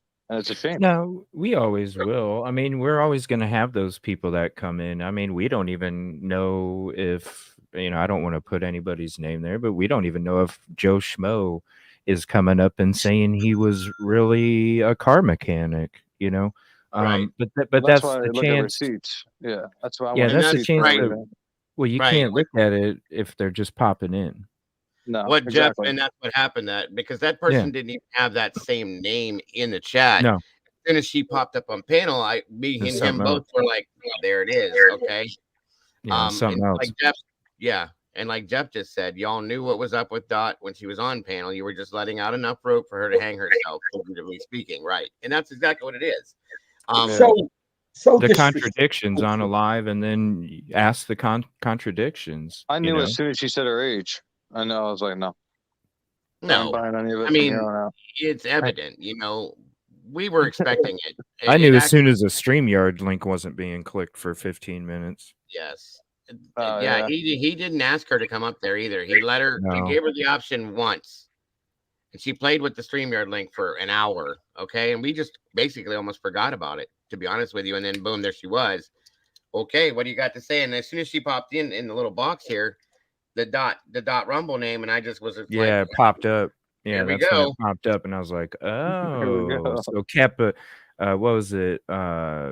Cash Cap Con or something like that. Cash Cap Con or Cash Yeah, App and then the Con, dot yeah. popped up in backstage, and I was like, okay, all right, yeah, we'll have you up. Let's play the game. There it Yep. was. So Dago, if you try to get on again, no chance. Say that again, buddy. Sorry, if you try to get on again, that's it. You're not. Oh, no. That was done. That was the first time was the last time, buddy. Yeah, we put that to bed, and all I did. Okay, no problem, Chains. What we did is because I talked to him the next morning. Well, he had his show. We did the scenario. It was done, and then I planned that night. I talked to him the next morning to have a show on it to show everybody what was going on. Here's the deal, and let everybody take and make their own decisions and have their own opinions based on it, as I allowed. And then that was it, as far as we were concerned. And in fact, like he said, I was going to pull it down after that. But then another channel came out and completely misrepresented that whole situation. And in turn, we both agreed, along with Jules as well, because she had put a video out stating, here's the truth about what just happened. Okay. And that other channel popped up, and we were all three kind of like, yeah, no, this ain't going to happen. So that was in turn what we did the following day, where we pointed out that this is definitely not truth. It's been completely misrepresented. You guys need to see this and make your own decisions from that point. And that's where that is. And like I said, at that point, we then had put it to bed, and it's done. So nobody can look at it again and go, is this really? What is this making? And then within 24 hours of that show, no lie, I started receiving apologies in my emails, direct phone contact, apologies in my stream chats. CJ was getting apologies. Jules has gotten apologies. We all have gotten apologies at this point. And I don't hold I don't hold any hard feelings towards those people. And I'll say why. The reasoning why this happened to begin with, okay, is a bunch of bullshit. So what we see out here is what we believe in a lot of senses, as we've all seen throughout this entire case and other cases again, and don't know what to believe. So that's why when you have people that allow these things to be put out and just go with the flow, that's not going to happen. That's why I don't do that. And that's why me and him both said, okay, here's the bullshit. Do you see it? Can you see it as a whole? It's garbage. It's bullshit. Don't believe this, please.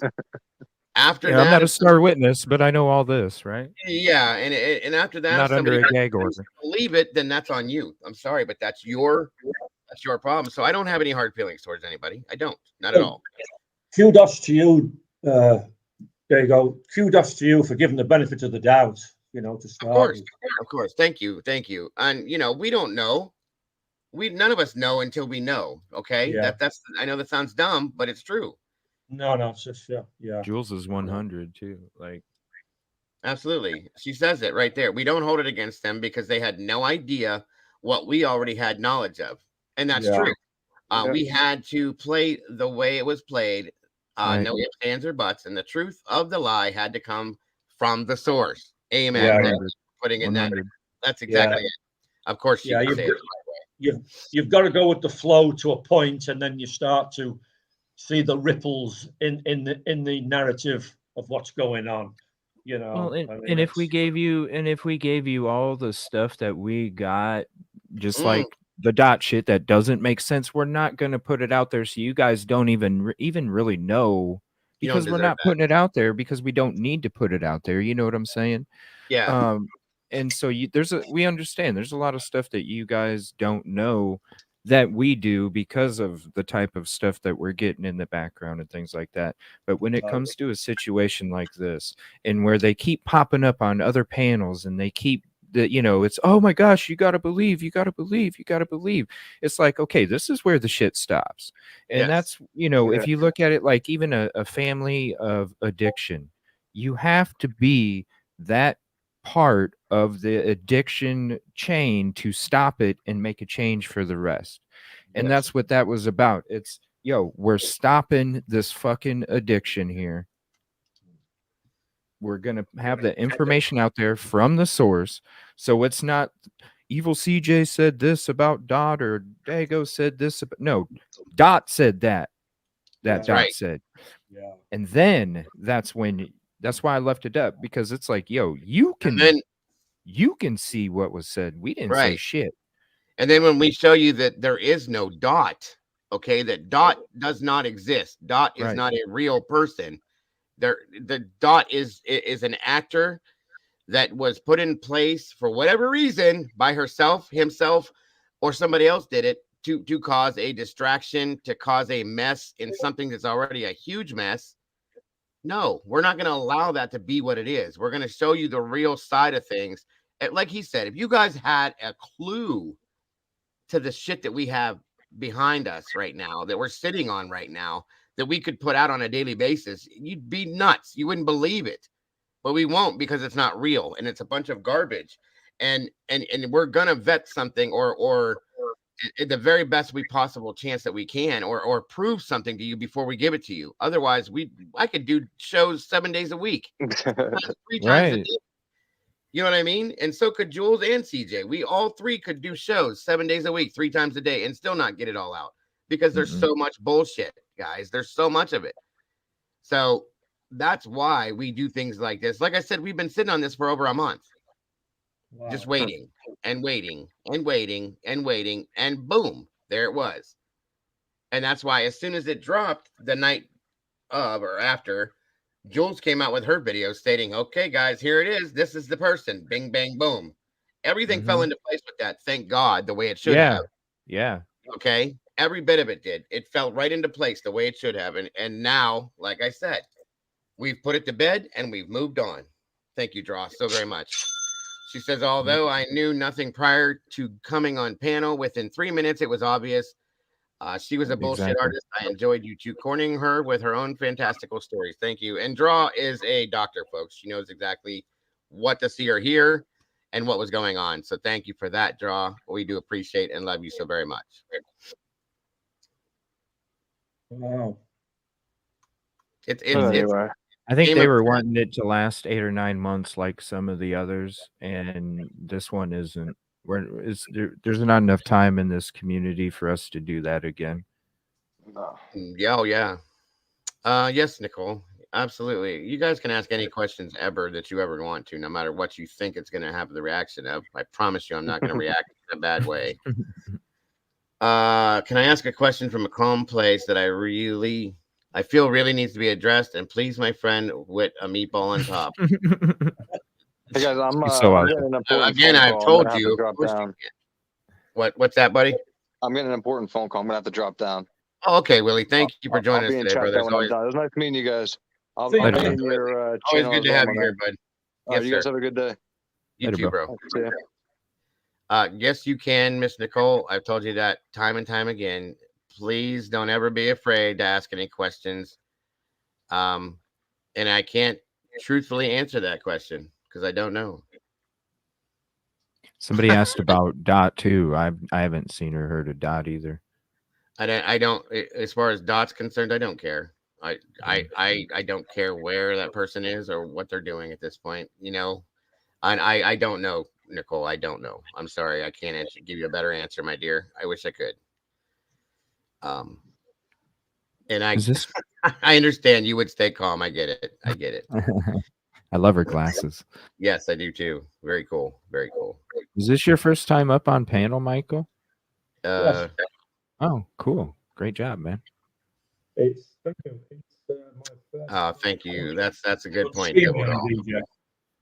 Oh, you're kind of muffly, buddy. My first time up on StreamYard. Ah. Again, for the people in the back, love, care, and compassion costs nothing. That's something money can't buy. Amen to that one, dear. I appreciate that. So awesome. That is a fact. I've enjoyed it, CJ. Yeah, it's been great. It's chatting with Dago early on about music and stuff. You know, it's great. Absolutely. Absolutely. That's like I said, that's what today was about. I didn't get to do it yesterday like I wanted to because we kind of got overtaken by something else, which that's okay. That's what we do. But I wanted today. I've just started my own little channel. I'm not wanting it to be big or anything like that. But I'm on another channel which follows trials, the American trials. Yeah. I love them. Been into it for about a year. And I'm in this other channel. And I've got to know one or two of them, which, like, I'm getting to know you now. Hopefully it'll be the same thing.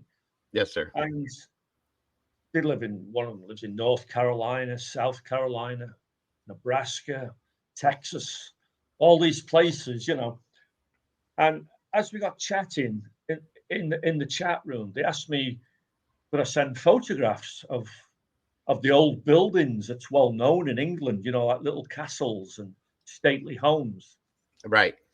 So on my channel last week, I think it was last week or maybe the week before, no more than that, I put little short videos up of little castles that's near me and stately homes and little old churches.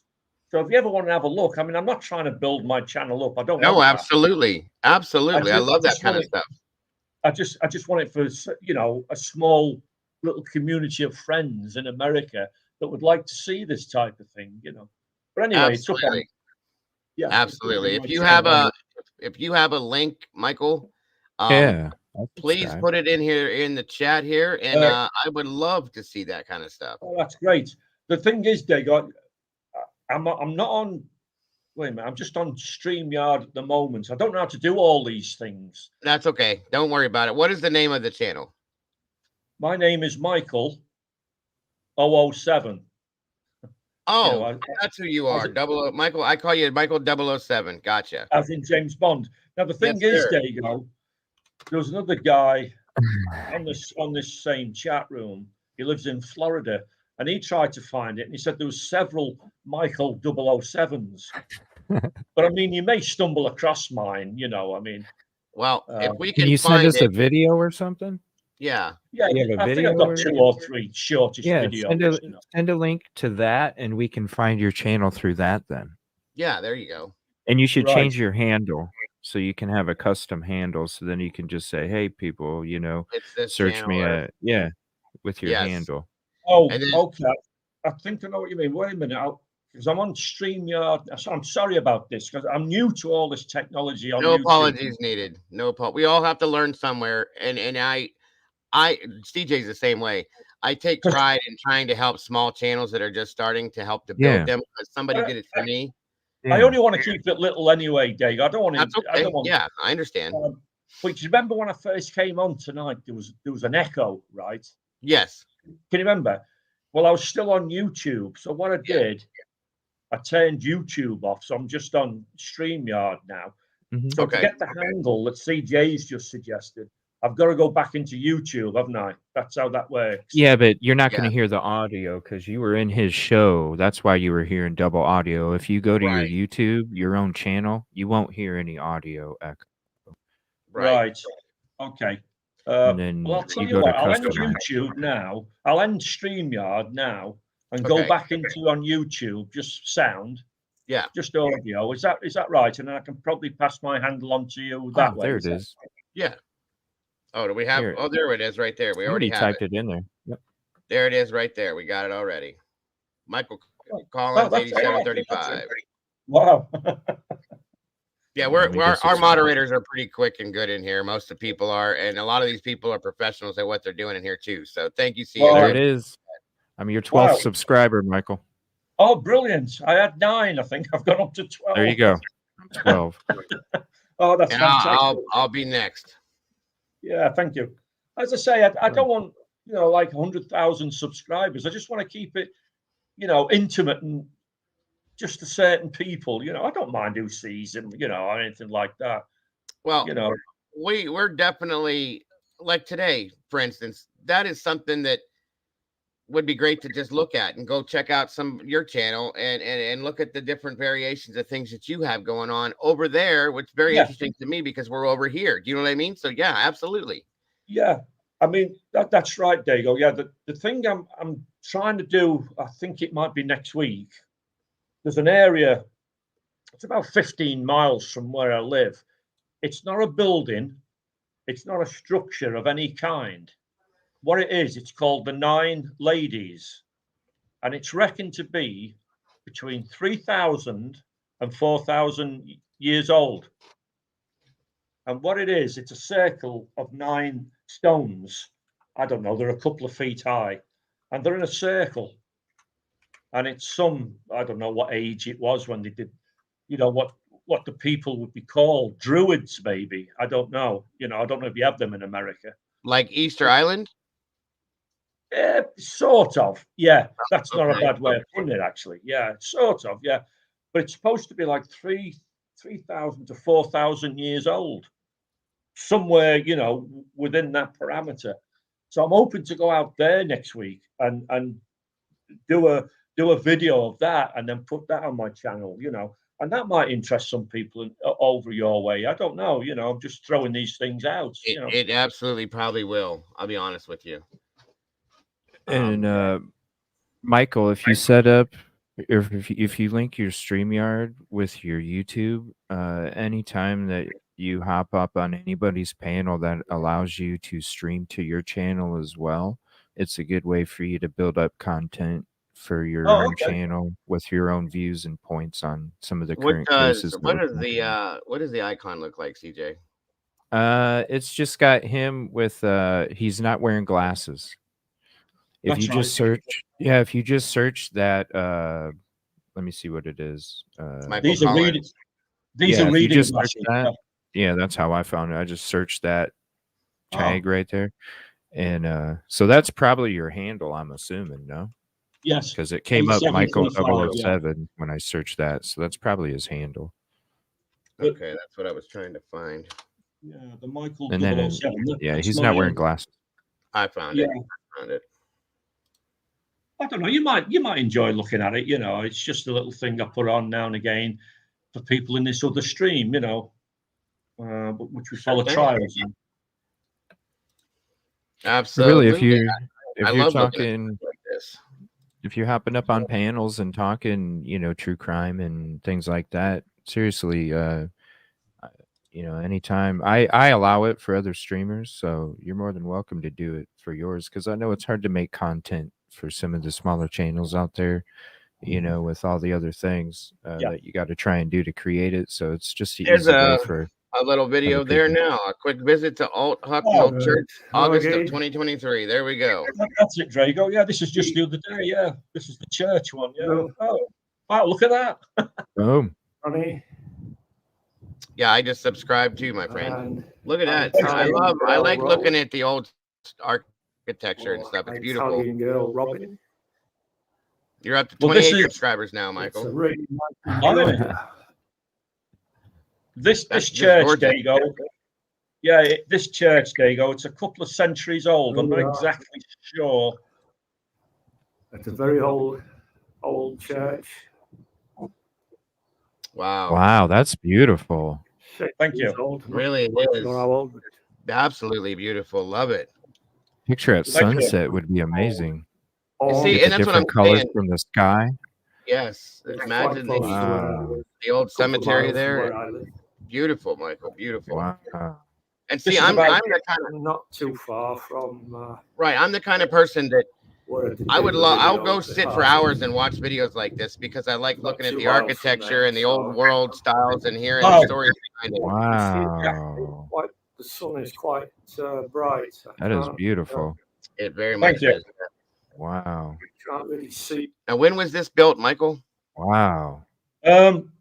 It goes back to the 14th or 15th century. Wow. Wow. Yeah. That's crazy. And that cemetery's from back then too? Yeah, I think so. Yeah. Good Lord, that's insane. Yeah. And this is about 15 minutes in my car from where I live. Absolutely beautiful. Thank you. See, yeah, I'll watch this stuff all the time now that you've showed me this. Oh, that's great. That's great. So make more of them. Make more of them. I will. If I can, yeah, I will. You got 28 to 30 subscribers for Yeah. sure now, and we'll just keep spreading it around for you, buddy, because people do love this stuff. We really do. I could Amazing. watch the stuff for. Oh, that's I do. good. I love it. I love the history. I'm a big history buff. That was my best subject in high school, and I've always loved all the Third century. the Vatican City, the way that the Vatican City was built in Italy. It's just Yeah. beautiful to me. I love the Yeah. architecture of that. Oh, brilliant. Yeah. So we've had a really good, interesting night tonight, Dago. You know what I mean?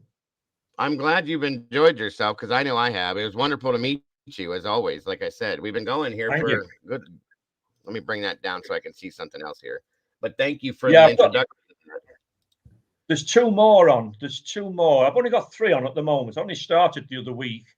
Yeah. So there's 2 other videos on after that one as well. Yeah. Oh, that's great. I'm glad you liked Absolutely. it. I will be going and checking those out for sure. But I think I'm gonna have to probably bring this to a close here, folks, because we've been going for quite a long. I didn't even realize it. Quite a while.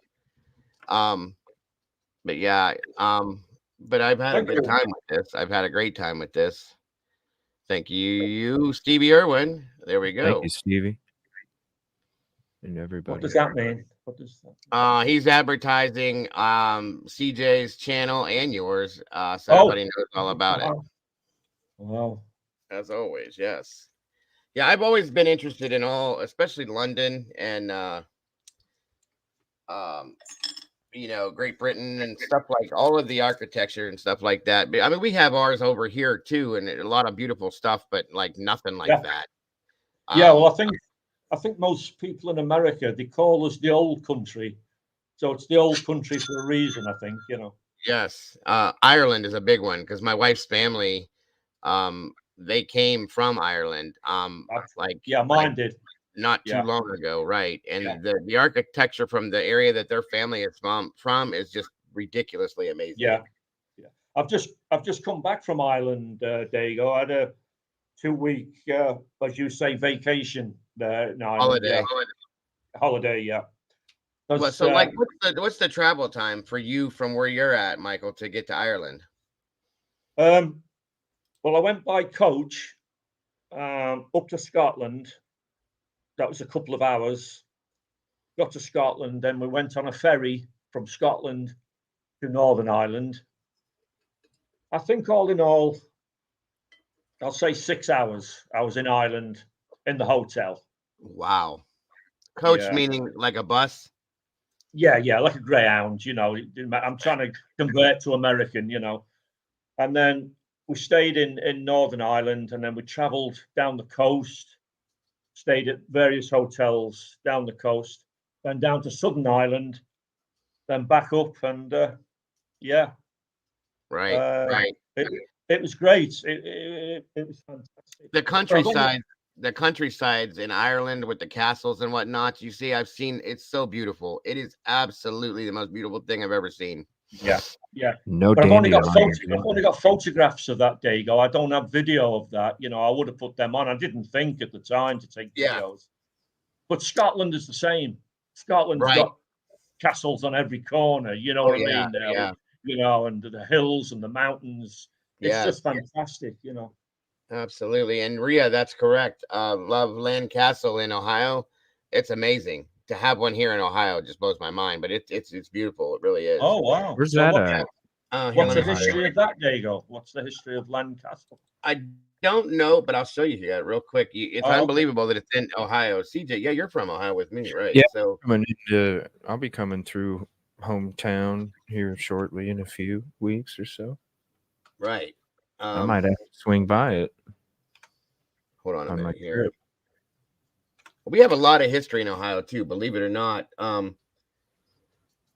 Cleveland is in Ohio, isn't it? Cleveland. Yeah, I'm very close to Cleveland, actually. Miss you, All right, so this is the Loveland Castle, folks. Sorry about that. Hold on. Beautiful, beautiful architecture, in my opinion. And it doesn't look like it belongs in Ohio. I'll put it that way. Oh wow! Wow. Oh yeah. What city is this in? Whoa. That. Welcome Welcome to the Chateau La Roche, better known as the Loveland Castle, Harry's Castle. This castle was built and by one man. His name is Sir Harry Andrews. Sir Harry started our organization, the Knights of the Golden Trail, in 1927. The boys that he had out here, they were scout groups and Sunday school pupils. They got together and started the KOGT. Do you know where Loveland, Ohio is, CJ? No. So Harry Okay, asked the that's where boys it's at. if you gather me stones, Hold I'll on. build you Cincinnati? which Trying to started think. the It's near there, 2 yeah. towers behind me Oh on my gosh, that's right on the way. Yeah, it started is.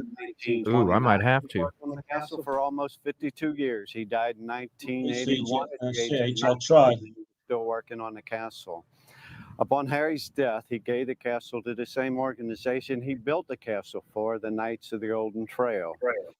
The Golden Trail being the Ten Commandments. He was one of the world's authorities on medieval architecture. It's right by exit 52 He off of studied medieval 275. architecture. He could write, read, Wow. and I'm stopping. speak 7 languages fluently, had several different degrees. Harry was never married. Harry was declared deceased in World War I. He had spinal meningitis or meningitis. He was put in the morgue for several days, and they took him out of the morgue. They Yes, started Eve. to do an autopsy on him. Oh, They cut that could be in Harry Scotland, that's fantastic. I will do a live through there. That So they looks used so an cool. experimental drug called adrenaline and put him in a quarantine Yeah, for real. situation. But by Are then, you near there, he CJ? already Wow. told It's on my way to go back home. Wow, okay. his fiance married a friend of his. The bottom room is a German game room. Then you Wow. go up Irish trip stairs into the French ballroom. French Whoa. ballroom was designed after the ballroom in Toulouse, France, of the Chateau de la Roche, where Harry was stationed in World War I as a nurse and a medic. Then if you look out onto the top deck, it's an English battle deck. Harry wanted us to continue working on the castle. That's why he taught Look at us that how to face. work on the castle. This is the German game room. This also is the first line of defense. On the front door there, that door is made of 3 layers thick with 2,530 nails, 238 pieces of wood puzzled together, and 3 doors in one. The reason for all the doors is it's French cut door. If you want some air in the castle, you can open the top door. At night or when the castle's closed or when it's under siege, you close both doors. The only way in or out is through what they call a wicket door. The wicket door is where they got sticking your neck out. If you're a full-size adult, you have to come bent down, come in head first. If you've got a weapon in your hand, you've got to extend a weapon, which deems it useless. Then the next line of defense are archer's loops. If you look, the windows in the castle are very narrow. They're tapered. They're very easy for a knight to shoot arrows out. They're very hard for you to shoot arrows in and hit anything. Once they clear this room and they take this under siege, you would go upstairs. Them are Irish trip stairs. They're made to make you feel uncomfortable. They're really easy for one person to defend. It's Amazing. narrow. So only one person at a time can come up them. It's spiraled so that you can't shoot an arrow or sword fight in them. The steps height are Wow. all different. The run is all different on them. So it makes you look at your feet. Even though you were born with them at the end of your leg, you lose your feet if you don't pay attention to them. Thanks, on the Casey. stairs. Wow. You have to put your hands out to the side so you're looking down, holding on to the walls, which seems, if you have a sword in your hand, makes it useless once again. Then the third level is English battle deck. The battle deck has a fireplace in it right across from this fireplace. And this is a bell tower. That's where they would pour hot molded lead across the top of anybody trying to knock the doors down. And then when you go out this door, if you turn left, you go through a dry moat, which keeps you under the protection of the walls of the castle while you're mounting and dismounting your horse. And then we have the terrace gardens in the back, which Harry grew vegetables and fruits and stuff all year round. Then the great wall below us with the watchtower in it. The wall is amazing in its own right. It's a cantilevered wall, so the more pressure you push against it, the more pressure it applies to the bomb. Built to last, those We structures. have a website. It's That's crazy. www.castle.com. That's in depth. Watching us and come down, enjoy the castle, and learn about history and medieval architecture. Fred Russell. No, CJ, this Maybe I place. can interview him. I'd love to interview that guy. What's the channel called? What was that channel called?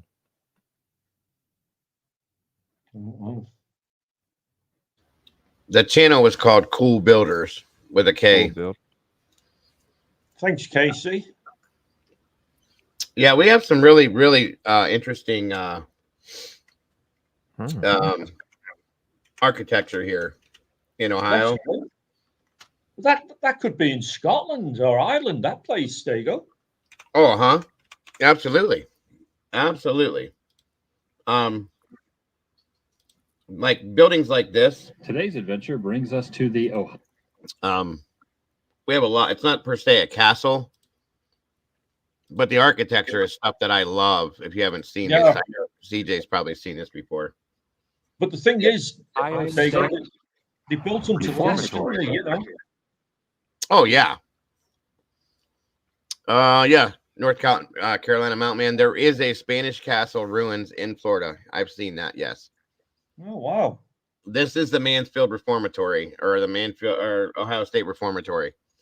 The original. It's Oh, I no like longer this a guy. prison. Yeah, I've seen him before too. Daily Woo. Yeah. He's a trip. Yeah, he is. But the building itself, like I said, the architecture of it's a prison. It was a prison. Is amazing. The structure, the stone structures, I love them. Yeah. He's showing the inside of this now, but the outside, that's the old side of the inside of the prison. This place is supposedly haunted, which I've been to it a couple of times. Right. But the outside of it, it just blows my mind. Wow. That was Completely. great. Yeah. Beautiful. We have a lot of beautiful architecture in Ohio. You do. Falling Water in southwestern PA. I've heard of that. Never been there though. We have places all over the place. There's a place in West Virginia called Blackwater Falls. Beautiful, beautiful things in these areas. What's that river up your way? There you go, the big river, Ohio. The Ohio River. The Ohio River. Yeah, that's what it's called, right? Yeah, yeah. Yeah. Oh, this place. Yes, I have heard of this place. Look at this. As far as architecture goes, this is insane. Hold on a minute.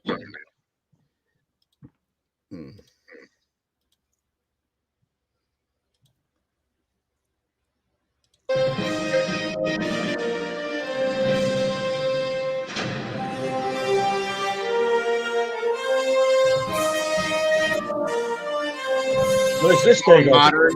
It's more modern, but look at this. Yeah.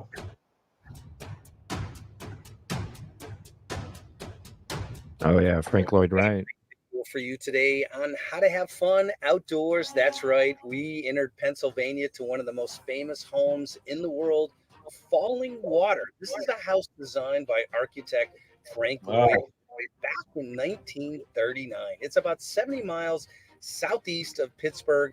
This house was actually built partially over a waterfall on Bear Run in the Mill Run section of Stewart Township in Pennsylvania. The house is really amazing. There's really nothing like it in the entire world, especially something that was designed back in 1939. Time called Falling Waters Wright's most beautiful job. It's listed among Ian's life list of 28 places to see before you die. The house was designated a National Historic Landmark in 1966. The plaque actually says 76, but 66 is what's on Wikipedia. In addition, it's won all kinds of architectural awards all over the world. So let's get started. This is actually located in Pittsburgh area, just southeast. And if you're in Washington, Philadelphia, New York, Columbus, Cleveland, this is just a drive away. And you're going to love this area. The Ohio State Park, tons of activities. Could you imagine going out to drink your morning coffee on that deck, overlooking that waterfall? They've got it. Wow. fantastic place it'd to be go. beautiful. And if you haven't seen our video on Ohio Pile, definitely check it out. It's a great video. We do lots of state park and national park videos. So let's go ahead and get started here. As you know, we love this park, so we ended up camping with our Class B Coachman Beyond in Kentucky Campground. What a fantastic place to camp in the woods, and you will really enjoy that. Or there's plenty of hotels around the area. From there, we just drove up the street in the park near Falling Water, and we're going to show you that now.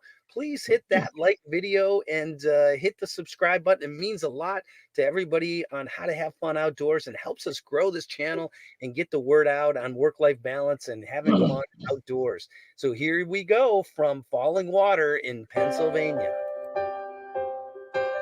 Amazing. Have you been there, Dago? No, I have never been here, but I've heard about it. I know people that have been here. It's amazing.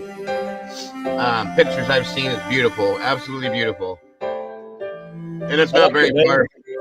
It's probably about, yeah. Sorry. It's about 35 minutes from where I live. Oh, okay. Falling Water. I love the name.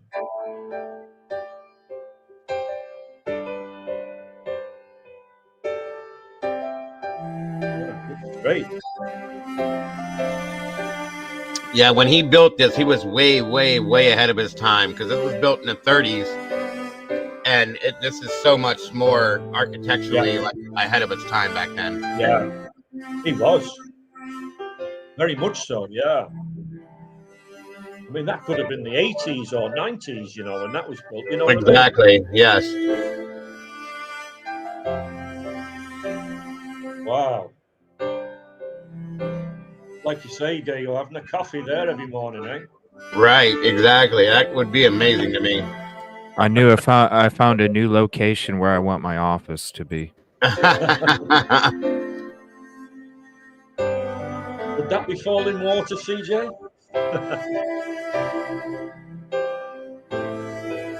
Yeah, every day. Yeah, that'd be amazing. Wow. Can you just imagine like the sound of the waterfalls in the background? I'd probably sleep like a baby every night. Dude, I found, like I said, I found a new location for where I want that office. Right. You know, you could imagine that in a James Bond set, you know, in one of the latest movies. Oh yeah. Fun outdoors. That film shot there, you can imagine James Bond there, you know. Falling Water. However, we did get approval to take pictures of every single room inside the house, and you're going to get to see all of that. And this is a dream for anybody that's into architecture. Oh. As I mentioned before, Frank Lloyd Wright has won so many awards. He was actually just inscribed in the World Heritage Site under the title The 20th Century Architecture of Frank Lloyd Wright in 2019. He was age 67 when he was given the opportunity to design and construct these three buildings out in the middle of the woods over this stream. And all of that, as you know, is named Falling Water. And we're going to show you room by room. And we really, I love that name, Falling Water. This video. So we're going to walk through this now. I agree. And just let you sit back and listen to some great music as we show you around.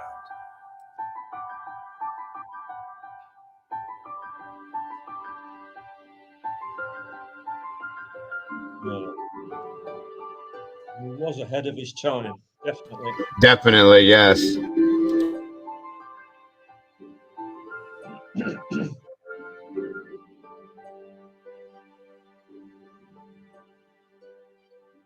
I can't see chat right now, guys. That's why if you're asking anything, I'm not responding.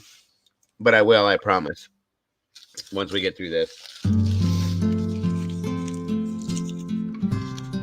I don't know. I've always been a sucker for stone architecture like that. I just love it. I don't know what it is. Yeah. I think it's the thought that goes into it, Dago. You know, the design and thought and yes. It's absolutely mesmerizing to me that people can take rocks and stones and put them together like this and come out with what they have in the end, you know? Yeah. Yeah. Even the floors. I mean, it's beautiful. Yeah. Yeah. God, I can only imagine. Like, I can just imagine waking up there every morning and going out there with coffee, listening to the waterfall, breathing in the air. It's amazing to me. Life would be good. Yeah.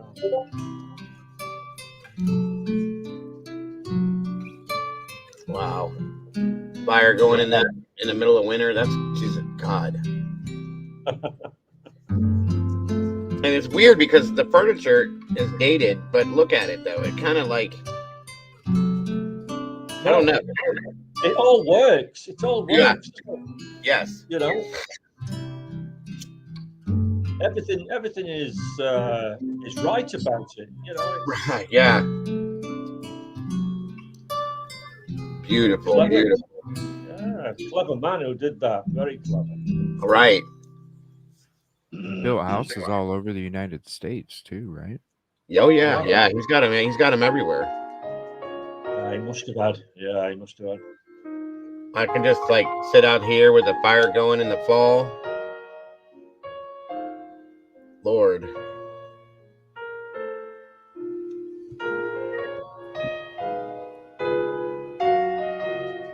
I like the music as well.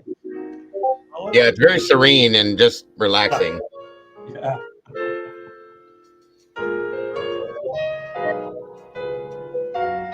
Excellent. She looks happy.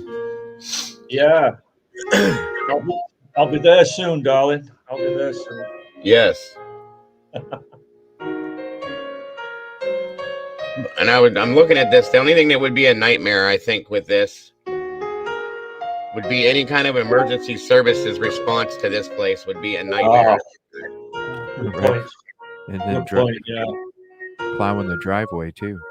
Yeah. Yeah. Yeah. That's a good point, actually.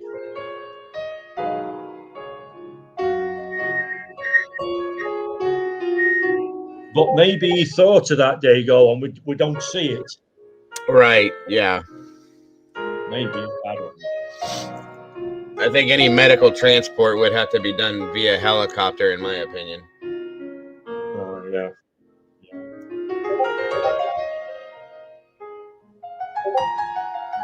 Wow. Yeah. Air ambulance, as we call them here. I don't know what Yeah. to call them. That's just absolutely beautiful to me. Oh yeah, look at that work, that stonework. Yeah.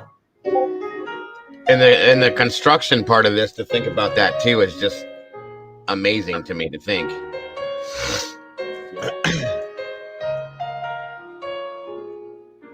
I like, and the wood, all the woodwork in there that you see, anything made out of wood, it just works perfectly with it. It blends, doesn't it? Just blends in. Yes. What? Yeah. It'd be neat to see like a time lapse video of one of these getting built from beginning Yeah. to end. That'd be good. You can hear him by if you listen.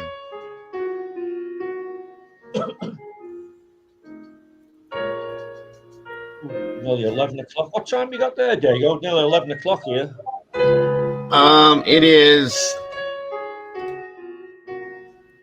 It is oh my goodness, what time is it? I can't see my Almost phone. Oh yeah, 5:44 p.m. Sorry about that. Oh wow, yeah. It's 10:44 here. Gotcha. We're not that far off then. Wow. See, here's the problem. If you were to go to stay at a place like this, I would never want to leave. No, that's the thing. Nature all around you, eh? Right. And the air, with all those trees and plants and everything, you got to imagine the oxygen levels in the air out there is just amazing. Clean air. Yeah, clean, fresh mountain air. Right.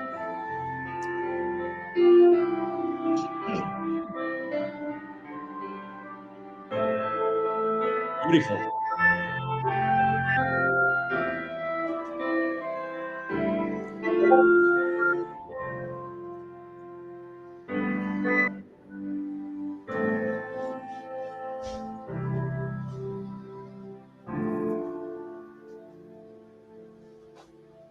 Talk about relaxing. Wow. You can check in but never leave, Casey. Yeah. I Yes. wouldn't want to leave. I wouldn't want to leave. No. Look at that. That's just Oh, that's amazing. I love that. Yeah. I can only imagine the only thing that would probably be not good here would be the winter time, maybe.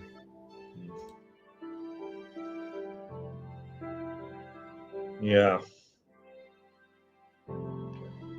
Yeah, nothing's perfect.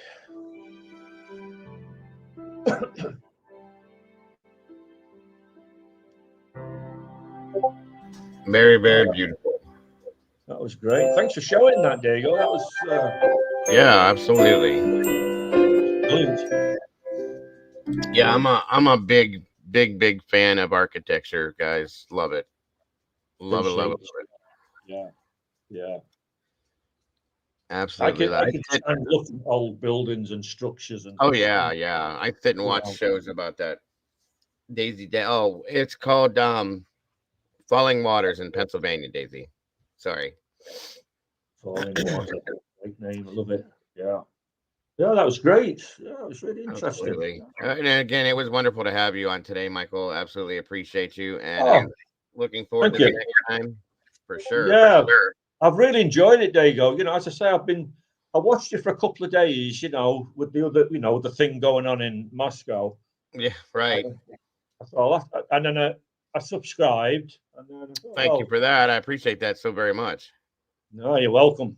And then tonight or this afternoon here, I thought, go on StreamYard. I've never been on it, so I thought leap into it. Yeah, any way we can help you in that sense at any time, please let us know. That's what we're all about.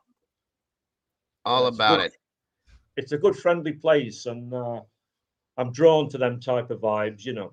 Right. And that's how I'm glad to hear that, because that's what we try to put out there. Same with CJ's channel as well.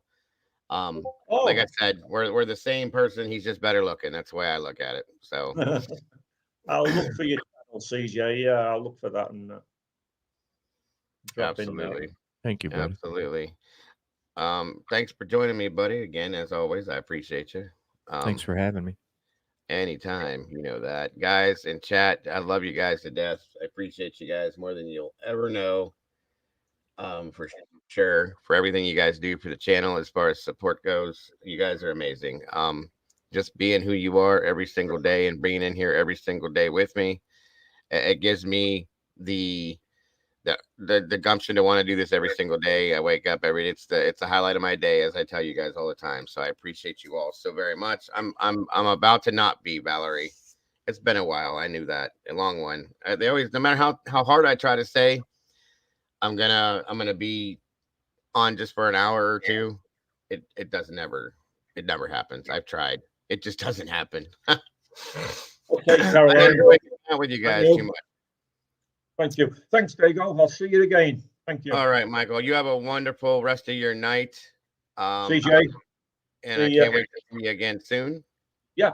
CJ, you're going live, right, bro? Yeah, 7:30 Eastern tonight. I'm going to bed. Yeah. All right, Michael. Have a great have a wonderful night. And Thank you, again, guys. hope to see you soon. Everybody in the chat, once again, love you guys to death. I hope you have a wonderful rest of your night. I'm sure I'll see you somewhere out here. Take care, all. Very Take care, soon. bye. You too, Michael. Take care. And oh shoot, what was I saying? I'm sure I'll see you guys somewhere out here, out in YouTube land somewhere. I appreciate anybody that donated. I did notice there was a couple PayPal donations. That's from my heart. You have no idea how much that means to me and helps me to do what I'm doing. I appreciate you all so very much for that.